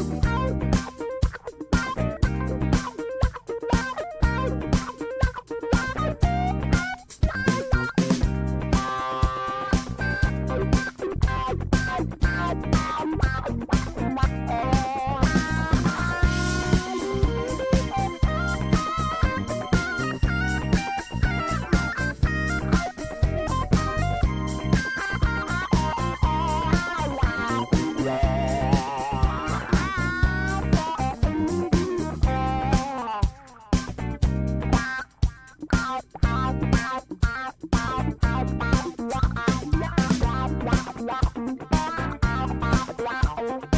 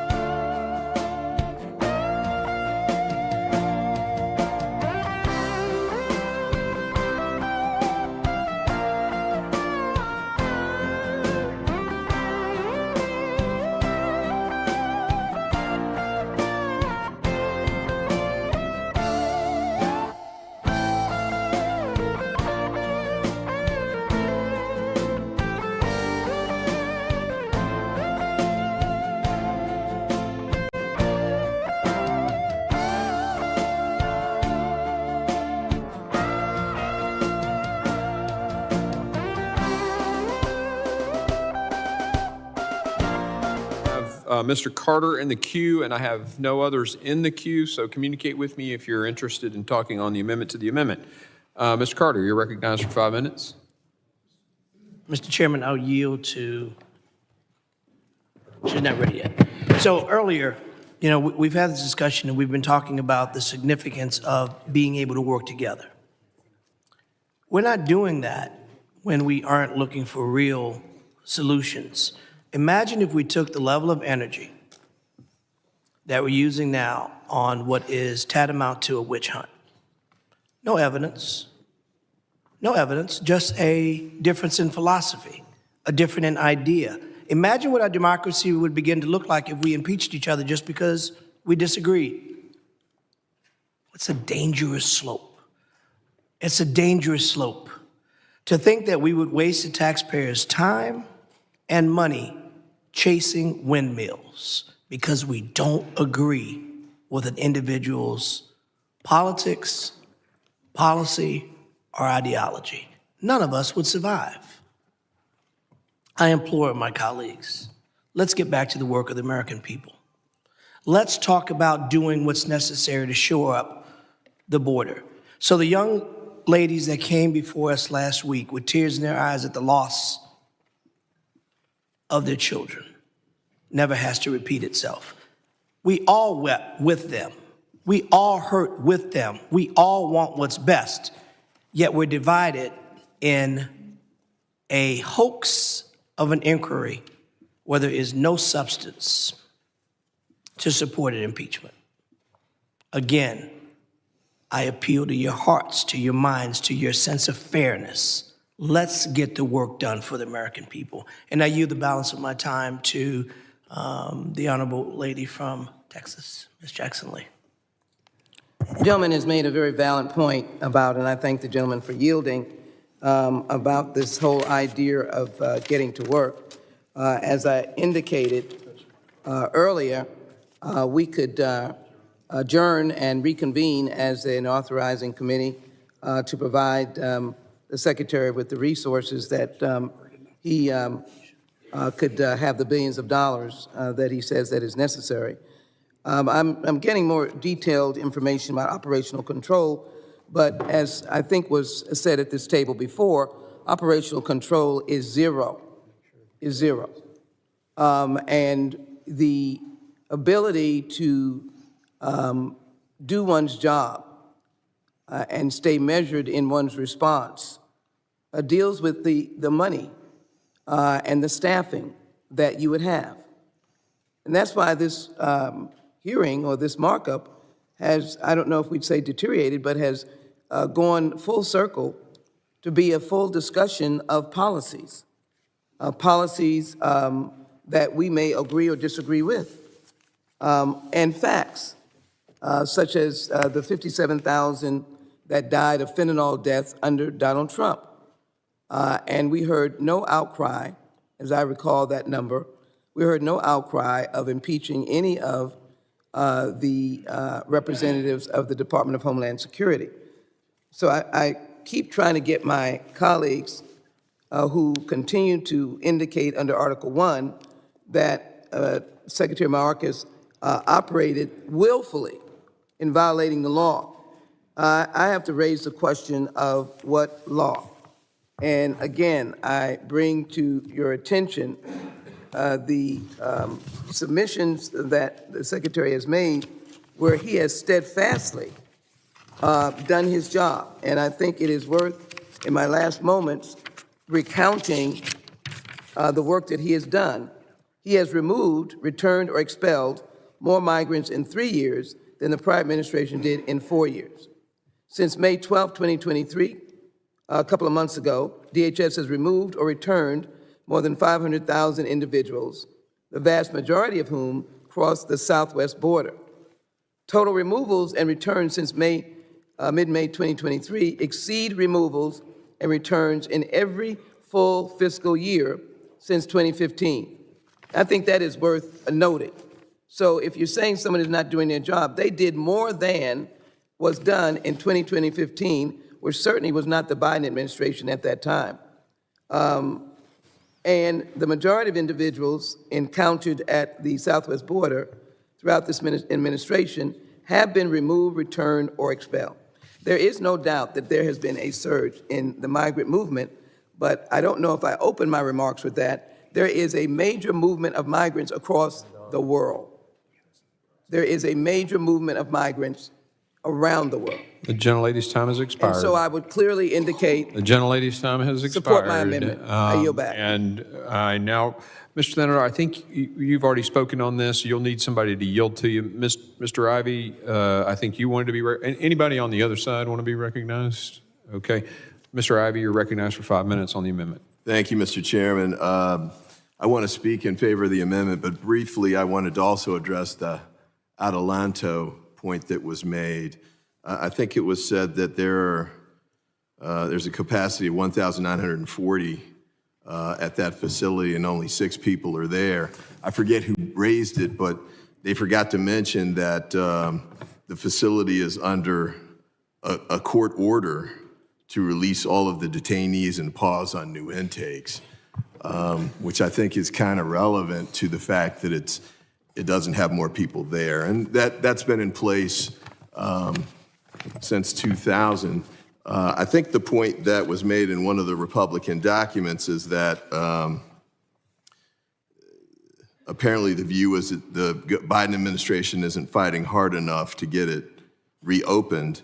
But I would note Department of Justice moved to stay the order, and the stay was denied. But in any event, that's just a litigation argument, which is the ultimate policy dispute. I'm sure we're not going to impeach anybody based on a litigation dispute of that type. But to get to the amendment, the reason I support the amendment is because when I go through Article 1, pretty much all of the provisions, well, there's one that references immigration court backlog, but obviously that's not, that's Department of Justice for that, as apparently as it's addressed here. So I don't know that, we should be impeaching Secretary Mayorkas for that. But the other provisions go to this basically created language with respect to impeachment. Refusal to obey the law, willfully refuse to comply, willfully refuse to comply, willfully refused to comply, willfully exceeded his parole authority, et cetera. Every provision under Article 1 has that kind of language. Now, the reason I'm raising that is because, as I mentioned earlier, the Texas case that the majority has cited emphasizes prosecutorial discretion, even in instances where there's mandatory statutory language. So the basis of the article that you put forward is directly contradicted by the case that you cited. So just to read it again, so that it's clear in the record, and I know what the vote's going to be. Mr. Gonzalez is already clear that this is going to move forward. But for the people who review this in the Senate, who maybe will have an open line and take a look at the language, 2 points that Justice Kavanaugh made in the Texas case. The first, as the district court found, the executive branch does not possess the resources necessary to arrest or remove all of the non-citizens covered by these 2 statutes covered in that case. That reality is not an anomaly, it is a constant. For the last 27 years since those statutes were enacted in their current form, all 5 presidential administrations have determined that resource constraints necessitated prioritization in making immigration arrests. Now, I forget who said this, but I believe one of you acknowledged that if there are those sorts of constraints, just based on the resources, you wouldn't be moving forward with impeachment. But that's basically what we've got here, as the Supreme Court's pointed out, with respect to this specific agency. We're not analogizing from a different agency. This is about Homeland Security. And then with respect to how to address it, I think the chairman and others have made the point that the only remedy available is impeachment. And again, that's not what Justice Kavanaugh wrote. Kavanaugh wrote, Congress possesses an array of tools to analyze and influence those policies, the immigration policies we're talking about, oversight, appropriations, the legislative process, Senate confirmation, and he also mentions and through elections. He does not mention impeachment. So, to say that impeachment is the only way to resolve these disputes with respect to immigration issues, and you're basing it on this case, you're basing it on the Alito dissent, which was, 8-1, where he references impeachment in passing, but that's not in the majority opinion. So just to wrap up, I support the amendment because based on the case that you cited, there's no constitutional basis for the standard you're relying on in every provision of that article, except for the one that references the Department of Justice, which is not in his jurisdiction. So I move to support the amendment. Gentleman's time has expired. Chairman. Does anyone else want care? Mr. Ramirez, you're recognized Garcia for 5 again. minutes. Chairman, I'd like to yield to Congressman Magaziner. Thank you to Representative Ramirez. Just again, for those keeping score at home, 2 proposed articles of impeachment. The first one claims that the Secretary willfully ignored the law by failing to detain all migrants, when in fact we know that the migrant detention centers are at capacity, 34,000 beds, funded by Congress, 37,000 annual daily count. We know that the Secretary has released people from detention at about the same rate as the Trump administration in its last 2 years, and also that it's apprehended people at the southern border at the same rate, 78%, exactly the same rate as the Trump administration. And the Secretary, in doing so, is exercising the same discretion as all of his predecessors have.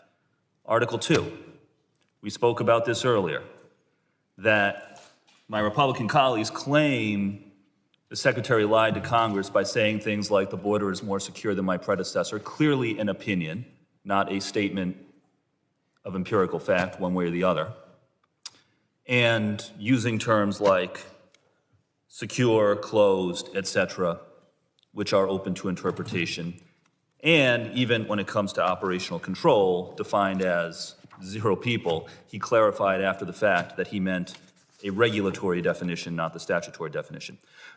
But listen, I'm glad that my colleagues on the other side of the aisle care so much about having people who testify before Congress be honest in their statements. The Secretary has appeared in front of Congress more than any other Biden administration official, and I am glad that my colleagues care so much about honesty in those who testify before us. I have an article from ProPublica, March 2nd, 2017, 5 Trump cabinet members who've made false statements to Congress. EPA Chief Scott Pruitt stated in testimony to Congress that he had never used a private email account while he was Oklahoma's Attorney General. That was found to be false. Education Secretary Betsy DeVos stated during her confirmation hearings that she has not been involved in her family's foundation, which has given millions of dollars to groups that oppose LGBT rights. You sit on the board, Senator Maggie Hassan noted. DeVos responded, I do not.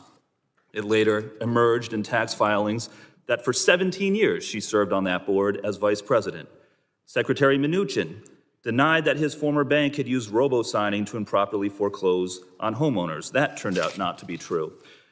Tom Price, Health and Human Services Secretary, insisted that the discount he got on a biotech stock was available to every single individual investor who was an investor at that time. The Wall Street Journal reported that fewer than 20 investors were offered that discount. And perhaps most notably, Attorney General Jeff Sessions, when asked in his Senate confirmation hearing if he had communicated on behalf of the Trump campaign with the Russian government during the course of the campaign, said that he had not, when in fact he had discussed the campaign with the Russian ambassador. So I'll have to go back and look. I am sure that my Republican colleagues who were in office at the time filed articles of impeachment to take these Republican cabinet secretaries to task for lying to Congress under oath in hearings. I'll have to go back and look at that and see how that turned out. And I'm going to ask for unanimous consent that this article be entered into the record. Without objection, so ordered. All right, well, thank you, and I'll yield back to Ms. Ramirez. Gentleman yields back to Ms. Ramirez. I yield back. The gentlelady yields. Is there anyone else who would like to speak on the amendment?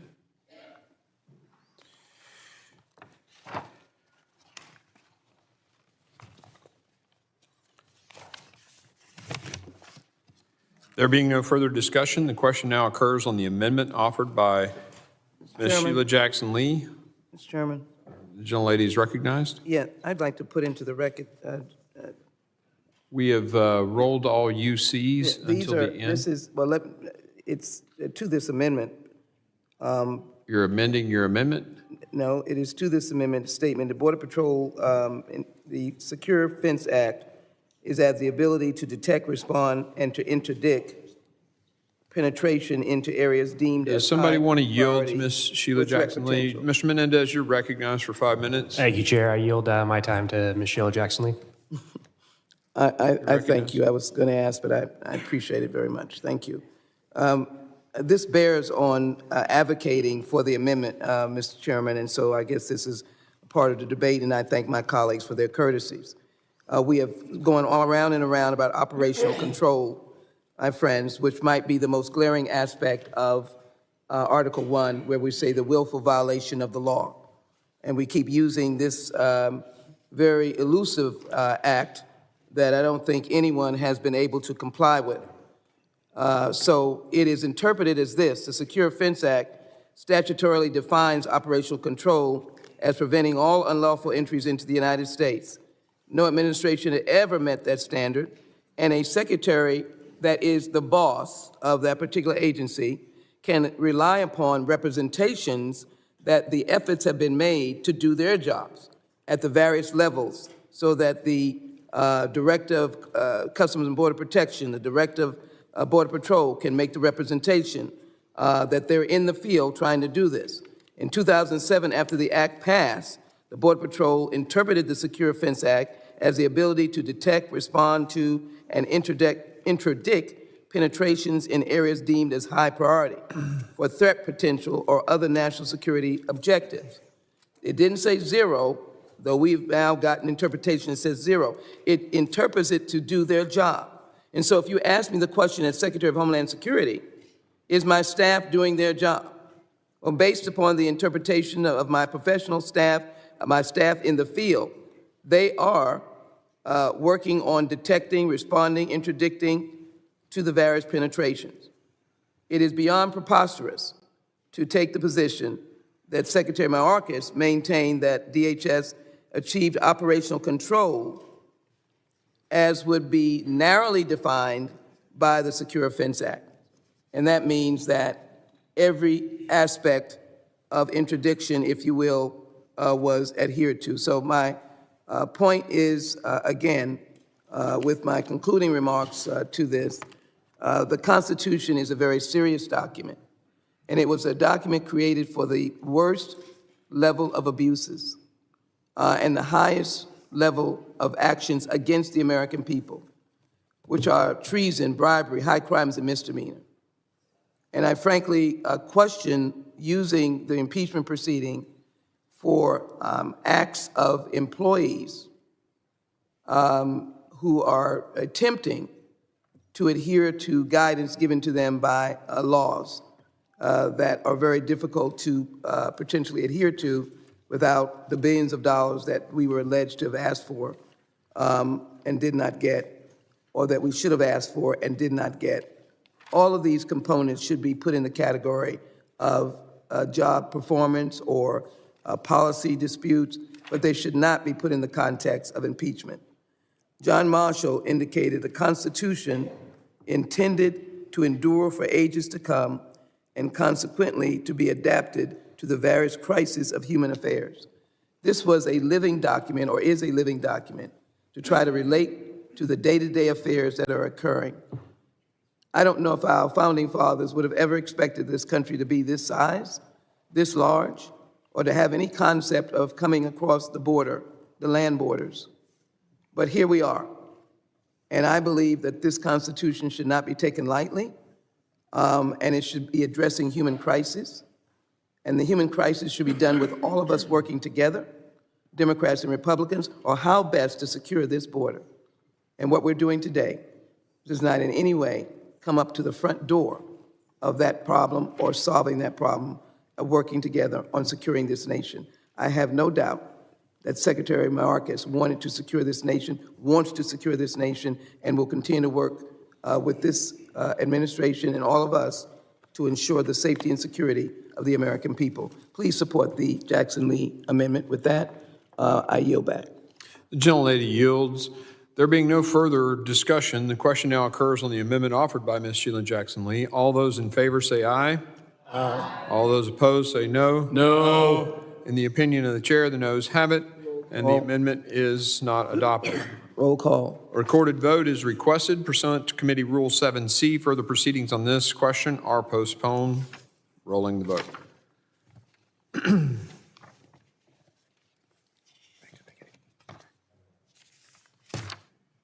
Do any other members wish to bring an amendment? Are there any other amendments? Mr. Correa. Mr. Correa, you are recognized. Thank you, Mr. Chairman. I have an amendment at the desk, amendment number 59. Mr. Chairman, I'd like to reserve a point of order.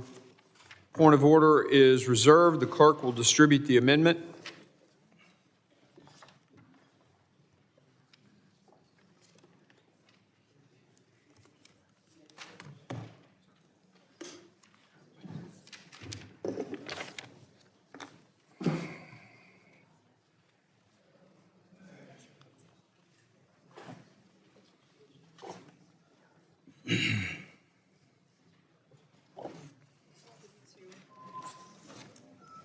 An extra one there.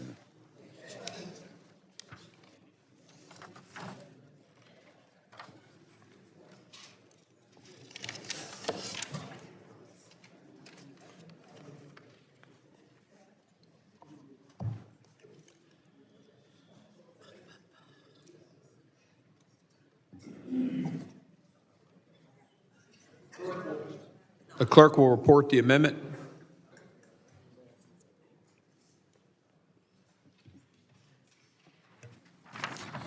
An amendment to the amendment in the nature of a substitute to HRES 863 offered by Mr. Correa of California, number 059. Page 15, line 21, strike Article 2 and all that follows through page 20, line 11. I'd say without objection, the reading is dispensed with, but you just read it, so. Mr. Chairman, I object to the waiving of the reading of the amendment and ask that it be read in full. He just read it. Okay. He just read the whole amendment. You want him to read it again? Can you do that, sir? We're only, this is second amendment out of 40. Let's make sure we do it right. Okay. I mean, are you serious? Okay. That's what I thought. Okay. All right. Actually, we have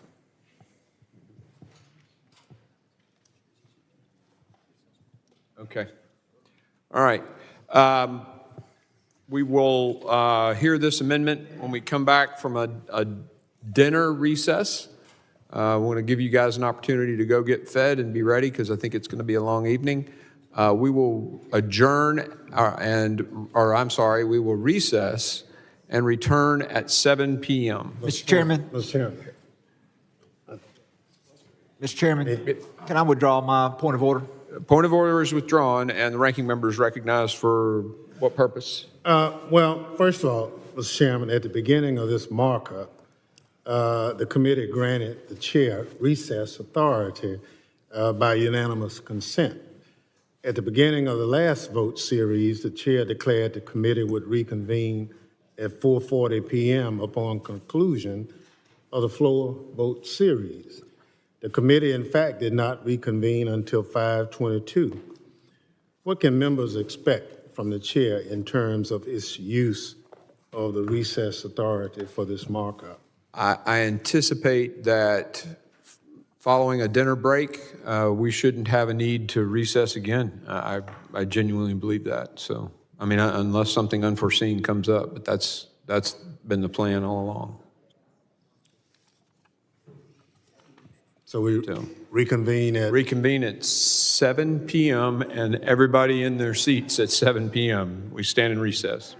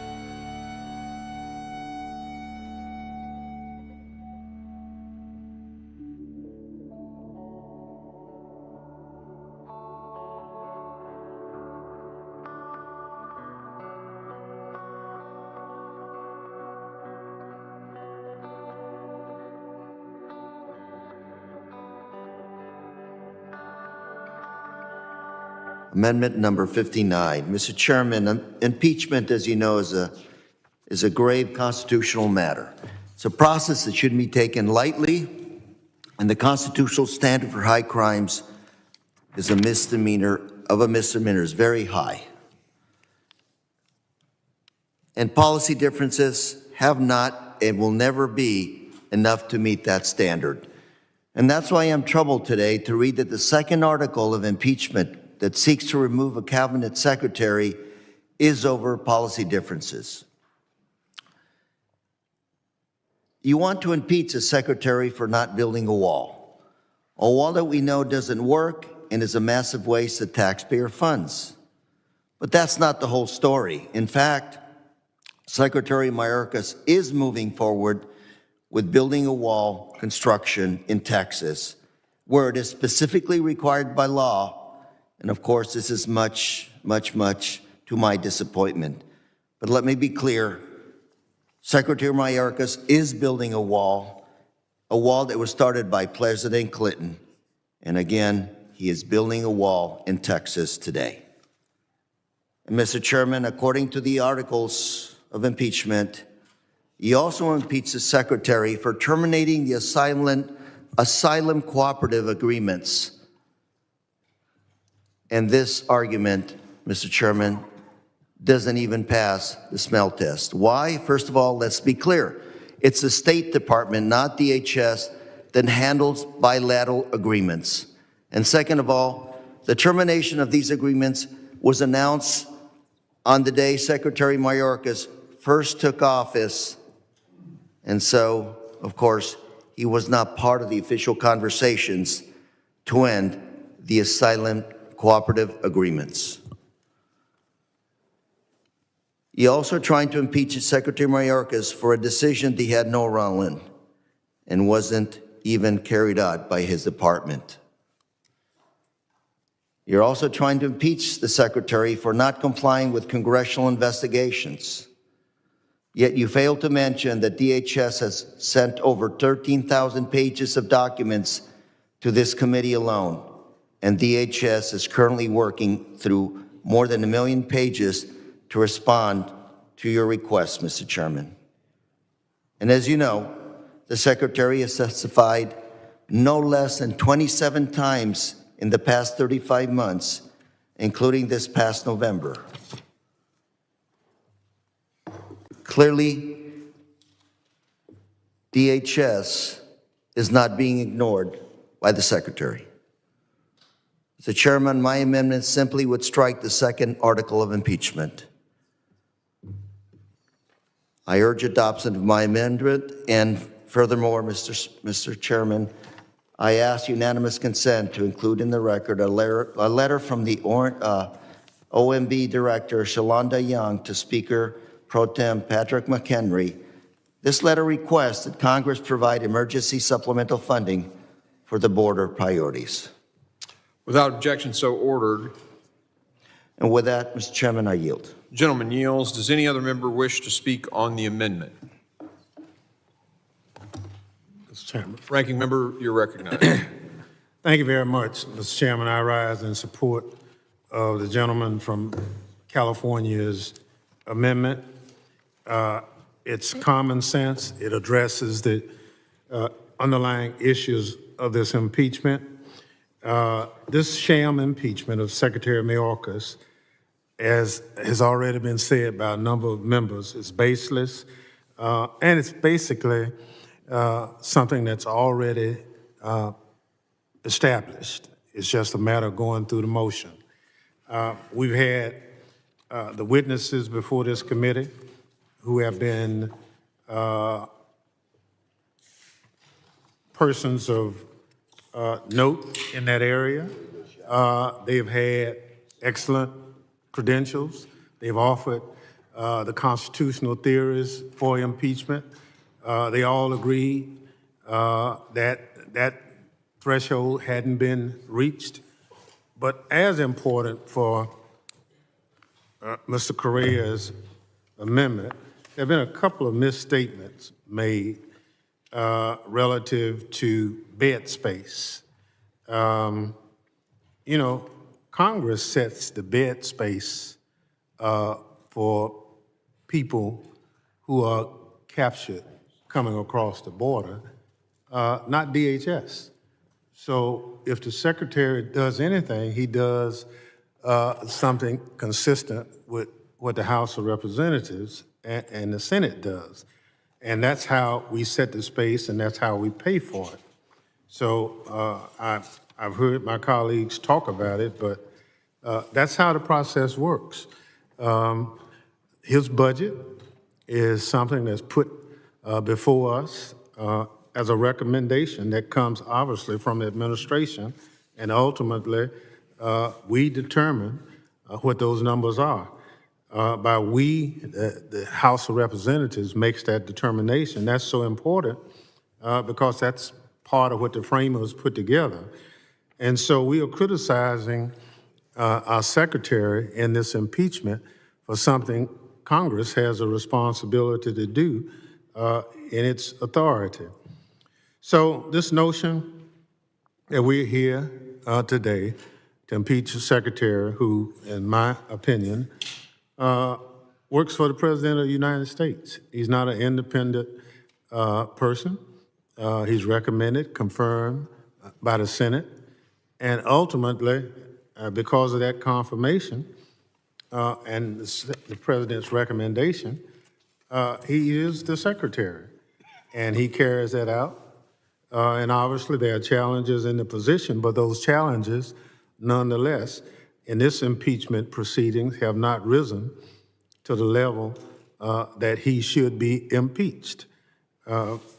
This whole issue of breach of trust, willful and systematic refusal to comply with the law is just glossing over what is.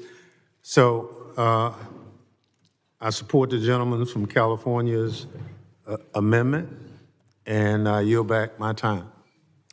Gentleman yields. Does anyone else wish to speak on the amendment? I do, Mr. Chairman. Mr. Goldman, the gentleman from New York, you're recognized for 5 minutes. Article 2, another novel article of impeachment in United States history, the breach of public trust. I find it interesting that the basis for this so-called breach of public trust is that Secretary Mayorkas has knowingly made false statements to Congress, which is a crime, and that he has knowingly obstructed lawful oversight by Congress, which would also be a crime. So you actually had the opportunity to include in your articles of impeachment allegations about specific knowing false statements and specific instances of obstructing Congress. And you instead decided, no, we're not going to put the actual specific examples as you would have to do to prove a case of any sort.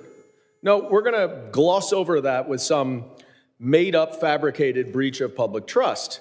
And so you might wonder, I'm sure you're going to say, yes, we just wanted to subsume it all together. We wanted to include it all together. Well, that's not exactly true, because you do include specific statements that you say were knowingly false. Things such as the border is secure. The border is no less secure than it was previously. The border is closed, and that DHS has operational control of the border, as that term is defined by the Secure Fence Act of 2006. I guarantee that no two of you, if asked to write down a definition of what secure means, what closed means, what no less secure than it was previously, or what operational control, would not be able to put down the same definition, because there is no clear definition. Because you could say the border is secure, well, like some of my friends over there, that would mean no single immigrant gets over the border unlawfully. Or it could be based on the 2007 Bush Department guidelines as to what secure and operational control means. Or you could say, as my colleagues do, oh, it's open borders, open borders. Well, I guarantee you, you will not find a single policy or a single statement from Secretary Mayorkas or anyone else that says our border is open, you may enter without checking in, and you may go on and live your merry way. Of course, that's not what is going on, and even you are not alleging that.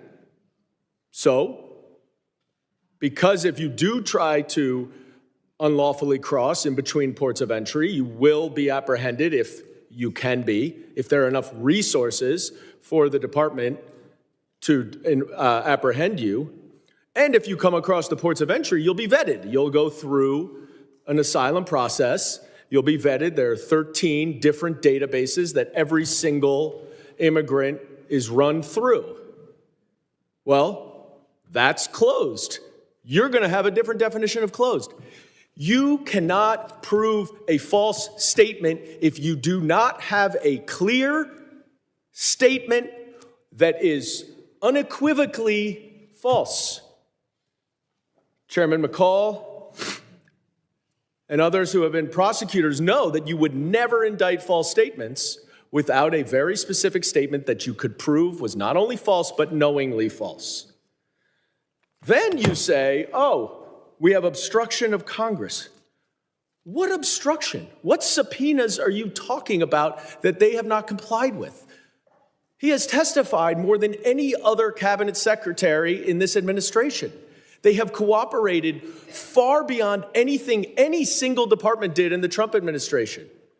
Tens of thousands of pages, tens of thousands of hours. You do not specify a single subpoena or a single example of how Secretary Mayorkas obstructed. So the two bases for your made-up articles both are not even Gentleman's time enumerated has in the expired. article The gentleman's itself. time has expired. Does any other member wish to make a comment on the amendment? Mr. Chair. Mr. Menendez. Thank you, Mr. Chair. I just want to piggyback off of my colleague Dan Goldman's comments about the second article, specifically the fact that you're alleging he knowingly made false statements when you have someone who's appeared before Congress more than any other Biden official. He's come to your personal offices. He's appeared before this committee. Time and time again, he's made himself available. And you're saying he's done that while willing to knowingly make false statements. It just doesn't hold muster like most of the things that you allege in this impeachment. But I want to afford my colleague, Mr. Goldman, as much time as he needs. Gentleman yields.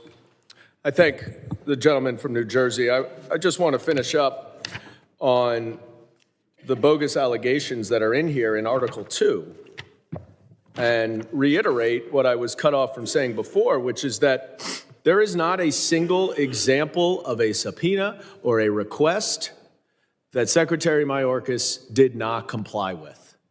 And when you then try to say that he didn't appear when he was requested to testify, once again, it is my way or the highway for this majority. You must do exactly as I say, or you will be held in contempt, or you will be impeached. That's not the way this works.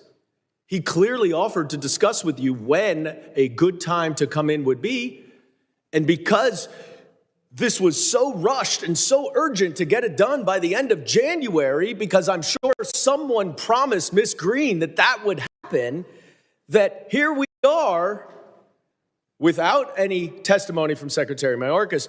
But I do hope all of you read his letter. I hope you do read it, because it refutes absolutely everything you say, and it also demonstrates the gross abuse of using this impeachment power that has only been used one time before for a cabinet secretary on an immigrant himself who has dedicated 22 years of his career across multiple agencies in our government dedicated to protecting this country as a prosecutor, and in the Department of Homeland Security. My colleagues on the other side of the aisle have repeatedly and personally attacked Secretary Mayorkas. And the notion that you accuse him of intentionally being complicit in crimes that have been committed by individuals who've come across the border, that somehow he has tried to usher in more fentanyl, which is causing destruction, is absurd. The data, of course, says otherwise. Under his watch, more fentanyl has been seized than in any other administration, including the previous one. More arrests have been made. More deportations and removals have been executed than under any previous administration, including the most recent one. All of your allegations are completely bogus, and they exclude the obvious and clear rebuttal points that undermine everything that you're trying to say. So I support this article, which would strike Article 2, which is lawless, not based at all in the Constitution or interpretation of the Constitution, is factually inaccurate and insufficient to rise to the level of a crime, much less a high crime and misdemeanor, and completely ignores all of the data that does not go your way, that shows that Secretary Mayorkas has been working with the limited authorities and resources he has Gentlemen, to yield. as well as he can. And I would like to yield to my colleague from California. Thank you. I just wanted to clarify, there's a factual allegation that Secretary Mayorkas has never testified in this committee. He was, in fact, here in November to testify about worldwide threats, a time they would have had the opportunity, all of us, to ask him any questions on these issues. Just want to be clear, he was here in November before this committee. Thank you. I yield. Well, and when he was here, no one was focused on worldwide threats. Just about every question was geared toward the southern border. So he's appeared here plenty of times, far more than any previous secretary, and I yield back. The gentleman yields.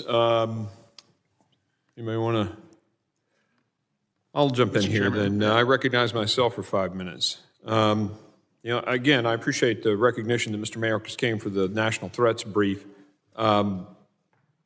But that was for the national threats brief.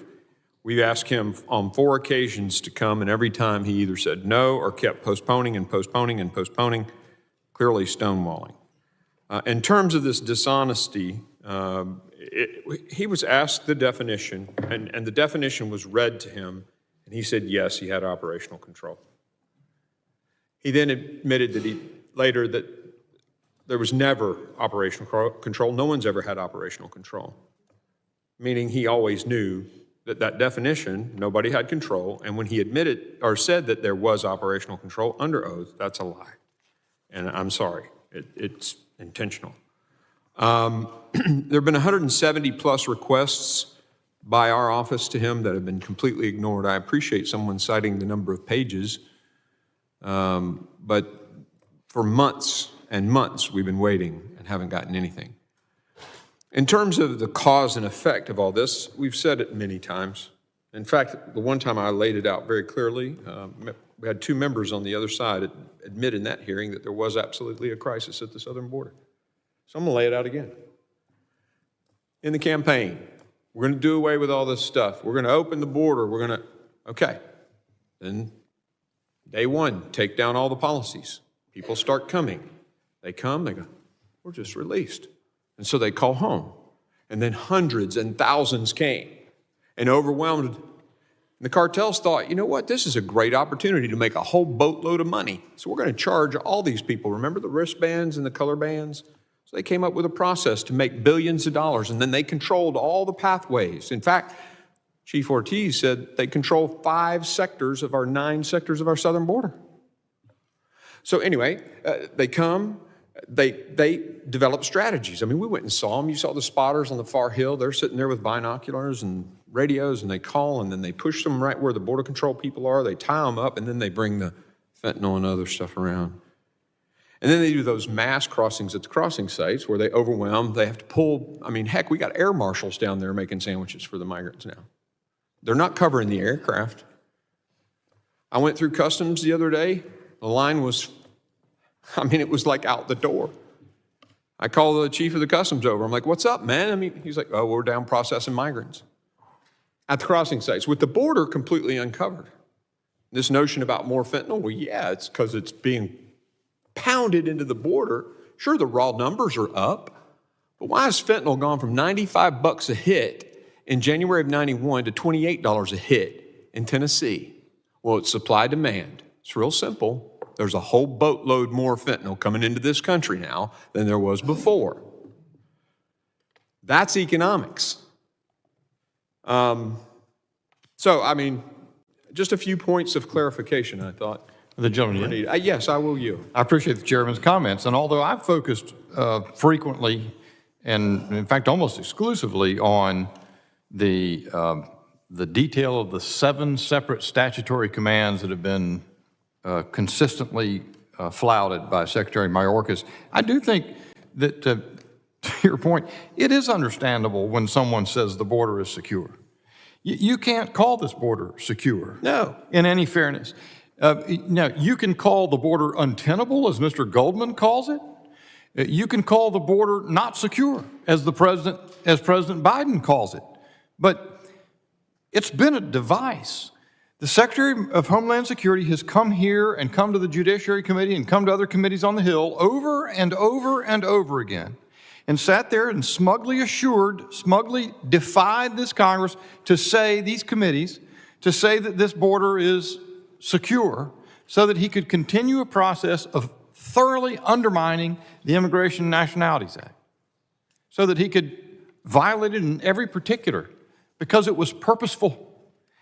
And it is only now that Mr. Goldman is constrained to say that the border is untenable. The situation at the border is untenable. Untenable cannot be reconciled with secure. It is not a secure border. I yield back to the chairman. Actually, it was Mr. Goldman who said it was a humanitarian crisis several months ago when I did lay out those processes, just FYI. The chairman yield for a I quick yield. question? You got 7 seconds. You listed out all the problems with fentanyl and human trafficking, and assuming that is correct, and assuming that the statistics about removals and fentanyl arrests and seizures are also correct, do you think the fact that we have a fentanyl problem in this country is grounds to impeach a cabinet secretary? No, I think that's the effect. The cause is saying the Congress shall detain, shall deport if there's not credible fear, and he's done none of those. You look at the deportation. What does that numbers, have to do with fentanyl? We're not going to have a debate. I'm answering the question, and the time has expired. Chairman? Anybody? Mr. Magaziner, you recognize. Thank you. A lot to respond to here. Let me first start by thanking the chairman for acknowledging that Joe Biden won the election. I know that some of his colleagues on the other side of the aisle disagree with that, but I thank him for acknowledging it. And I also thank him for acknowledging the fact that President Biden and Secretary Mayorkas have shifted personnel and resources to the southern border, yet another sign that the Secretary is doing his job in endeavoring to secure the border, despite the lack of support that he has been getting from the Republican Congress. It would be even easier if they would take up the supplemental funding request for 1,400 more Border Patrol officers, for 1,000 more CIS officers that the president has asked for. But of course, this isn't about actually solving the problem for my Republican colleagues. It is about having an issue. Let's take a step back here. There is a real risk that if we move forward with this, it will open the floodgates by establishing a new precedent for impeachment based not on the Constitution. Will the gentleman yield? In a minute. Based not on the Constitution, based not on bribery or treason or high crimes or misdemeanors, but policy differences and politics. There is no legal basis here in these articles. Article 1 alleges, as Mr. Bishop said, that the Secretary has been willfully ignoring the law. He is not. Under his watch, 4 million individuals have been removed from this country. The detention centers are at capacity because he is detaining people, and he is detaining people at approximately the same rate as under the Trump administration. In Article 2, we are debating Article 2, and we are reduced to talking about, is the word secure a fact or an opinion? Clearly, it is an opinion. Clearly, questions like, is the border open or closed, is based on opinion. And clearly, as Mr. Goldman has laid out, when the Secretary clarified his remarks about operational control, he was referring to the regulatory definition, not the statutory definition. But regardless, if we open the floodgates here, earlier, before the recess, I listed 5 times that Trump cabinet secretaries were caught in obvious lies in their testimony to Congress.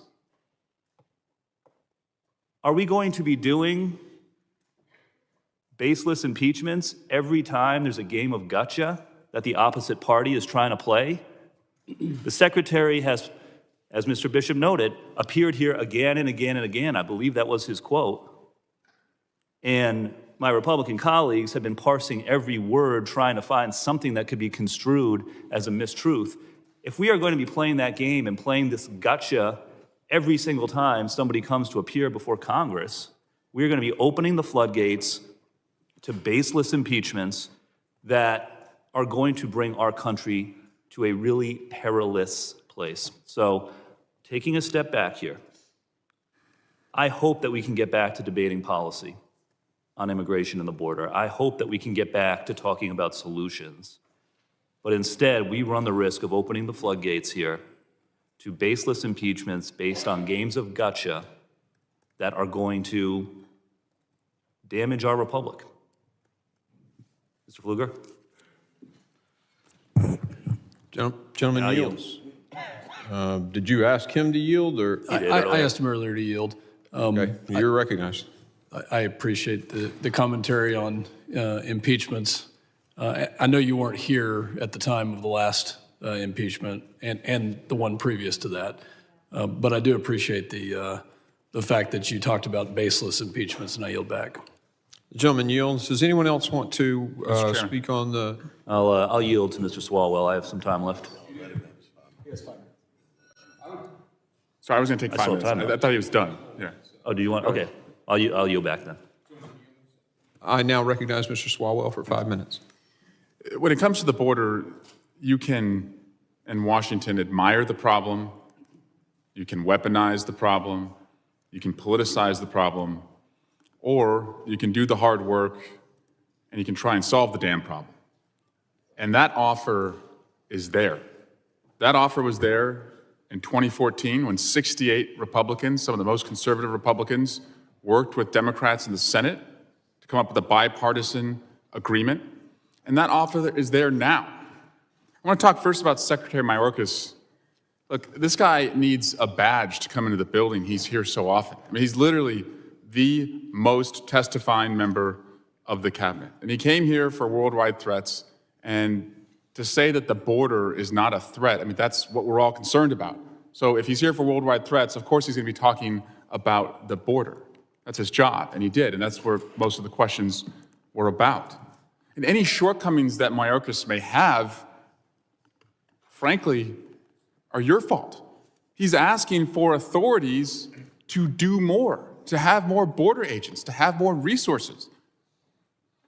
And so his limitations are caused by you. You put him in place. You won't let him do it. And anyone who wants to proceed with this impeachment but voted against a guy who incited a mob and aimed a mob at a Capitol and had all of us running for our lives, if you didn't vote for that one, I don't understand how you can stand here and say this one is credible. The border is a real issue. It is a real issue. No one in this room wants an open border, despite the accusations that are made. We want security at the border.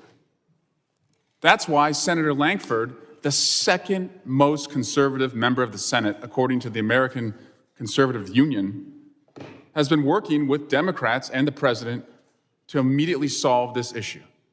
Senator Thune, he's no rhino, I don't think. Senator Thune said that the best chance to solve any issues at the border is under President Biden. And he said it's not going to happen under President Trump. And this is all in the spirit of what President Biden has done over the last 3 years. Bipartisan infrastructure bill, bipartisan CHIPS Act, bipartisan Safer Communities Act to address gun violence, all bipartisan.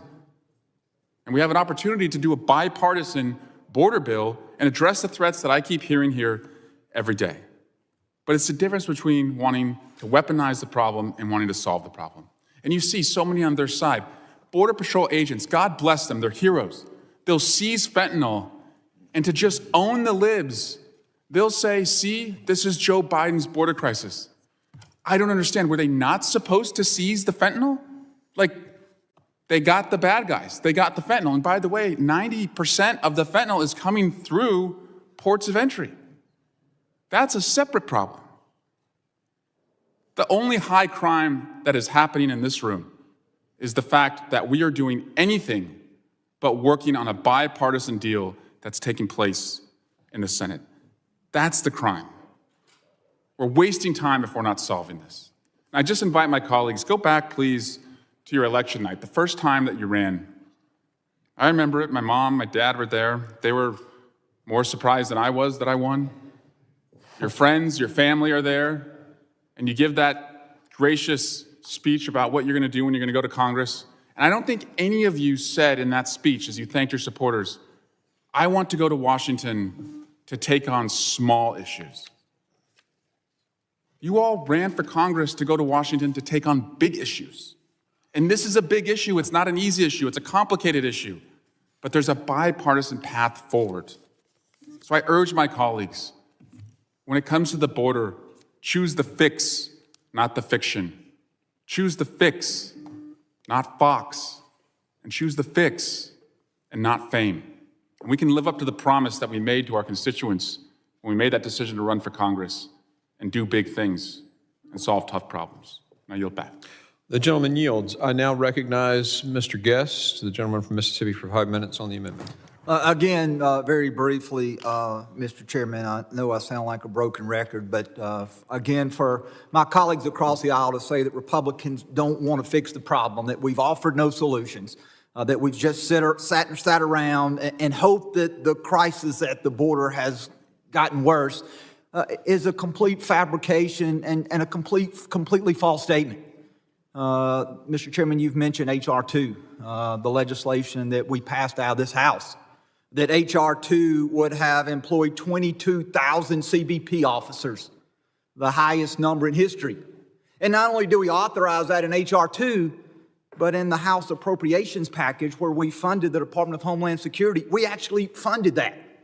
Our appropriations package that passed out of the House with no Democrat support funded 22,000 agents. We actually put more money in the budget than the president requested.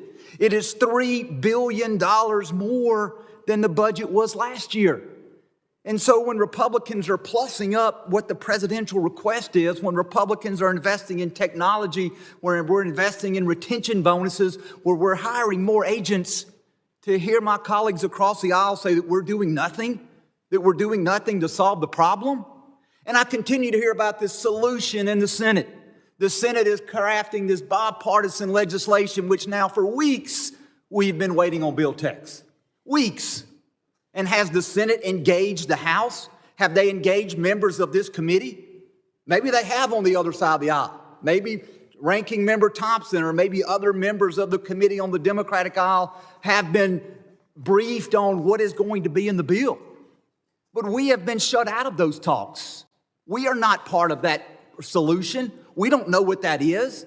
And so when people say we need to go ahead and we need to just adopt what the Senate is going to send over, I want to see what's in there. I mean, for weeks and weeks and weeks, we have been waiting on this. And so, Mr. Chairman, and the effort to not continue to beat a dead horse, Republicans have offered solutions. Republicans have offered solutions in funding. Republicans have offered solutions statutorily in H.R. 2. Republicans have time and time again done everything that we know to do to fix this crisis. But the one thing we can't do is we cannot make Secretary Mayorkas enforce the law. And the only remedy that we have left is to impeach the Secretary for his refusal to enforce the law and to impeach the Secretary for his lying to Congress. And I disagree with my colleagues across the aisle that a secure border is some vague term that nobody knows what it is and that we have no idea. And that when we start throwing facts at it about numbers of immigrants who are coming across the border each and every month, and we see those numbers continue to spike and continue to rise.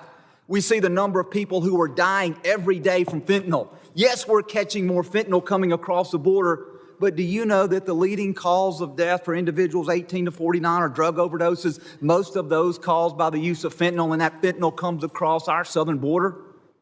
And so when confronted with those facts, do we have a secure border? The answer is clearly no. And the answer is no because this cabinet secretary refuses to enforce the law. Gentleman yield? I yield. It's interesting. The point that you made about the House Republican DHS bill, including money for 22,000 more Border Patrol officers. Agents.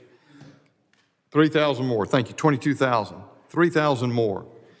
It is interesting. How can it be? We hear constantly from the other side of the aisle that Republicans won't support the additional spending, and yet that's in there. How do you reconcile those two? Here's the answer for Mr. and Mrs. America if they're watching this. They only want the money for one reason: to process more illegals into the country faster. That's what they want more money for. And if you think that solves the problem of the immigrants camped out on the sidewalk outside the Roosevelt Hotel in Mr. Goldman's district, it does not. It does not solve or alleviate the problems that are destroying New York City. It does not solve the problems that are destroying Chicago and Denver, and so on and so forth. That ain't going to get it done. Yield. The gentleman yields, and the gentleman yields back. Is there anyone else who wishes to? Mr. Chairman. Mr. Higgins, you're recognized. Thank you, Mr. Chairman. My colleague, whom I regularly disagree with, but I genuinely respect, Mr. Goldman asked earlier, could any of us identify what, I believe your question was, could any of us identify what a secure border look like? Just to clarify, if I may. I think so. I said no two of you would write I'm the just one. Same specific definition, I'm which is gonna what try is and give you an required answer. for a false statement. I'm going to try and give you an answer because it's pretty clear. You ready? 2019. That's what a secure border looked like. The third and fourth quarter of 2019. I skip right over 2020. We'll give you all that because COVID interrupted the cartel operations. So we're going to skip those numbers. Let's go to pre-COVID numbers. Third and fourth quarter 2019, 554,872 southwest border CBP encounters. You had more than that in the last 2 months under this administration. How much money did we spend? Listen to me, America. The total budget for DHS in 2019 was $81 million. It's a lot. I can't read this, my staffer. You got too many numbers here. Okay, here you go. Because I got a trillion numbers here. I know this wasn't. Is it 81 billion? We spent 81 billion. Listen to me. In 2019, we had the cartels on the ropes, and we spent 81 billion. Last year, they rolled over us. We're losing our country, and we said DHS 101 billion. We spent more money, a lot more, in the Biden administration. We're giving it to Mayorkas. He's supposed to be the expert. I mean, honestly, what does President Biden know about securing the border? That's why he hired a Secretary of the Department of Homeland Security. He hires this man, yeah, it was his 22 years of service. It's his first 19 we were fine with. These last 3, he's been destroying our country. And we're giving him more money to do it with. So what changed? My colleagues, what changed between 2019? You think the cartels changed? All of a sudden they got hungry for more money? No. Policy, executive policy out of our White House, out of your president, that began in January of 2021. This is why our country is disintegrating, America. And who's ultimately responsible for that? The expert that President Biden hired. That's who we're impeaching today. Because we asked him to resign, we asked him to correct. He quite pompously and arrogantly rejected all of that and kept coming before this body and our colleagues in the Senate and tell them everything's cool. Will the gentleman yield for a question? I'm going to yield back to the chairman, if you don't mind, my friend, Mr. Goldman. Do any other members? Ms. Titus, you're recognized for 5 minutes. Thank you, Mr. Chairman. But first, I want to just be sure that we understand what we're talking about the border being controlled by the cartels. You're suggesting that the cartels are controlling both sides of the border, and it's this nightmare. I'd like to quote for you Raul Ortiz, who is the chief of the U.S. Border Patrol. I will tell you that in certain areas, the cartels control an awful lot of the southern border south of the United States. They are not in the United States. They are south of the United States. And then you have Chief Patrol Agent Aaron Heike from the San Diego sector saying it's correct to say that the cartels don't actually control any land on the U.S. side of the border. So when we talk about the cartels controlling the border, let's be sure we tell the whole story. But it's not surprising that only tell part of it, because the hypocrisy of the people on that side of the aisle has just become so egregious over the course of the day that nothing surprises me. You sit here self-righteously attacking Mr. Mayorkas and saying he's not abided by the law, I guess the immigration and nationality law. He's lied, he's willfully done these things as though he has some personal motive for seeing the cartels bring in more fentanyl. He's broken the law, and that's why we've got to impeach him. So I would ask you, if somebody was accused or indicted or convicted of rape, would you think they broke the law? How about fraud? How about sexual harassment? How about sedition and subversion? And let's don't forget tax evasion. Do you all think those are laws that if you do those things, you've broken the law? Well, of course you have. And yet your candidate for president, who not a one of you have condemned or stood up and said, no, I'm not going to support that guy because he's broken all these laws. I hadn't heard you say it. You're fine to go down the path with him, but you want to attack Secretary Mayorkas for doing the best that he can and not violating any such laws as this. And Will the gentleman yield? I'll yield, Mr. Cole. Thank you very much. My friend from Louisiana, I have a question for you, if I may. I may not get the data right, but I believe you said that in the third and fourth quarter of 2019, there were approximately 500,000 encounters at the border. Is that right? And then over the past 2 months, there have been many more encounters at the border? So is it your view that more encounters at the border means that the Secretary of Homeland Security is doing a worse job? The gentleman allow me to respond? Yes, please, I yield. Yes, sir. My perspective is likely quite different from yours, good sir. I'm a cop, and my data comes from boots on the ground. The effectiveness of our law enforcement operations under President Trump was a well-run machine because of policy. I understand. I mean, I don't want to get into like a whole long thing. The only question I had, if I could reclaim my time. Coming in our country. If I could reclaim my time. The only question I'm asking, and the point I'm making, is you're trying to make an argument that more encounters at the border means that our border is less secure. Yes. But what it actually means is that the men and women of the Department of Homeland Security are doing a better job of securing the border. Because you have more encounters with slightly more resources, as you said, which is on a pro rata basis doing a better job. So I'm glad, though, that my colleague from Louisiana has determined that secure, as included in Article 2 of the impeachment, is defined as the third and fourth quarter of 2019. So now we all know that that is the definition of secure that Secretary Mayorkas lied about when he said it's secure, and it's not what it was in the third and fourth quarter of 2019. I'll yield to Mr. Magaziner. 78% of southern border encounters were detained under President Trump. That's a pretty good number, 78%.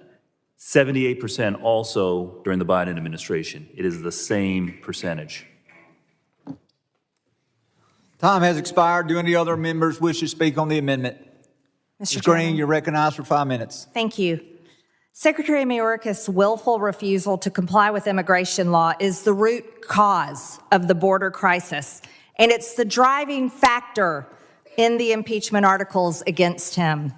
The beginning of Secretary Mayorkas' tenure marked a rapid increase in encounters on the southwest border. During Secretary Mayorkas' first full month in office, the U.S. witnessed a roughly 70% increase in encounters at the southwest border when compared to the prior month. Secretary Mayorkas does not need to work with the Senate to find solutions to the border crisis. The solution to the border crisis is for Secretary Mayorkas to enforce the laws he already chose not to enforce. Comparing stats from the Trump administration to Secretary Mayorkas' tenure paints a clear picture that Secretary Mayorkas is not working to fix the problems as he claims. CBP alien encounters at the southwest border from February 2021 to December 2023 is 7,078,271. Let's compare to fiscal year 2017 through fiscal year 2020. That number is 2,437,856. That's quite an increase from before Secretary Mayorkas to when Secretary Mayorkas is secretary. The gotaways, let's talk about the gotaways. From February 2021 to December 2023, approximately 1.8 million. We know that's probably higher now, don't we? From fiscal year 2017 to 2020, it was only 521,247. Let's say it again. From 2017 to 2020, 521,247 to under Secretary Mayorkas. The gotaways are over 1.8 million. Known or suspected terrorist apprehensions between ports of entry. Fiscal year 2021 to fiscal year 2024 to year to date, 331 suspected terrorist apprehensions between the ports of entry.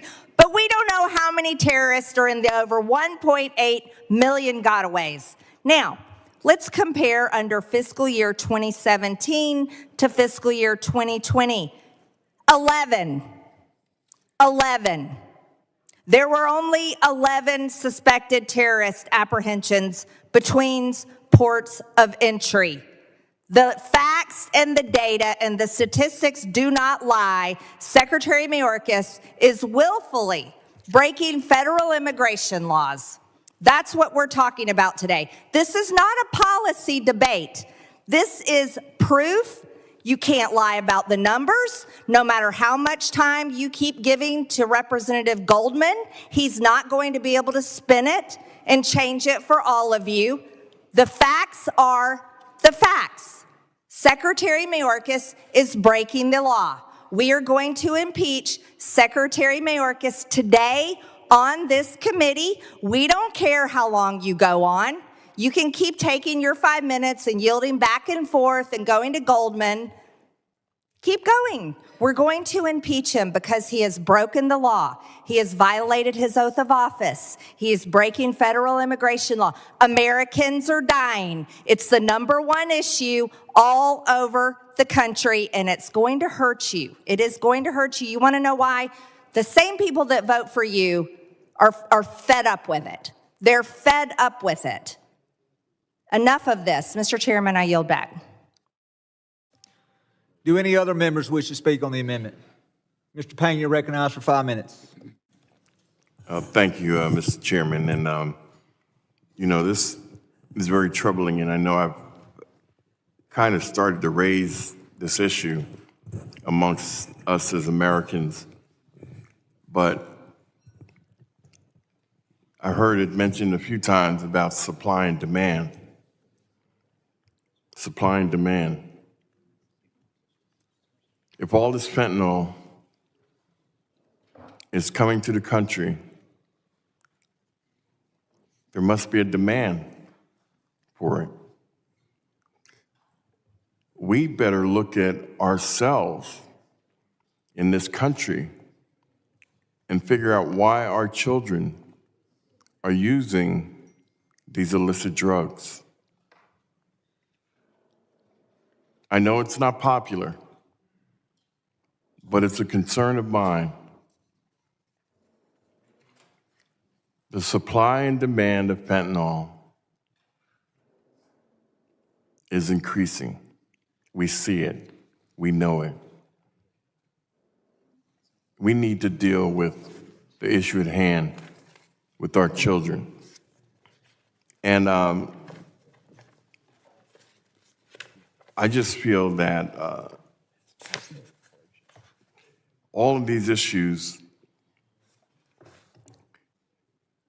are about policy. No one still has specifically told me or gotten me to understand what law Secretary Mayorkas actually has violated. It's kind of an arbitrary he's violated the law. What law has he specifically violated? Nobody has said that yet. But I would yield to Mr. Magaziner. Will the gentleman yield? To Mr. Magaziner. Okay, I'm just going to answer your question on what law. Well, no, I'll listen. I'll answer that. The answer is none, because once again, he has used his discretion in the same way that secretaries before him have used. And I wonder what my Republican colleagues want. I mean, Congress has funded 34,000 detention center beds. The average daily count is 37,000. So what, do they want 40,000 people, 50,000 people in facilities that are only have 34,000 capacity? Congress has refused to fund more capacity. And so he is using his discretion, just like Acting Secretary Wolf did under the Trump administration, just like Secretary Chertoff, just like Secretary Johnson. He is using his discretion in how to manage that restrained capacity. And with all due respect, Mr. Guest, Mr. Bishop said, well, we supported more funding. You haven't supported the more funding that is in the supplemental request. $14 billion to add more detention capacity, more Border Patrol. House Republicans have been sitting on that request for 4 or 5 months now. Call a vote. Even if you don't agree with everything else that the president's requested, call a vote on that. But they undercut their argument They undercut their argument by refusing to act on the president's request. They undercut their argument that they are the side that cares about securing the border when they won't give the secretary the resources that he's asking for. This is like cutting off water to the fire department and then saying you're going to fire the fire chief because the fire's not going out. Like, that's what the Republicans in the House are doing. And so the answer, Mr. Payne, is he has not violated any law. He has used his discretion in the same way that all of his predecessors have. 52% of migrants in the last 2 years of the Trump administration at the southern border were released, not detained, because acting secretary, he was never confirmed, Wolf, exercised his discretion in the same way that the current secretary is doing. I'll yield back to Mr. Payne.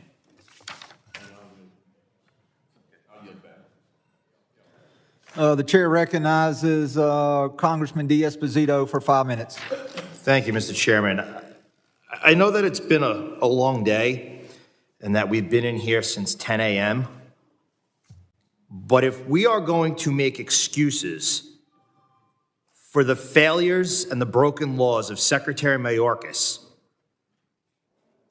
and claim that people are dying in this country, and we shouldn't blame Secretary Mayorkas, we should blame it on supply and demand, it's honestly the most ridiculous thing I've heard all day, and we've heard a lot of ridiculous things. I mean, I've been listening, and it's my time. I didn't interrupt you, it's my time. In the early days of the present border crisis, Gloria Chavez, excuse me, sir, it's my time. I didn't interrupt you, okay? I'm not lying. You're lying by trying to tell the American people that it's supply and demand, and that's why people are dying. It's the most ridiculous thing I've ever heard. Fentanyl was involved in 884 adolescent deaths in 2021. In the early days of the present border crisis, Gloria Chavez, then the El Paso Sector Chief Patrol Agent, said, quote, "For the first time, we're starting to see these tactics where fentanyl is being smuggled between ports of entry. They find ways to intimidate migrants and find ways to illegally have them transport that narcotic into the United States." End quote. The cartels overwhelm Border Patrol agents in one sector with a group of migrants and then push more groups and drugs across in another.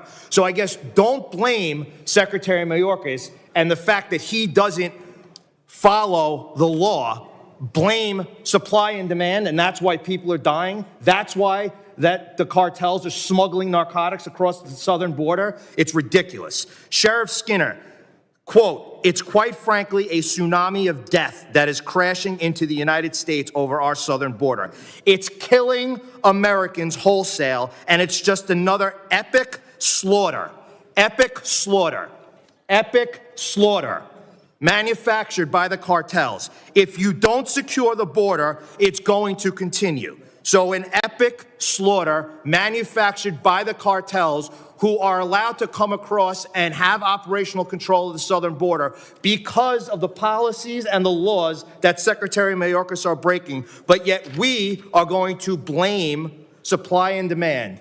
Well, perhaps just 2 weeks ago, when the mother of victims who were killed because of overdoses or because of, being raped and mutilated by gangbangers coming over the southern border, I guess we should have just told the mom, well, sorry, it's about supply and demand. We're just not going to do anything about this. We're going to allow Secretary Mayorkas to continue on his rampage of doing whatever he wants and not enforcing laws on the southern border and allowing people to die and allowing cities, and we're not just talking about cities along the southern border. We're talking about cities, counties, and states thousands of miles from the southern border who are now border states. A place like New York, where you have a pretty progressive Democrat mayor who flat out has said this crisis is going to destroy New York City. And again, is destroying New York City a reason to impeach? Absolutely not. But what is a reason to impeach are the laws that Secretary Mayorkas has failed to uphold, the fact that he has not upheld his oath of office, and the fact that he's allowing people on the southern border, he's allowing these laws not to be embraced. That's the problem that we're dealing with. And the fact that we can't understand that and we want to turn around and say, well, we're sorry people are dying, but you know what? Less people should do drugs. It's about supply and demand. It's ridiculous. Mr. Chairman, I yield back. Gentleman yields. I now recognize Ms. Sheila Jackson Lee from Texas for 5 minutes. We hope as the evening proceeds that cooler heads will prevail. It is obviously a deep divide in facts trying to match a document that is on its face very clear. And I think the point that Democrats are trying to make is that the vigorous opposition to the policies of Secretary Mayorkas, and for that matter, the policies of the Biden administration, do not warrant impeachable offenses. There is no doubt that has been stated by my colleague earlier, the obvious, that Mr. Mayorkas will be impeached tonight. Every one of us who are here can count. And it doesn't take much to note that Republicans have more at the seat, at the table, than Democrats, unless some miraculous disappearance occurs. I know the chairman has got a handle on everyone there, so we don't expect that to happen. But again, Mr. Chairman, I'm going to emphasize that the two impeachments of Mr. Trump, of which this is the basis of why we are doing this, because Mr. Trump cannot tolerate the fact that he was impeached and not convicted, which has been the general trend, and that we do not have a mark on our board to have been impeached. And the reason is because we did not seek to impeach Democrats. Mr. Trump, on the 50,000 that died with fentanyl in the years under his leadership, we did not seek to impeach the appalling separation of children from their parents, and even under the newly elected Biden administration, they were still looking to reunite children with their parents. They had still not been found. But again, the breach of trust, of the public trust, if I might say, has these elements: willful or habitual neglect or refusal to perform the duties of the office, using the position, powers, or privileges of the office or any public property to serve a private interest rather than the public interest. He has received no financial benefit from this position other than, I understand, his salary compensation. A breach of public trust and abuse of position by federal, state, or local officials in their private sector accomplishment. And government official, whether elected, appointed, or hired, may violate federal law when he or she asks, demands, solicits, accepts, or agrees to receive anything of value in return for being influenced in the performance of their official duties. We're not tying any real benefit to the secretary. That is a dilemma for Article 2. He has no benefit. And neglect or refusal to perform the duties. You don't like the way he's performing them, but he is performing his duties. And I'm still looking for a delineation of the specific law that he is now violating. All of the scholars continue to emphasize that they can find no basis for impeachment. I read constitutional law experts on the impeachment proceedings against Secretary of Homeland Security Alejandro Mayorkas. These individuals, as scholars of the Constitution, I read partly, consider the facts currently known and the charges publicly described.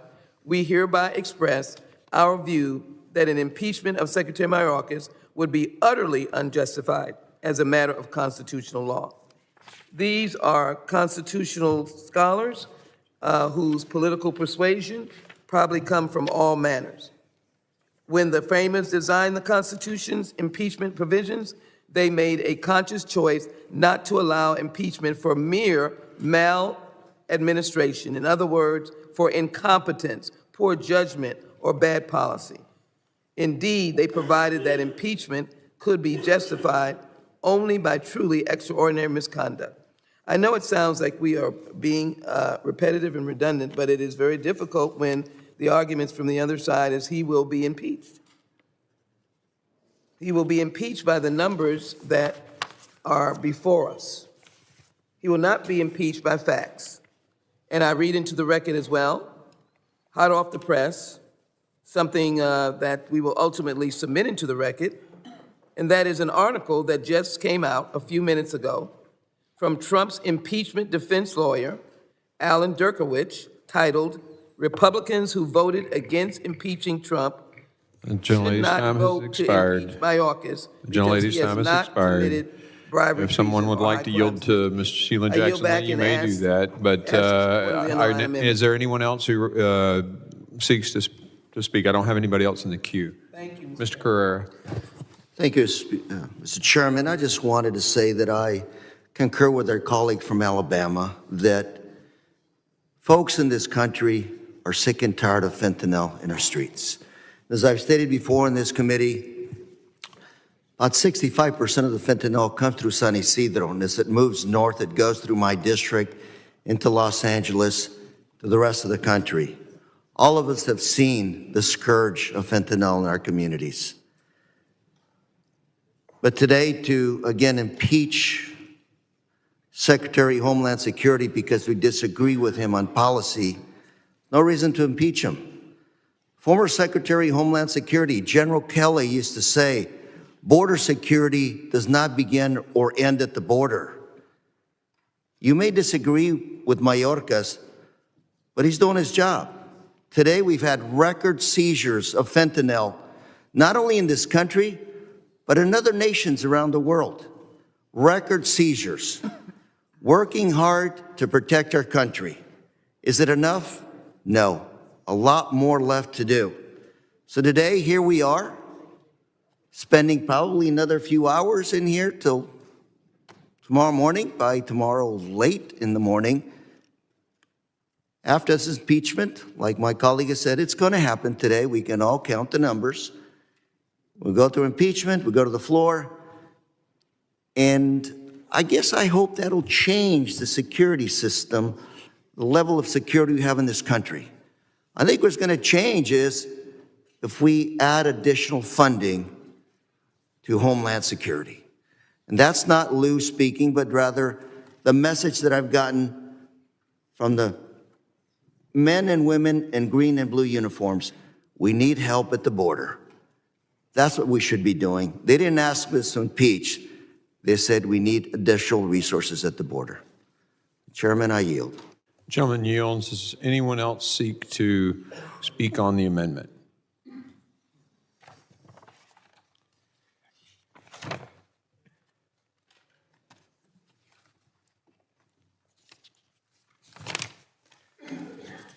I got it. There being no further discussion, the question now occurs on the amendment offered by Mr. Correa.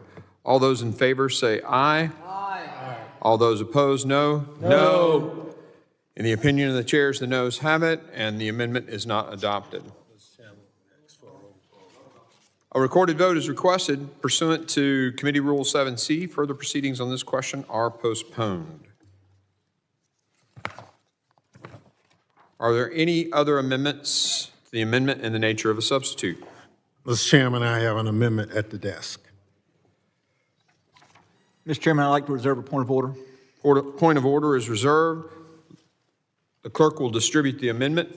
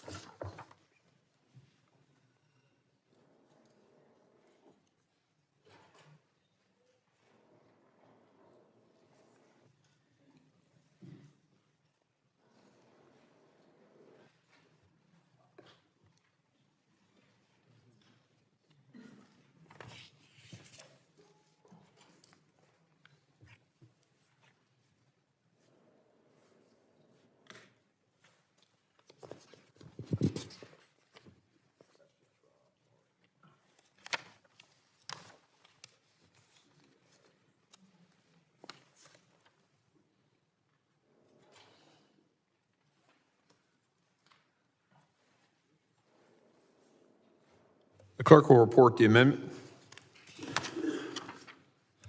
An amendment to the amendment in the nature of a substitute to HRes 863 offered by Mr. Thompson of Mississippi, number 016. Without objection, the read. Did you finish? I'm sorry. Page 2, line 2, strike quote "in his" and all that follows through page 20, line 11, and insert the following. Without objection, the reading is dispensed with. Mr. Chairman. The gentleman is recognized. Mr. Chairman, I object to the waiving the reading of the amendment and clerk ask shall that read. it be read in full. Clerk shall read it in full. In 1788, Alexander Hamilton wrote, quote, "In many cases, impeachment will connect itself with the pre-existing factions and will enlist all their animosities, partialities, influence, and interest on one side or the other. And in such cases, there will always be the greatest danger that the decision will be regulated more by the comparative strength of parties than by the real demonstrations of innocence or guilt," end quote. And in that comment in the Federalist number 65, Hamilton underscored the need for due process for impeachment proceedings to be viewed as something other than a baseless political stunt. In conducting its purported impeachment proceedings, however, the Committee on Homeland Security did not afford Secretary Mayorkas standard due process rights commonly granted to the accused. For example, the committee did not permit Secretary Mayorkas to present witnesses or cross-examine witnesses, such as was the procedure for the impeachment of Secretary William W. Belknap, in 1876, the first and only precedent for the impeachment of a cabinet secretary.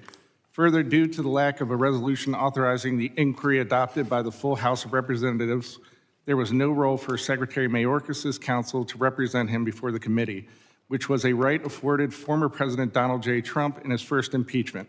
Indeed, in an exchange of letters with the ranking minority member of the committee on January 26, 2024, Chairman Mark E. Green appeared to mistake the motion to refer this resolution to the Committee on Homeland Security with an authorizing resolution that would have afforded Secretary Mayorkas with the standard due process rights afforded to the accused in other impeachment proceedings.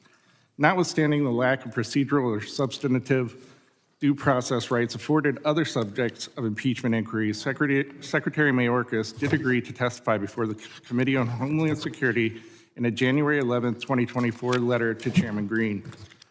Though in action to schedule an amenable time for such testimony, the Committee on Homeland Security denied Secretary Mayorkas the opportunity to testify. The lack of adherence to precedent and the denial of due process imply that the Committee on Homeland Security has, in the case of Secretary Mayorkas, engaged in precisely the same kind of political stunt Hamilton warned would offer no, quote, real demonstrations of innocence or guilt, end quote.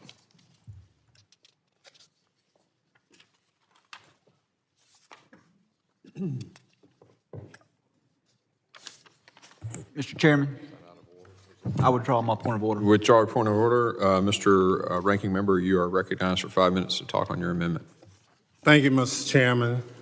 Mr. Chairman, articles of impeachment are like an indictment in a criminal trial.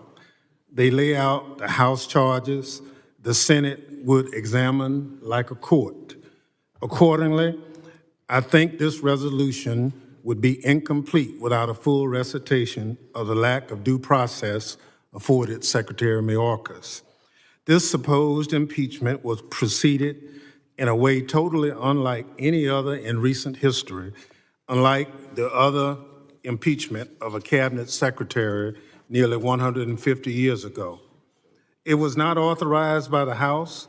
Secretary Mayorkas was not permitted to present witnesses or cross-examine witnesses or have his counsel present to do so. Secretary Mayorkas was not permitted to testify before this committee despite his willingness to do so. A properly entered request for a minority day hearing to examine the lack of constitutional grounds to pursue impeachment was not acted upon prior to today's markup. Mr. Chairman, the only way this denial of due process, this rejection of 2 centuries of precedent makes only sense at all is if we merely a political stunt to satisfy the most extreme elements of the Republican Party. Mr. Chairman, I ask unanimous consent to include in the record a letter I sent you dated January 26, 2024, explaining in great detail how flawed this predetermined sham impeachment was from the start. As we've already heard from members on this committee who say it's just a matter of time tonight or tomorrow morning or whenever that they will vote to impeach. So their mind's made up. The facts don't matter. Now I'd like to address some common misunderstandings about this issue of due process. First, the House motion to refer House Resolution 863 to this committee does not necessarily authorize it to begin a proper impeachment inquiry. The motion to refer simply sent the resolution to the committee rather than have it be considered immediately on the House floor, since it had been called up as a privileged resolution. At the time, the resolution sponsor said the motion to refer was, quote, pathetic and an attempt to kill her measure. Republicans who voted against the motion have changed their tune to portray the motion as some kind of endorsement of this sham now that it's advancing. But we all know the truth. A real authorization for this impeachment would have given the whole House an opportunity to debate the lack of merits for it before, and it got to that point. A real authorization would have provided due process to the Secretary, just like the other impeachment authorizations throughout history. As in another matter, it's a mere referral of a measure obligated the committee to act on it. There are more than 40 Democratic bills awaiting this committee's action, but we are wasting time on this instead. Indeed, there has been a very unproductive committee this Congress, mirroring this do-nothing Congress of epic proportions. I'll also note that nothing in my January 6th letter of this amendment mentions that the committee must hold the Minority Day hearing prior to today's markup. We all know that this is not the case, but the failure to schedule the Minority Day hearing on this amendment, subjects prior to the markup of this resolution, demonstrates how rushed the supposed process had been. Why don't Republicans want to hold at least one more hearing on something as significant as impeaching a cabinet secretary, something with only one other example in this long history of our great nation? Mr. Chairman, I submit that the rush to basically impeach the secretary is really about politics, not about facts, not about guilt or innocence, not even about the law. My amendment begins with a statement by Alexander Hamilton, which was read, who was involved in the drafting of the Constitution. He said in Federalist 65 that the greatest danger of impeachment was that the decision would be governed by the majority party rather than the merits of the case. Mr. Chairman, if this baseless, political, fact-free impeachment advances, Hamilton will be proven sadly correct. Mr. Chairman, I ask unanimous consent to include in the record a letter from... The gentleman's time has expired, and I will, without objection, place the letter that you mentioned before and suggest you get someone to yield to you for the rest of those unanimous consents. Does anyone else wish to speak on the amendment, Mr. Bishop? I do, Mr. Chairman. You're recognized for 5 minutes. Thank you. Certainly, we have seen in the recent history of the House an impeachment proceeding that did indeed enlist the animosities, partialities, influence, and interest on one side. This impeachment, I submit, is entirely different. The gentleman from New Jersey earlier said he doesn't know what statutes are violated. I suggest a quick trip through the articles of impeachment. For 7 specific statutory provisions are set forth, each of which has been disregarded, brazenly violated by Secretary Mayorkas and his administration of the Department of Homeland Security. It's very straightforward. I do understand that someone can say, I mean, if you take the position that those statutes can't be enforced by Congress through impeachment, in the face of a statute, in the face of a cabinet secretary who simply decides he's going to disobey them. But I don't believe that's the correct understanding of the power of impeachment, the power of the Congress over the subject of immigration. And that makes this proceeding really, I mean, as impeachments go, quite vanilla. It's straightforward. It is simply enforcing the Congress's determination of immigration policy as reflected in statutory law. With that, I yield to the chair. I'll yield back. Gentleman yields. I now recognize Mr. Carter for 5 minutes for his comments on the amendment to the amendment. Mr. Chairman, I yield my time to the ranking member. Gentleman yields to the ranking member. You're recognized. Thank you very much. Mr. Chairman, I ask unanimous consent to include in the record relevant sections of the Constitution, Jefferson Manual, and the House Rules discussion impeachment, since it really doesn't seem like my Republican colleagues understand how House rules work. Without objection, so ordered. Mr. Chair, I ask unanimous consent to include in the record a New York Times article titled "Key Republicans Tell Donors How He Will Pursue Impeachment of Mayorkas," which highlights the predetermined nature of this impeachment effort and explains how Chairman Green promised his political donors all the way back in April of last year that he would deliver the impeachment of Secretary Mayorkas, telling them, quote, "Get the popcorn," end quote. I object to the inclusion of that because I've stated on many times in here that I was misquoted in that article. So we're going to object to that. Mr. Chairman, I move to include it in the record. Mr. Chairman, I move to table. Motion to table. Do you want to hand me the writing? In writing? Okay.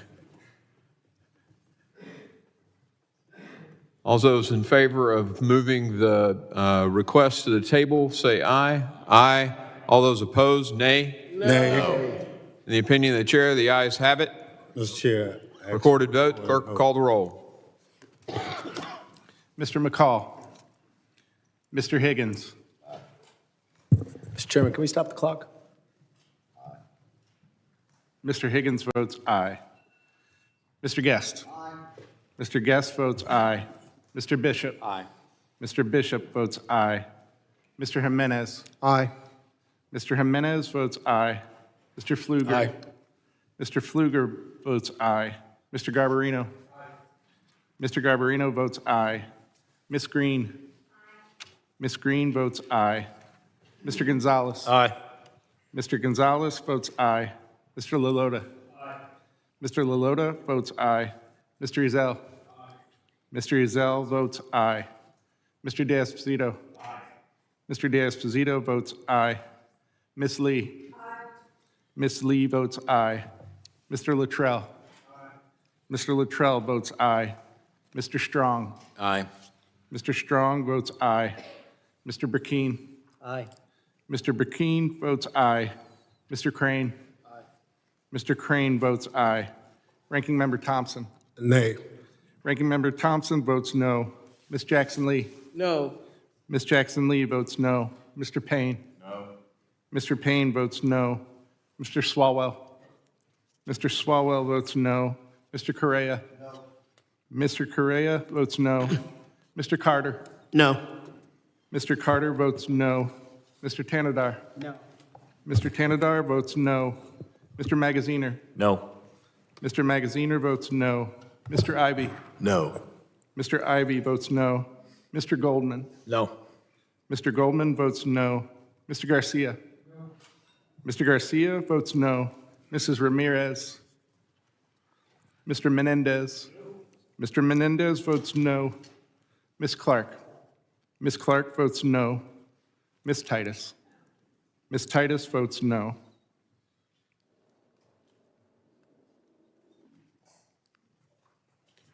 Give me just a second.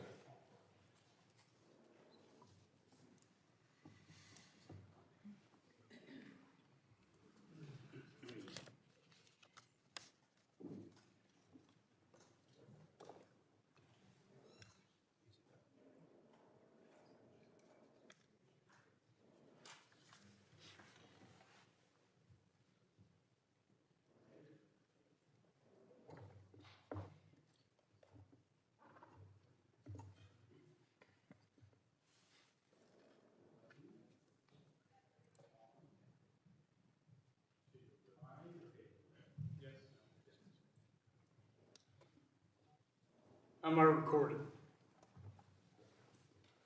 How's Mr. McCall is not recorded. Yes. I vote yes. Mr. McCall votes aye. How am I recorded? The chairman is not recorded. Chair votes aye. What's the Chairman tally? Green votes aye. The tally? On that tally, Mr. Chairman, we had 18 ayes and 14 noes.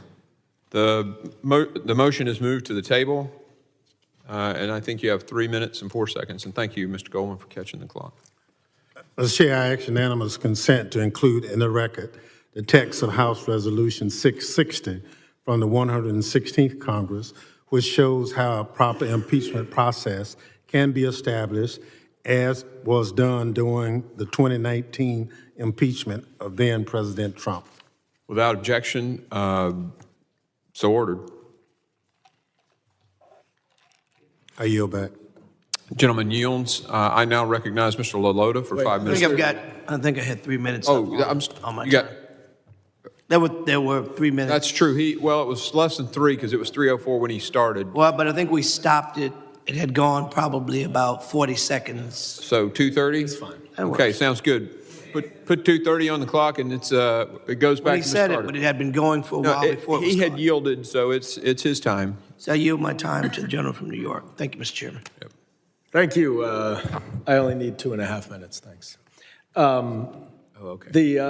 Thank you to my colleague, Mr. Carter, for yielding. You know, I just wanted to respond to what my friend from North Carolina just said, that the articles of impeachment identify specific statutes that have been violated, and cited an argument that those statutes cannot be enforced through impeachment, or at least that's the allegation of, or that's the characterization of what our argument is. That is not it at all. Those statutes that you have included in your articles of impeachment cannot be enforced with the authorities and resources that Congress has provided to the department. We have completely cut the legs out from under the Department of Homeland Security to adjust and deal with this massive influx of migration at the border. So it is simply impossible for the department, for the Secretary of Homeland Security to adhere to each and every one of those under the circumstances presented to the department. Not only that,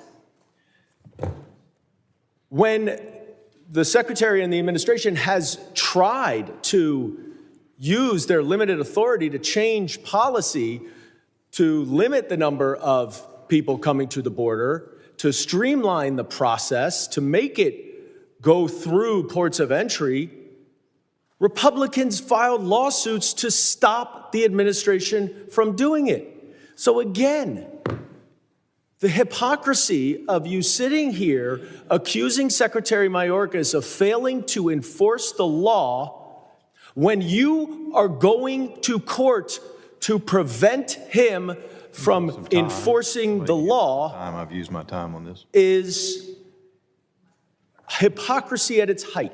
You have created this situation, and now you want to have the second impeachment of a cabinet secretary ever. You let him do his job.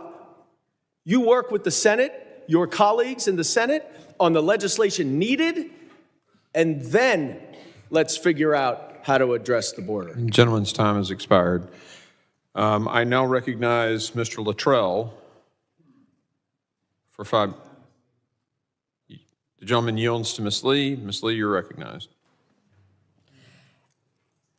As a preliminary matter, it's important to note that the Department of Homeland Security has resources. The question here isn't whether they are being properly funded and properly resourced. It's how they are using those resources and to what end. We have a department that has willfully and deliberately stopped construction of any physical barrier at our southern border. We have a department that has taken the brave men and women of Border Patrol who wish to be enforcing our laws. We've heard from them in this committee. We've heard from them at field hearings. We know that they want to be out there doing their jobs. And what are they doing instead? They are passing out sandwiches and releasing people who've crossed our border unlawfully into the interior of our country with no idea where they are going, with no idea who they are, with no idea what plans they may have for this country. All day long, and now well into the evening, we have heard disparaging remarks about the motivation of Republicans.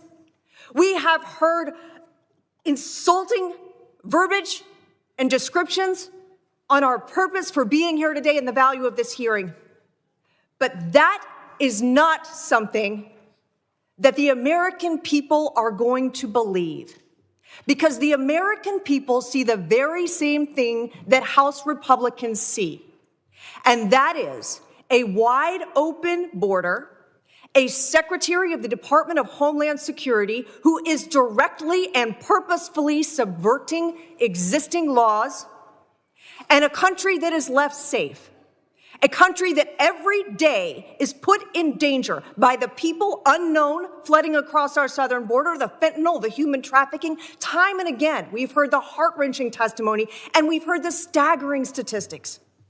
To sit here and have the temerity to suggest that House Republicans do not have a duty, do not have a responsibility, that this Congress does not have an absolute obligation to the people of the United States of America to review, to research, to oversee, and to take action is ludicrous. The American people know the same thing that House Republicans know, and that is our southern border must be closed. Our Secretary of Homeland Security must respect the laws and Constitution of this United States. Secretary Mayorkas has deliberately defied the courts of this United States of America. He has deliberately subverted existing law passed by this Congress. He has made the United States of America less safe. Yes, he's testified before Congress, but did he tell us the truth? Did Secretary Mayorkas look at this Congress and look at the American people and admit that the border was insecure, that it was open, that he had lost operational control? No, he did the opposite. It is not difficult to understand what it means to have a border that's open, to have a border that isn't secure. All we need do is look. All we need do is face the reality of the statistics and the reality of what's happening there every day. We encouraged our colleagues to go with us when House Republicans went to the southern border. They did not. And we saw with our own eyes the same things that you've heard reported every single day. People walking across our southern border with no effort whatsoever to interview them, to stop them, to turn them away. No, they're sent all over America into our communities. We've seen the tragic consequences time and time and time again. What we are doing here today is lawful, it is appropriate, and it is our responsibility. And with that, Mr. Chairman, I yield back. The gentlelady yields. I now recognize Mr. Ivey for 5 minutes. Thank you, Mr. Chairman. I was trying to sit this one out, but you know, I got to say, and my friend from North Carolina, my friend from Florida, I you know, respect your intellect. We disagree sometimes, but you know, this is impeachment. This is a constitutional issue here. And so, you know, everything that my friend from Florida just said boils down to policy disputes. The building walls deliberately defied, purposely subverting the laws. And I'll go through it again because I guess it isn't sinking in. Purposefully subverting the laws, as the Supreme Court wrote, this is Justice Kavanaugh, said, look, they have discretion. Prosecutorial discretion is the term that he used, that the court used, not only in that case, but all of these cases. And it doesn't just apply to Homeland Security, it applies to the Department of Justice, it applies to the Attorneys General that you brought in here to testify. All of them have prosecutorial discretion, and it's especially protected here because this is in the province of immigration. So, take action, yes, but again, as Justice Kavanaugh wrote, appropriations, Senate confirmation, he listed out several things. I've read it 4 times. I'm not going to read it again. Impeachment was not one of those. So, if you're going to move forward with impeachment, you've got the votes to do it. But please don't act like you've got a constitutional obligation to do it, because you don't. There are other options you can pursue. You're choosing not to do that. That's your right. But you are not required to impeach. And by the way, you shouldn't impeach on this evidence because it's insufficient. The legal standard, which both of the statements that were made, no mention of high crimes, misdemeanors, bribery, treason, no mention of the actual language in the Constitution. Not once. And I submit there's a reason for that. And so with respect to the points that have been made about purposely subverting the laws, deliberately defying, et cetera, all of those are manufactured standards. I haven't seen any place where there's a prior impeachment proceeding that uses that kind of language. By the way, back to the point about due process, I had a chance to work back in the 1980s when I was here working for Congressman Conyers, and he led a couple of impeachments with respect to 2 judges.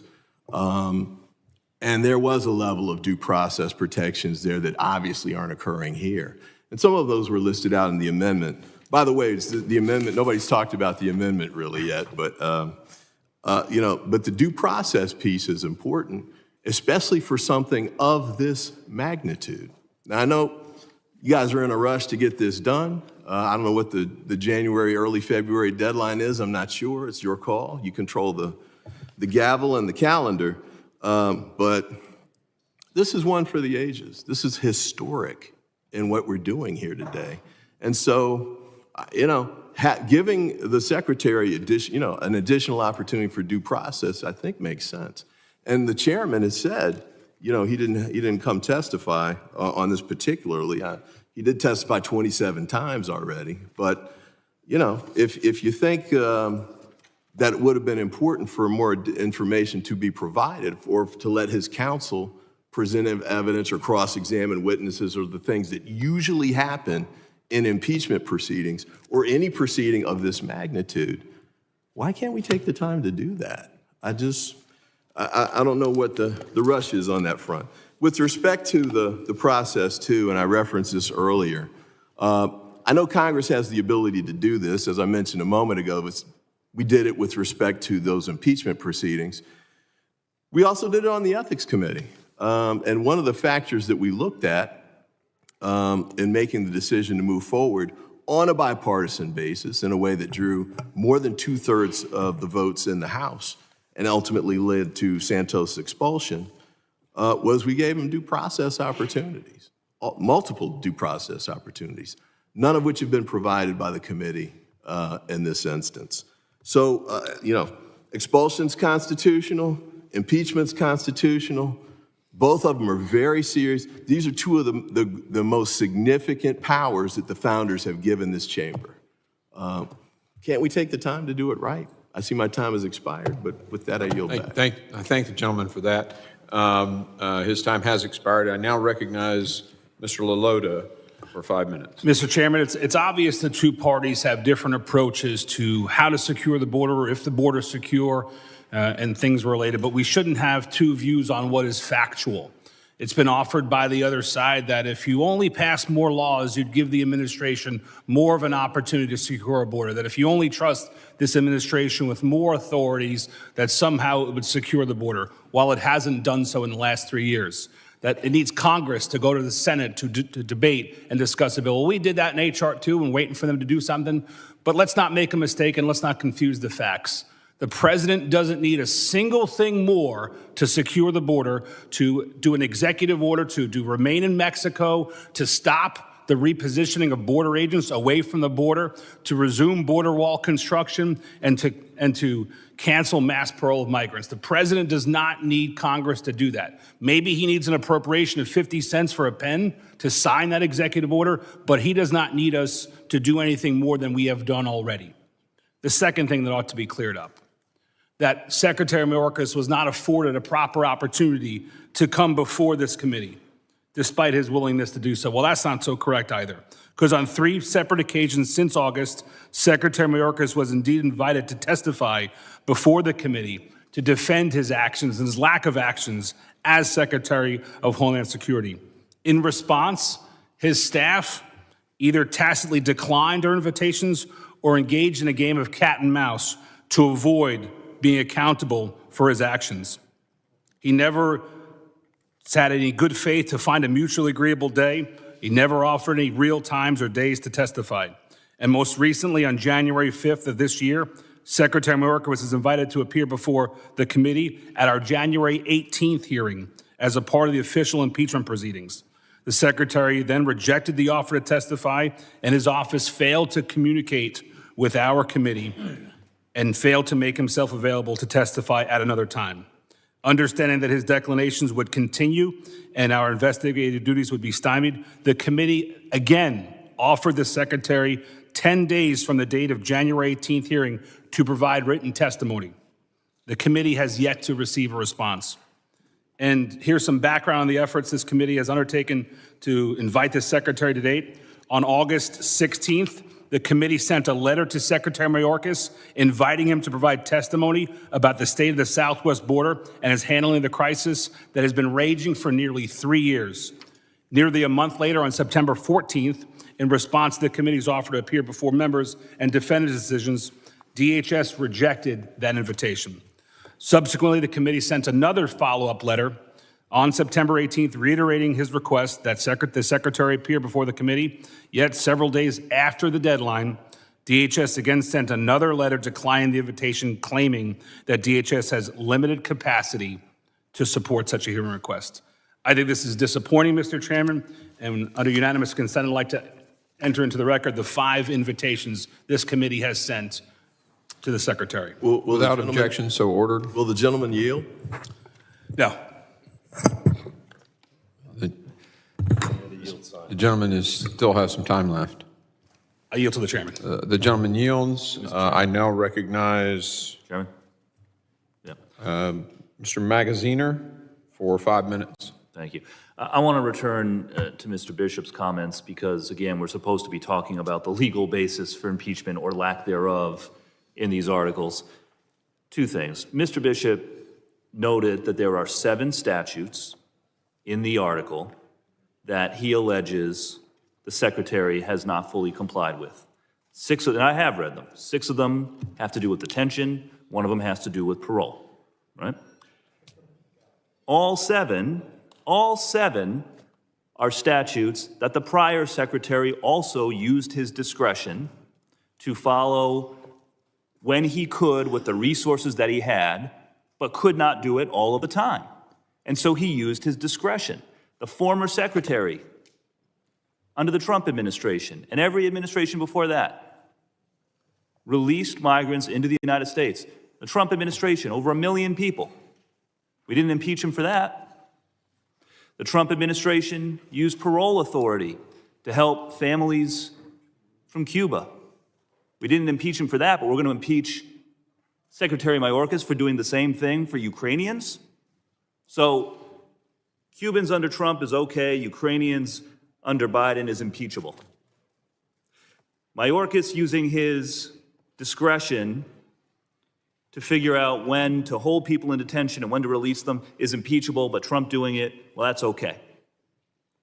So again, yeah, there's 7 statutes listed in here, but again, the hypocrisy of saying that all of these things were okay to do under the Trump administration and prior administrations, but they're impeachable under the Biden administration is laughable. And I'll also just note, Mr. Bishop also made a comparison on partisan impeachments with the prior impeachment. I assume he was talking about the second Trump impeachment.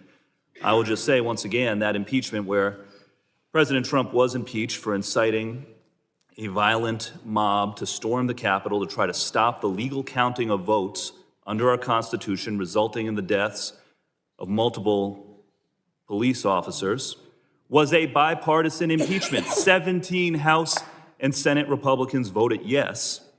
It was a bipartisan impeachment, rightfully so, unlike this one, where, according to the reports, Republicans are scrambling to find enough votes on their side on the floor, much less try to make it bipartisan. And with that, I'll yield to Mr. Goldman.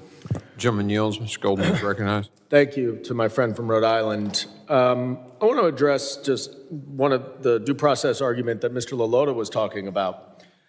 This amendment and the concern on our end has to do with the impeachment process. All of those requests and letters for Mr. Mayorkas to come and testify before that, separate and apart from the impeachment process. There is a heightened requirement of due process under the impeachment clause, as there has been in every single prior impeachment in this body. So when we focus on the due process afforded to Mr. Mayorkas as part of this rushed impeachment process, you identified one request on January 5th, which offered one date for Mr. Mayorkas to appear. At that time, ironically enough, he was meeting with a Mexican delegation to try to formulate a better working relationship to secure the border, and he was unable to testify. His staff made it very clear to this committee that he was willing to testify on a different date. And their letter was very clear, and the House Republicans, the majority of this committee, did not follow up with an offer of any date. My way or the highway. That is how this Republican majority works. You show up when I tell you to, or you don't show up at all. You come all the way to my most extremist, draconian, xenophobic legislative bill, H.R. 2, or nothing. We will not negotiate. We will not compromise in a divided government where two of the three entities are controlled by the opposite party. Ms. Lee said we have a duty to take action. That is correct. We have a duty to take action to address the problems at the border, not to have a sham political impeachment designed to help a presidential candidate in an election. And I yield back. Gentleman yields. I now recognize Mr. Pfluger for 5 minutes of discussion. Thank you, Mr. Chairman. Mr. Ivey, I agree with you. This is historic, but it's sad. And I think that at the end of the day, history will definitely define Secretary Mayorkas as the most infamous cabinet member ever for his complete abdication of his responsibility. It is historic. And I think we finally found something we can agree on. And Mr. Correa, I agree.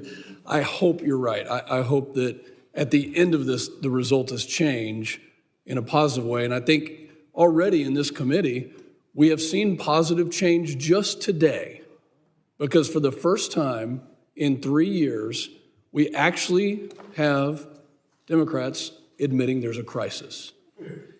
And I will note too, and many of you were not here last Congress, but while we were in the minority, and my good friend from New York City said that the secretary couldn't do his job because he didn't have the resources.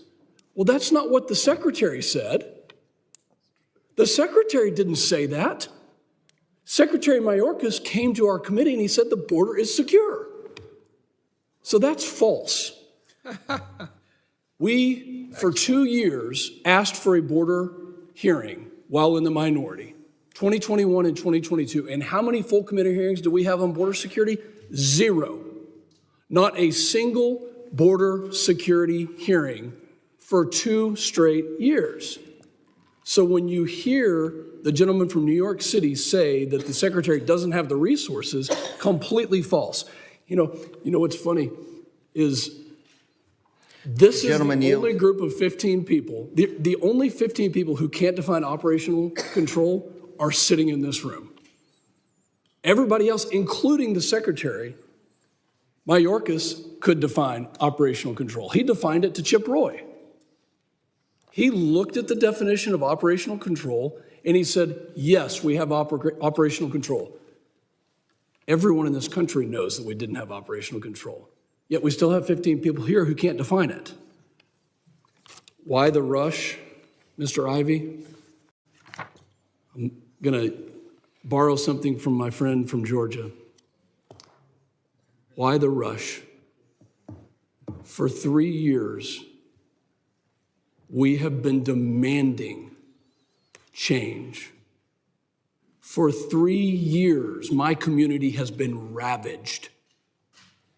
People like the Tambungas sat here and poured their heart out to the Secretary because of their loss. People who lost their children to fentanyl sat here and testified and were scolded, in fact. The rush is because just today, hundreds of people have died in this country. Gentleman yield. Due to the fact that this border is open. I'll yield to you in just a second, Lou. Well, I'd ask you to yield to me because you're speaking to me. The rush, I'm answering your question from previous debate. That's fine. The rush is because for 3 years, we have demanded change and we haven't gotten it. And there is a complete refusal. I ask you to turn to page 3, page 4, page 5, page 6, all the way through the rest of the amendment in the nature of a substitute to look at the exact law that has not been complied with. It says a case-by-case basis parole may be given. We're talking millions of people who have been paroled into this country, illegally entering this country and released into this country. Because Director Ray sat right there and said, we are still looking for people who match the terror watch list. They are still at large. So you're calling this a rush today. This is not a rush. This is 3 years of us demanding that change happen. He will go down as the most infamous secretary in the history of this country. Mr. Correa, I will yield. Thank you. In August, Yields to Mr. Correa. You're thank you, recognized. Mr. Chair. Again, we're talking policy difference, August. We did have some hearings over the last 2 years in the Oversight Committee on the Border Security. Tony and I had some of those hearings. We went to Central America. But look, August, we're talking here about difference of opinions. You keep talking about H.R. 2. H.R. 2 never made it out of the Senate. I had 2 or 3 bills that I supported on immigration, never made it out of the Senate. Okay, so I'm glad we're talking right now because there's a lot of other things that are going on. But thank you. My time's expired. I yield back. Mr. Chairman. The gentleman's time has expired. I now recognize Ms. Sheila Jackson-Lee for 5 minutes. Despite the hour, I am certainly at this moment not without awe, shock and awe. And August knows that we have had a great opportunity to work together on a number of important challenges, and we have been successful. But I cannot sit here and counter and accept the description of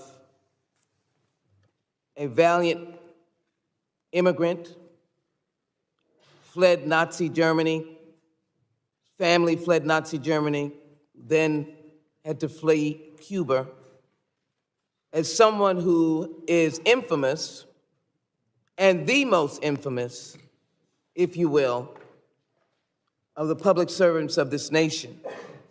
We've had some. But to indicate that someone who you cannot document violation of the law, you cannot put before me a mountain of evidence that I would then have difficulty in opposing. And then the gentleman's amendment from Mississippi, of whom I rise to support this amendment, clearly is well pronounced. We did not give the Secretary due process. We are accusing and criticizing him for using discretion. Gentlemen, ladies, of which you all are, this is an outrage. We have the authority for our public servants. There's a rumor going around. I've got so many documents here saying that Biden's secretaries and other officials didn't take the oath of office, a video or something atrocious. It's one atrocious accusation after another. And in order for this country to run, in order for this country to work, we simply have to stop it. We are going to vote on this, and my colleagues have every right for their amendments. I have another amendment or two. But the point is, you can't name call for such little facts. And what you are pointing to, and we're being redundant because what you're pointing to is the difference of opinion in how the agency itself is running based on the resources that the secretary has. I will take no backseat to my absolute outrage over sex trafficking, human trafficking. That has been my work that I have done. That's legislation that I've introduced. Nor will I take a backseat to those whose loved ones have died and who've been impacted by first the opioid crisis and then, of course, fentanyl that has come to take so many lives. I will not accept that accusation. And I will not accept the fact that the secretary takes it lightly. But you cannot deny that you have not given him due process. That's very clear in the Fifth Amendment. Because you call him infamous, and it says no person shall be held to answer for a capital or otherwise infamous crime unless on a presentment or indictment of a grand jury, except in cases arising in the land or naval, et cetera, without due process. The Founding Fathers thought that this was an extremely important aspect, and they added it again in the 14th Amendment. And so in this letter, of which I'm sure you have not taken to reading, he recounts for us the conditions. The number of migrants encountered at the southwest border after COVID. There were conditions that we had to be subjected to. There were not enough money for him to utilize. And now you want to accuse him of doing something that every public official has done. Use your discretion. And then he's called infamous. No, that is unacceptable. And I would hope, Spuga, you would counter those words. They simply, my timeliness of taking them down is beyond the moment. But this series of responses, I'm just going to offer, Mr. Thompson's amendment should be accepted. This gentleman is not infamous. He is a fine public servant, and he's doing the best with the tools he's been given, and the Republicans will not give him money to do his job. Pass the Benny Thompson amendment and give the gentleman due process for us to have a serious review of the Department of Homeland Security. I yield back. Gentlelady yields. I now recognize the queue is empty. Let's see, Mr. Golden, you have not gone yet. Mr. Golden, you're recognized for 5 minutes. Thank you, Mr. Chairman. I want to correct one thing that my friend from Outer Long Island said earlier, which is that we disagree about the situation at the border. Now, we can get into semantics about secure or untenable or chaotic, but the bottom line is, and we've made this very clear for months now, that our system is broken and cannot handle the number of people who are coming to our border. We need to address that system. We need to address the asylum backlog. We need to address the policies and the resources that we have to deal with an untenable situation at the border. Now, you can spin the words and talk about secure operational control, but The proof is in the pudding. Because right now, President Biden and Senate Democrats and Secretary Mayorkas are in the midst of negotiating a comprehensive border policy deal that would go further than any Democratic proposal has ever gone before. My colleagues haven't seen it, yet they have said it is dead on arrival. President Trump, former President Trump, has said it is dead and he will fight it to the end.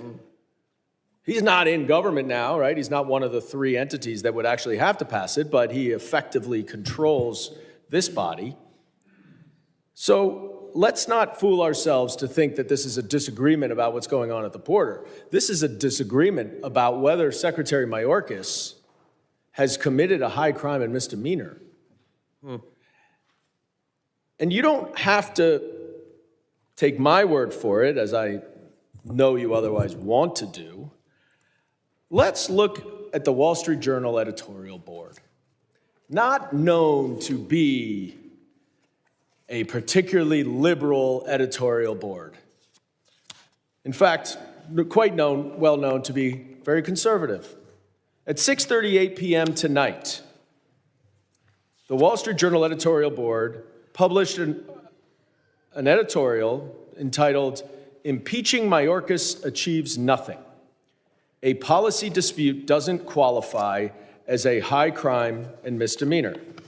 Mr. Chairman, I ask unanimous consent to enter this into the record. Could you state the title of the article? Could you state the title of the article again, please? This is the conservative Wall Street editorial board saying, "Impeaching Mayorkas achieves nothing. A policy dispute doesn't qualify as a high crime and misdemeanor." Without objection, so ordered. Well, let me read a little bit from it now. Because again, this is the Wall Street Journal editorial board. The board talks about what they perceive to be failures of policy and execution. Same arguments that my friends on the other side of the aisle make. But are they impeachable offenses? That seems doubtful. The Supreme Court has not ruled that the Biden catch and release policies are illegal. As for catch and release, and I'm reading, one problem is the statutory, quote, credible fear, unquote, standard for claiming asylum in the U.S. It isn't clear under the law that the administration can legally deport people claiming asylum before they get a hearing. The U.S. lacks the facilities to hold asylum claimants, so they are released to await their hearing, and that can take years. But the problem is asylum law, as Republicans have long argued. Article 1 also claims Mr. Mayorkas has violated the law by expanding humanitarian parole. That's probably true, but the law puts no cap on parole numbers. House Republicans dislike how the administration is interpreting immigration law, but Congress has failed to reform asylum standards or humanitarian parole or to otherwise tighten immigration rules. That's why senators are now negotiating over language to reform both the asylum standard and parole. And finally, impeaching Mr. Mayorkas would be the political equivalent of a no-confidence vote. Grandstanding is easier than governing, and Republicans have to decide whether to accomplish anything other than impeaching Democrats. Gentleman's Mr. time has Mayorkas expired. is an easy political Gentleman's target. time has expired. But impeaching him accomplishes Gentleman's time nothing has beyond political expired. symbolism. Mr. Chairman. The gentleman, I now recognize, actually, we have some people in the queue here. Mr. Jimenez is recognized. Thank you. And you know, I haven't spoken much here, but you know, I want to make sure that people understand where I'm coming from. This is not about policy. This is about breaking the law and not adhering to the law. And Secretary Mayorkas and this administration has used policy as a way to disguise the fact that they are not upholding the law or the will of Congress. And if the theory that I guess I'm hearing from the other side is that the administration has absolute discretion over everything that we pass. Well, that's what I'm hearing from you all. This is all discretion. It's all discretion. It's all discretion. When Secretary Mayorkas does mass parole, when the law says specifically it has to be done on a case-by-case basis, that to me is breaking the law. It's not a policy. It's not discretion. All right. It says case by case. When he did that, he invited the crisis. He created the crisis. Somebody talked about the fire chief running out of water. Well, it happened to be a fire chief, but in this case, Secretary Mayorkas, the fire chief, actually went to the border, started the fire, poured gasoline on it, and then is complaining, gee, I don't have enough fire trucks to put the fire out. He actually created this. He created it from the beginning. It was on purpose. It was a willful violation of the law. And that's where that side and myself are going to disagree. You think it's policy, I think it's law. And in that case, when we think that the administration is willfully violating the law and they're not, and they have a breach of their constitutional duty, the only recourse that we have at the end, because what? Oh, we're going to do appropriations. We're going to cut the money to Customs and Border Protection. Is that what we're going to do? That's going to solve the problem. The only way that we have recourse is to impeach the individual that's violating the law and the will of Congress. And that's what we have to do. And no, I will yield now to the chair. Thank you. Gentleman yields. I now recognize myself for 5 minutes. I'd like to say something about the xenophobic comment on H.R. 2. It's 160 plus countries coming. When I was down, a big group of Russians, they're whiter than I am, okay? So this idea that an attempt at border security is somehow racist or xenophobic, it's ridiculous. It's really not fair. As for the process, it's sitting there. We sent a bill to the Senate. All they have to do is put it in their committee and amend it to the way they want it. And then it comes into conference committee and we work on it. That's how the process, it happens all the time with the National Defense Authorization Act. I used to be on armed services and we didn't agree. Boy, sometimes we were pretty far off, but they changed it, sent it back to us. We met in conference, this big conference committee. If you've never done conference committee, volunteer for it because it's educational in the process here. Would the gentleman yield? For a question. When I'm done, so hold on to the question. So the work's been done. Okay, call it hard right, whatever you want to call it. So amend it and send it to conference, and then that's where we negotiate. That's how this process works. And I did it for several years with the NDAA, and we always passed an NDAA, and it didn't look like the House version when it came out of conference. That's the process. So if you really are serious about it, tell the Senate to do something on that. System is broken. I couldn't agree more. We need to fix the laws on the books on immigration, but that's another committee, and I know we've been mocked for making that statement here today, but that's just the truth of the matter. And yes, it needs to be fixed. As a cabinet secretary, you don't get to say, well, I would like a different immigration system, so I'm just going to implement whatever I want, contrary to what the laws are written. If Mr. Mayorkas wants the laws changed, he should run for Congress and come here and try to change and get a bill passed to change those laws. Again, that's kind of how the democracy is set up. The secretary didn't just get to say, I'm going to pick and choose. It says shall detain. And I'd like to read this. The Fifth Circuit, the district court in the United States versus Texas, the Supreme Court refused to decide this issue, made clear the statute specifically provides that the government shall take into custody any alien that has committed an aggravated felony.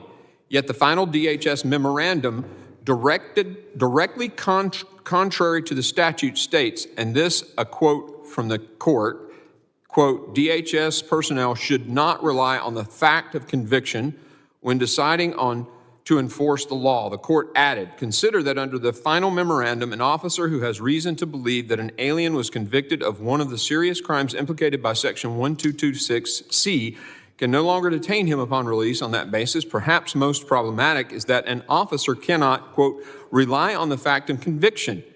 Yet that is precisely what Section 1226C demands, the mandatory detention of certain criminal aliens who are convicted of certain crimes. The final memorandum says otherwise. Staff can no longer follow the statute's categorical command. This is from Mr. Mayorkas to his people, telling them to disregard the law. This flips the presumption of detention on its head by starting from the premise that an official should not enforce the laws. Now, granted, I'm a physician. I'm not going to mock someone who doesn't understand how to put a chest tube in or what a Boerhaave is. Not going to do that, because I wouldn't expect that. I'm not an attorney. There has been a little bit of condescension from some attorneys in here today. No offense, Mike. All right. But this is the Fifth Circuit Court of the United States, and the Supreme Court didn't rule on this. They ruled on standing. So they basically said Mayorkas has turned it upside down and done just the opposite in a memorandum telling his people not to enforce the law. I'm sorry. I don't think a cabinet secretary should be able to do Chairman, that. yield for a moment. I yield. To amend to your point, here's another paragraph or two, some language from the lower court. You got to be quick. ICE had continued to rescind detainers based on placed on criminal aliens. It says, rejecting the government's claim that these dropped detainers were necessary in light of limited resources. The court found that the government persistently underutilized existing detention facilities. The average daily detained population in April 22 was less than 40% of the 3-year high. The gentleman's time has expired. I now recognize Mr. Thanadar. 5 minutes. Thank you, Chairman.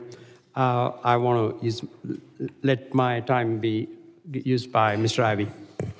Gentleman yields to Mr. Ivey. Mr. Ivey, you're recognized. Thank you, sir. I'll be quick. But, Mr. Chairman, I think, I couldn't tell from what you said, but, you know, the case I was reading is from the Supreme Court. I think the case you were reading from is from a lower court. And I believe that But it's about two different issues. They were reading about standing. It's the same statute, though. And the Supreme Court reversed the lower court.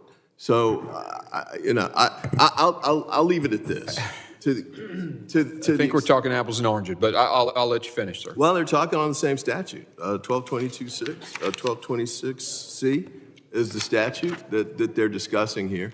And I'll read it again. But basically what they've said was, on the standing issue, you guys are trying to do something that you're not legally able to do, lower court. And that's why they reversed it. But in addition to that, and I'll go to it again, they also make clear, and this goes directly to the points you guys keep making over and over again about policy issues.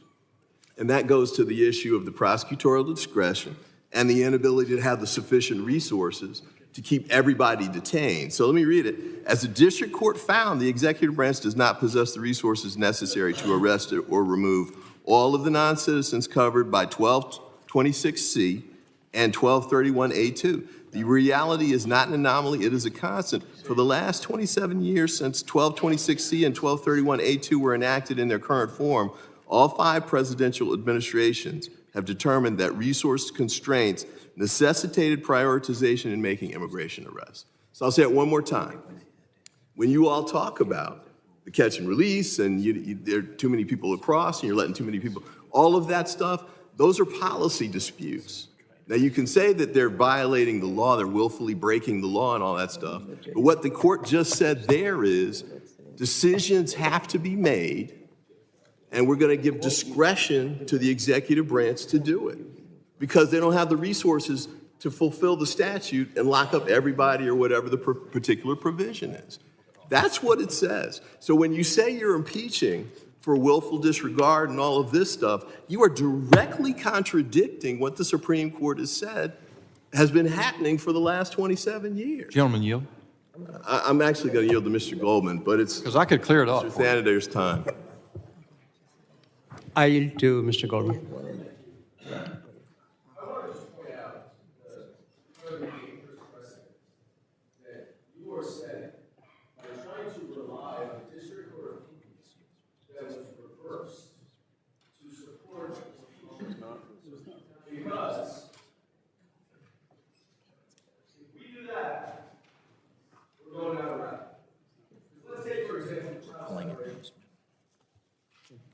Let's take, for example, the child separation policy. One judge said it represents one of the most shameful chapters in the history of our country. It is brutal, offensive, and fails to comport with traditional notions of fair play and decency. At a minimum, the facts alleged are sufficient to show the government conduct at issue shocks the conscience and violates plaintiffs' constitutional right to family integrity. Under your standard, that would be enough to impeach the cabinet secretary. Let's look at the military ban on transgender people. The district court said there's absolutely no support for the claim that the ongoing service of transgender people will have any negative effect on the military at all. The justification is suspect and likely unconstitutional. The Muslim ban, it goes on and on and on. The reason why this Supreme Court opinion matters is it's directly on point and it undermines the entire argument in these articles of impeachment. I want to turn just in my last few seconds to finishing the Wall Street Journal editorial. Grandstanding is easier than governing, the board writes, and Republicans have to decide whether to accomplish anything other than impeaching Democrats. Mr. Mayorkas is an easy political target, but impeaching him accomplishes nothing beyond political symbolism. A better idea is to strike a deal with Mr. Biden on serious border security reforms that would restrict his discretion on parole, rewrite the asylum standard, and give the executive other tools to control the border. That's from the Wall Street Journal. Time has expired. I yield back. I now recognize Mr. Menendez. Thank you, Mr. Chair. I just want to focus back on what this amendment seeks to address, which is due process, and specifically Secretary Mayorkas' due process. And I appreciate my friend and colleague and ranking member, Mr. Thompson, for raising it, because as Mr. Guest, I believe, alluded to earlier, and he was talking about some of the specifics in the Homeland Security Appropriations Bill for fiscal year 2024, there is a specific provision that you all had before this hearing started, and it was summarizing here an outside counsel restriction. The measure, again summarizing, would bar DHS from paying outside counsel before all border funds are obligated. That was $2.1 billion as a reminder, and also to prepare for or defend against impeachment. So in the appropriations bill that you mentioned earlier and all the great things it would have done for the border, you specifically called out impeachment before this hearing started and said DHS would not be obligated to engage outside counsel. Now, Mr. Chair, I would like to I ask unanimous consent to include in the record testimony a memorandum opinion for the General Counsel Department of Homeland Security dated January 4th, 2023, titled Retaining Private Counsel to Represent the DHS Secretary in Impeachment Processes. Without objection, so ordered. So they're summarizing what they believe is going to ultimately be the basis for this impeachment hearing. And they state, our understanding is that all the Secretary's decisions described in the two articles were made within the scope of his office and implemented administration policy. Critically, there are no allegations of personal misconduct, such as treason or bribery. If the House initiates an impeachment inquiry against Secretary Mayorkas in the 118th Congress, we assume that House Resolution 582 would be a reasonable approximation of its contents. To the extent necessary, this response to your question, whether they can engage outside counsel, proceeds on that assumption, and our advice is limited to the circumstances presented by an impeachment inquiry. And they conclude that under these circumstances, we conclude that DHS may contract with and pay for private counsel to assist DHS in representing itself and the Secretary in such proceedings.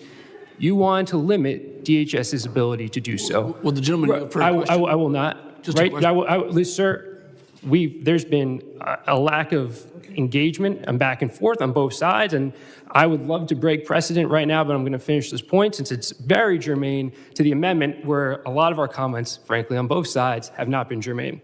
The right to counsel right? You don't have to be an attorney to know that is a fundamental right to due process, especially, we've all talked about the gravity of an impeachment hearing, especially in an impeachment hearing, and having the ability to counsel. And you all chose in your appropriations bill to limit the DHS's ability to fund private outside counsel with respect to an impeachment inquiry. You did that knowing that we were going to arrive at this destination. We keep saying that this was a purposeful pursuit of impeachment, that this was always a destination that we were going to arrive at.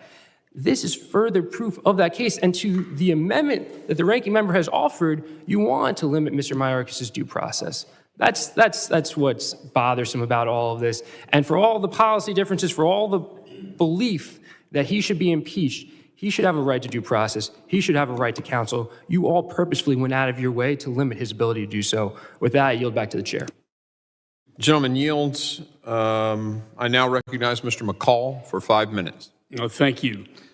You know, look, listened to this debate for quite some time. You know, Mr. Goldman, you, Mr. Ivey, I'm not sure about you, Mr. Magaziner. You sound like an attorney.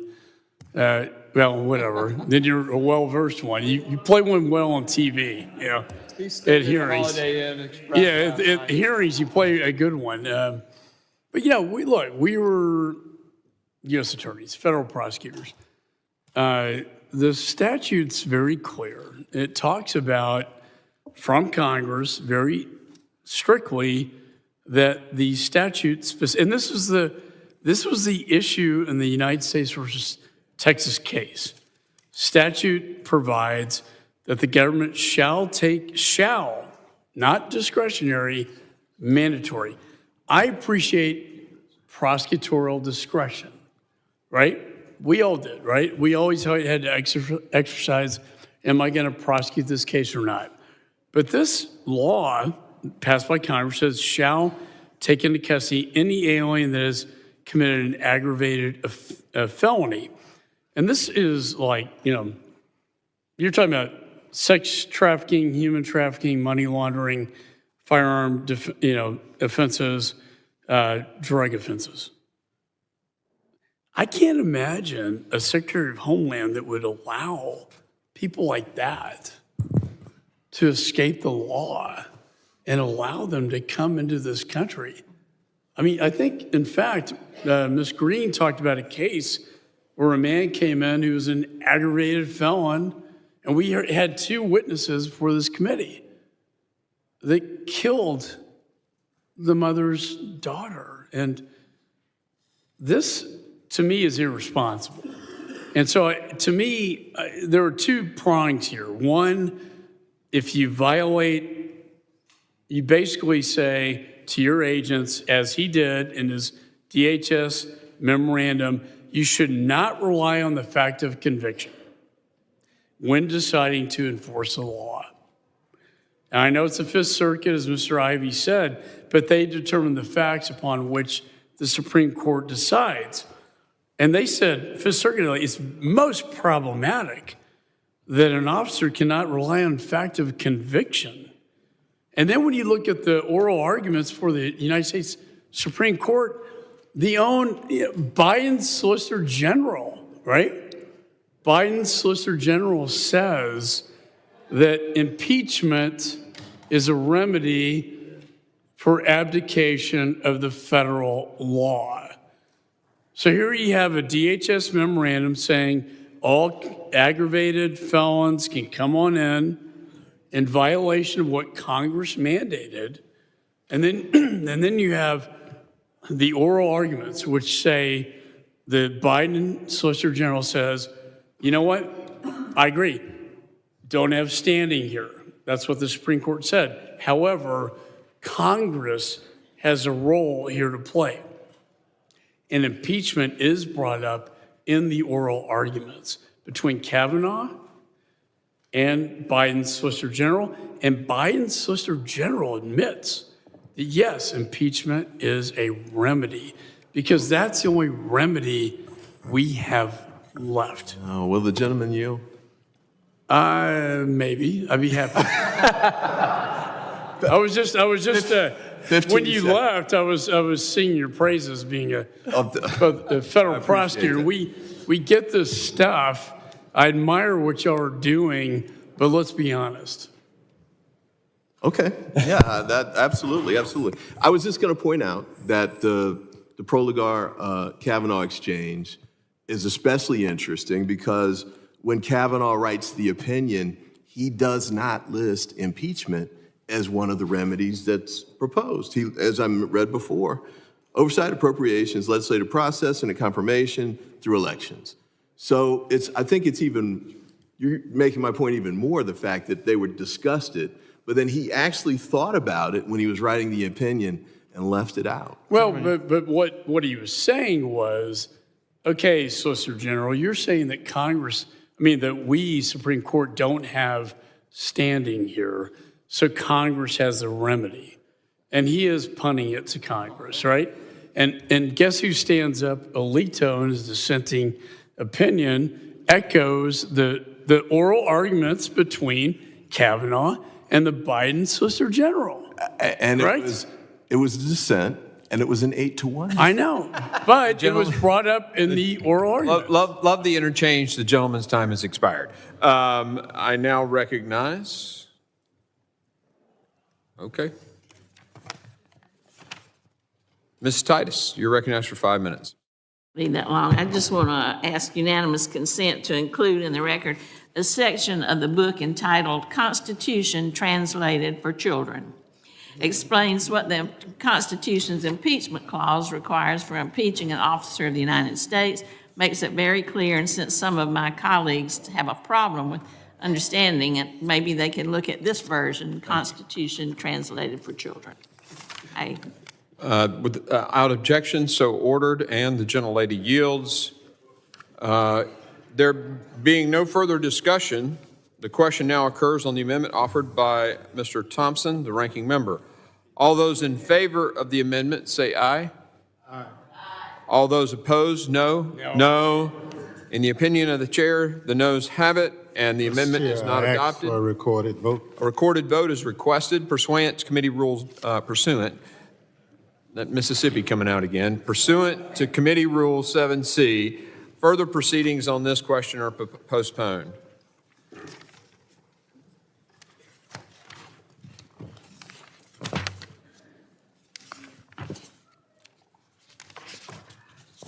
Are there any other amendments to the amendment in the nature of the substitute? Mr. Chairman, I would amendment the desk. The gentleman is recognized as an amendment at the desk. Mr. Chairman, I'd like to reserve a point of order. Point of order is reserved. Will the clerk distribute the amendment?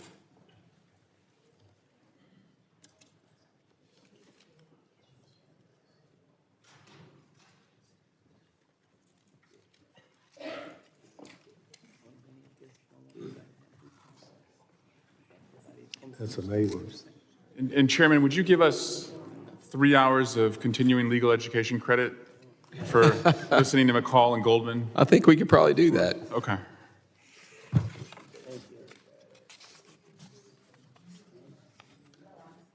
Thanks.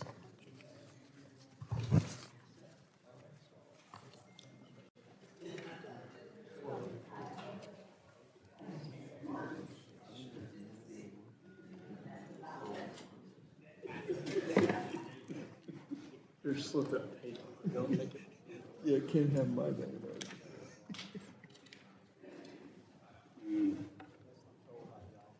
Wow, this is going to go real well. Which versus liar. Well done. Yeah.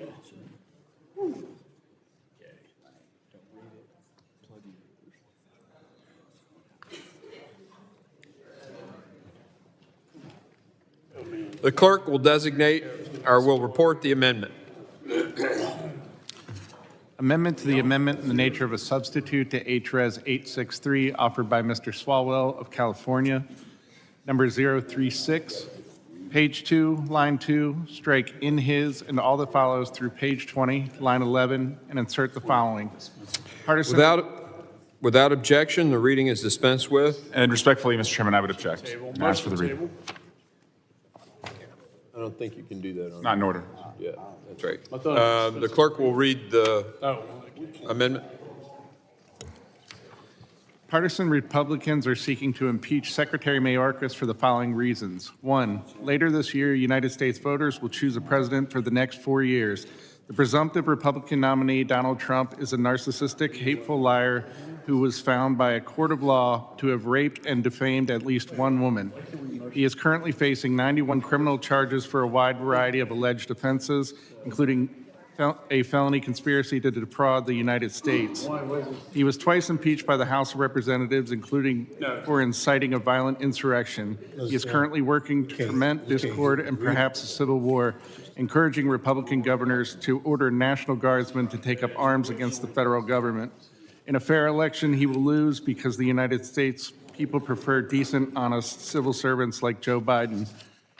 Republicans are playing dirty political games, attempting to impeach Alejandro Mayorkas to distract from their own legal and electoral problems, score cheap political points, and appease their cult leader. 2, in the same election, United States voters will choose their representatives to Congress. Republicans are widely expected to lose control of the House of Representatives, in part because court rulings have overturned several gerrymandered maps and returned voting power to disenfranchised citizens. Voters are also witnessing the extent to which Republicans have failed to govern. As Republican members of the House of Representatives have spent far more time fighting with themselves over who should serve as Speaker than on any meaningful attempts to develop bipartisan solutions to problems facing our country.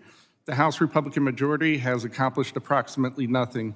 As Republican Congressman Chip Roy put it, quote, "We have nothing. In my opinion, we have nothing to go out there and campaign on. It's embarrassing," end quote. As Republicans stare down the increasing likelihood of losing their grip on power, they are becoming more and more desperate, grasping at any opportunity available to potentially increase their poll numbers, even if it means pursuing an unconstitutional impeachment based on flimsy pretexts and dishonest twisting of the facts. 3, as Republicans sink deeper and deeper into lawlessness, their greatest fear is being held accountable. They worry that prosecutors will indict them. Point on it, Mr. Chairman. I can't hear the reading of the amendment. Are you speaking into the microphone? As far as I know, sir. Okay. Well, let's keep the chatter to a low amount. I mean, I know we have to occasionally whisper to one another, but let's try to keep the volume of our voices down. The clerk may continue. 3, as Republicans sink deeper and deeper into lawlessness, their greatest fear is being held accountable.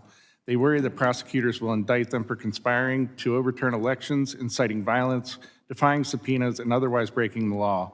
Rather than listening to their better angels, Republicans are doubling down on their lawlessness, seeking to undermine norms and institutions so they can claim every attempt to hold them accountable is merely a, quote, witch hunt.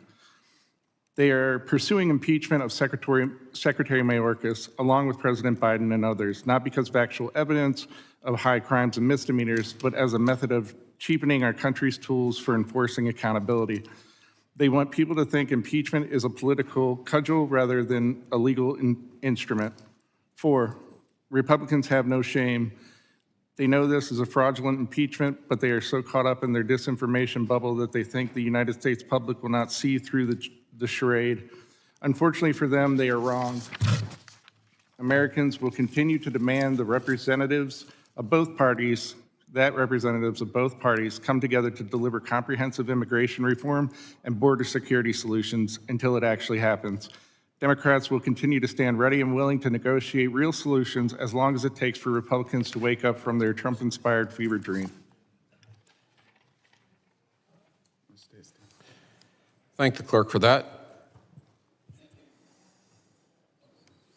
Mr. Chairman, I insist on my point of order that was previously reserved earlier. The gentleman is recognized on his or her point of order. Mr. Chairman, this is not germane, and I ask that this be ruled out of order. May I respond when in order? Yeah, just a second. So if I understand you correctly, you're saying that this is beyond the scope and purpose of the bill and therefore violates House Rule 16, Clause 7? That's correct, Mr. Chairman. Pursuant to House Rule 16, Clause 7, the amendment does not satisfy the subject matter and the fundamental purpose test. Therefore, it is not germane and out of order. Does the gentleman who offered the amendment wish to be heard on the point of order? Yes, thank you, Chairman. You have 5 minutes. Yep.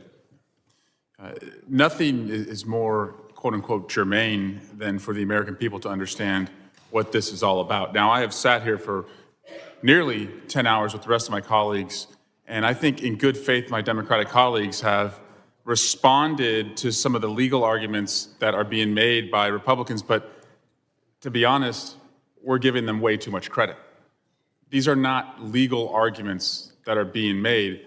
This is doing the bidding of one individual because they have assembled a law firm here, Insurrection LLP, and they're working on behalf of one client, and that's the former president, Donald Trump. And they're here every day to carry out his petty grievances.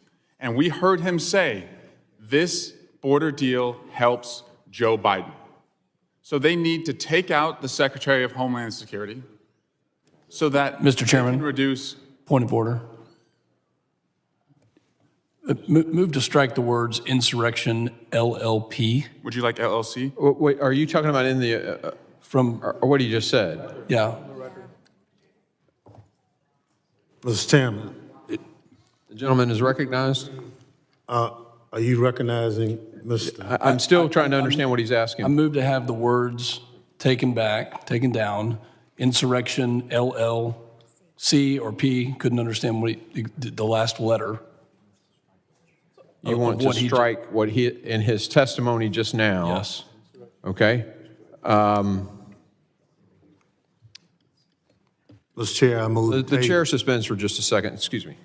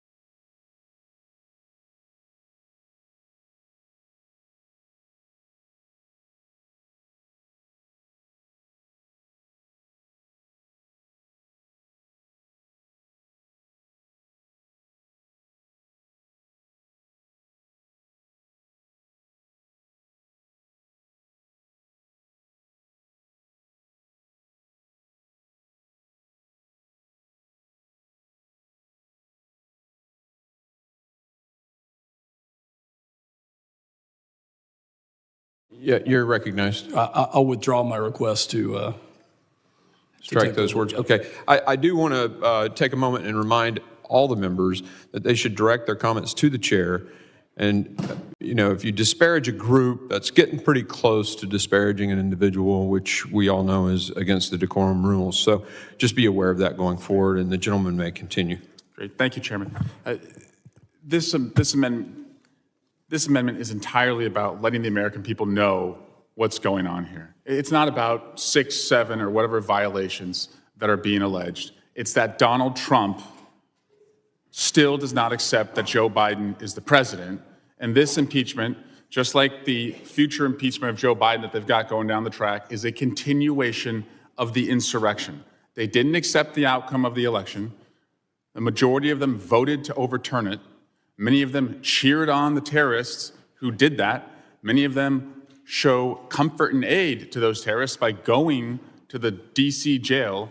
And here, this is just a continuation of the insurrection by trying to get rid of a secretary who has the hardest job in the whole administration, while the president and the most conservative Republicans in the Senate are trying to solve the problem. And it's not just angering me and my colleagues.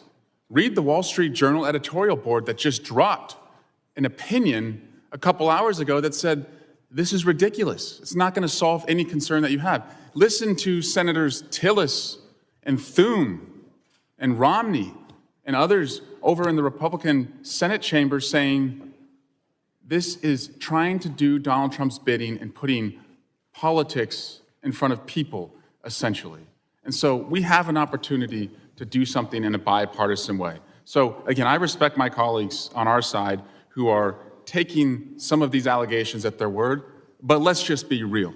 This is about this law firm working on behalf of one client, Donald Trump, to carry out his petty grievances, and he wants Mayorkas gone because he wants the problem at the border to get worse, not to get better. So we should just call it what it is. That's what makes it so germane, and if they don't like us calling what it is, they have the votes to vote it down, but they're not going to silence what's really going on out there, and that is we have a president who's working every day to try and bring us together, find solutions, and we have a former president who would not want to govern, but would always, always choose chaos into ruin. And with that, I yield to the ranking member. The gentleman yields, you yield to the ranking member. The ranking member, you are recognized for 1 minute and 15 seconds. Thank you very much. I support the maker of this amendment.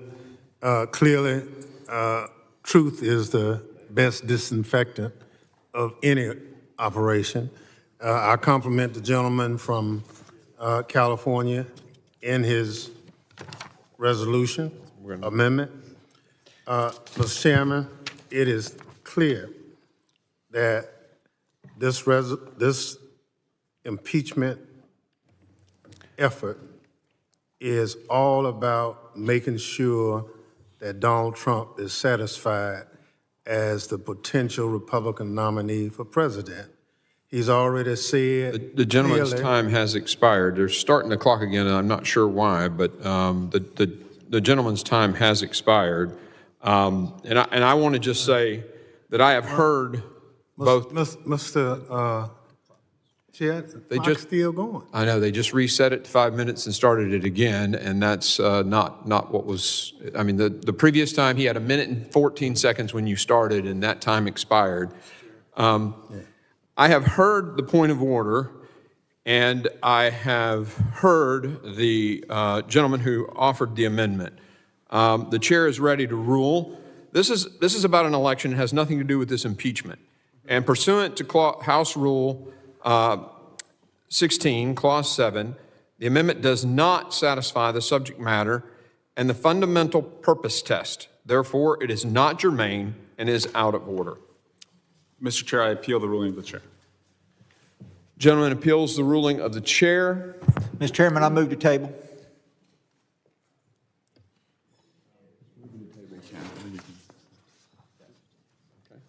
Gentleman moves to table.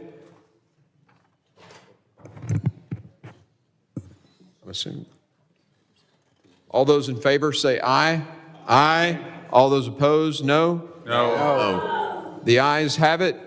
The motion is moved to the table. Chair, we ask for a recorded vote. Clerk will call the roll. Mr. McCall. Aye. Mr. McCall votes aye. Mr. Higgins. Aye. Mr. Higgins votes aye. Mr. Guest. Mr. Guest votes aye. Mr. Bishop. Mr. Bishop votes aye. Mr. Jimenez. Aye. Mr. Jimenez votes aye. Mr. Pfluger. Aye. Mr. Pfluger votes aye. Mr. Garbarino. Aye. Mr. Garbarino votes aye. Ms. Green. Aye. Ms. Green votes aye. Mr. Gonzalez. Aye. Mr. Gonzalez votes aye. Mr. LaLota. Aye. Mr. LaLota votes aye. Mr. Ezell. Aye. Mr. Ezell votes aye. Mr. D'Esposito. Aye. Mr. D'Esposito votes aye. Ms. Lee. Aye. Ms. Lee votes aye. Mr. Luttrell. Aye. Mr. Luttrell votes aye. Mr. Strong. Aye. Mr. Strong votes aye. Mr. Burkeen. Aye. Mr. Burkeen votes aye. Mr. Crane. Mr. Crane votes aye. Ranking Member Thompson. Nay. Ranking Member Thompson votes no. Ms. Jackson Lee. Mr. Payne. No. Mr. Payne votes no. Mr. Swalwell? Nope. Mr. Swalwell votes no. Mr. Correa? Mr. Correa votes no. Mr. Carter? No. Mr. Carter votes no. Mr. Tanadar? Mr. Tanadar votes no. Mr. Magaziner? No. Mr. Magaziner votes no. Mr. Ivy? No. Mr. Ivy votes no. Mr. Goldman? No. Mr. Goldman votes no. Mr. Garcia? Mr. Garcia votes no. Mrs. Ramirez? Ramirez votes no. Mrs. Ramirez votes no. Mr. Menendez? Mr. Menendez votes no. Ms. Clark? Ms. Clark votes no. Ms. Titus? Ms. Titus votes no. How am I recorded? How's the chair recorded? Chairman, it's not recorded. The chair votes aye. Mr. Chairman, Did we miss someone? how am I How's recording? Miss Jackson Lee Ms. recorded? Jackson Lee is not recorded. No. Ms. Jackson Lee votes no. Clerk will report the tally. On that vote, Mr. Chairman, there were 18 ayes and 15 noes. The ayes have it, and the appeal of my ruling stands. The tabling motion stands. Are there any amendments to the amendment in the nature of a substitute? Mr. Chairman, I have an amendment at the desk, number 37. Mr. Chairman, I reserve a point of order. Point of order is reserved, and the clerk will distribute the amendment.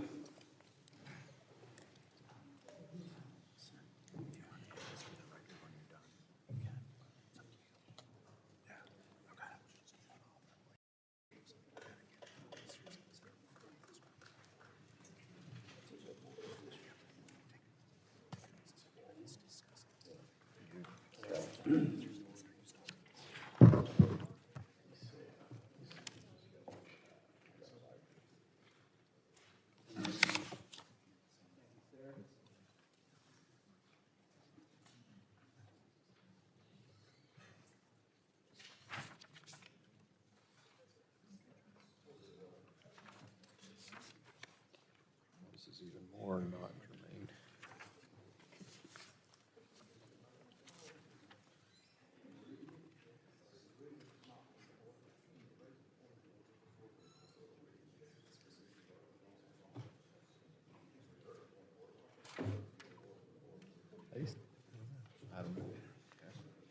You just raise a point of order before reading, or you have to discuss the amendment?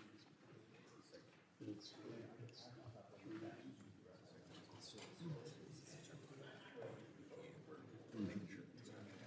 right, so you have to, they have to read, discuss, and then point of order. The clerk will report the amendment. Amendment to the amendment in the nature of a substitute to HRS 863 offered by Mr. Swalwell of California, number 037. Page 2, line 2, strike, quote, in his, end quote, and all that follows through page 20, line 11, and insert the following. Under President Trump, several administration officials failed to comply with subpoenas issued by the Committee on Homeland Security to appear before Congress or provide documents including 1, former Department of Homeland Security official. Without objection, the reading is dispensed with. Respectfully, I object, Mr. Chairman. The clerk will continue to read the amendment. Former Department of Homeland Security official Kevin McAleenan for failing to appear for a public hearing on terrorist threats facing the country. 2, former Department of Homeland Security official Chad Wolf for failing to appear for a public hearing on worldwide threats to the homeland. 3, former acting National Counterterrorism Center Director Russell Travers for failing to appear for a public hearing on terrorist threats facing the country. And 4, Inspector General of the Department of Homeland Security Joseph Kafari for failing to provide documents related to a review of the deaths of 2 children while in the custody of U.S. Customs and Border Protection. By contrast, Secretary Mayorkas has testified before Congress over 24 times since taking office, more than any other member of President Biden's cabinet. Secretary Mayorkas has testified before the House of Representatives Committee on Homeland Security 6 times since his confirmation in February 2021, including 1, March 17, 2021, Secretary Alejandro Mayorkas testified before the House of Representatives Committee on Homeland Security on, quote, the way forward on Homeland Security, end quote. 2, September 22nd, 2021, Secretary Alejandro Mayorkas testified before the House of Representatives Committee on Homeland Security on, quote, worldwide threats to the homeland 20 years after 9/11, end quote. 3, April 27, 2022, Secretary Alejandro Mayorkas testified before the House of Representatives Committee on Homeland Security on, quote, a review of the fiscal year 2023 budget request for the Department of Homeland Security, end quote. 4, November 15, 2022, Secretary Alejandro Mayorkas testified before the House of Representatives Committee on Homeland Security on, quote, worldwide threats to the homeland, end quote. 5, April 19, 2023, Secretary Alejandro Mayorkas testified before the House of Representatives Committee on Homeland Security on, quote, a review of the fiscal year 2024 budget for the Department of Homeland Security, end quote. And 6, November 15, 2023, Secretary Alejandro Mayorkas testified before the House of Representatives Committee on Homeland Security on, quote, worldwide threats to the homeland, end quote. The Department of Homeland Security has further provided over 20,000 pages of documents to congressional committees in the 118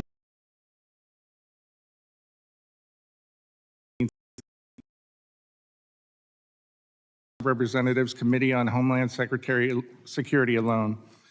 On January 11, 2024, Secretary Mayorkas offered to make himself available to testify before the House of Representatives Committee on Homeland Security during purported impeachment proceedings.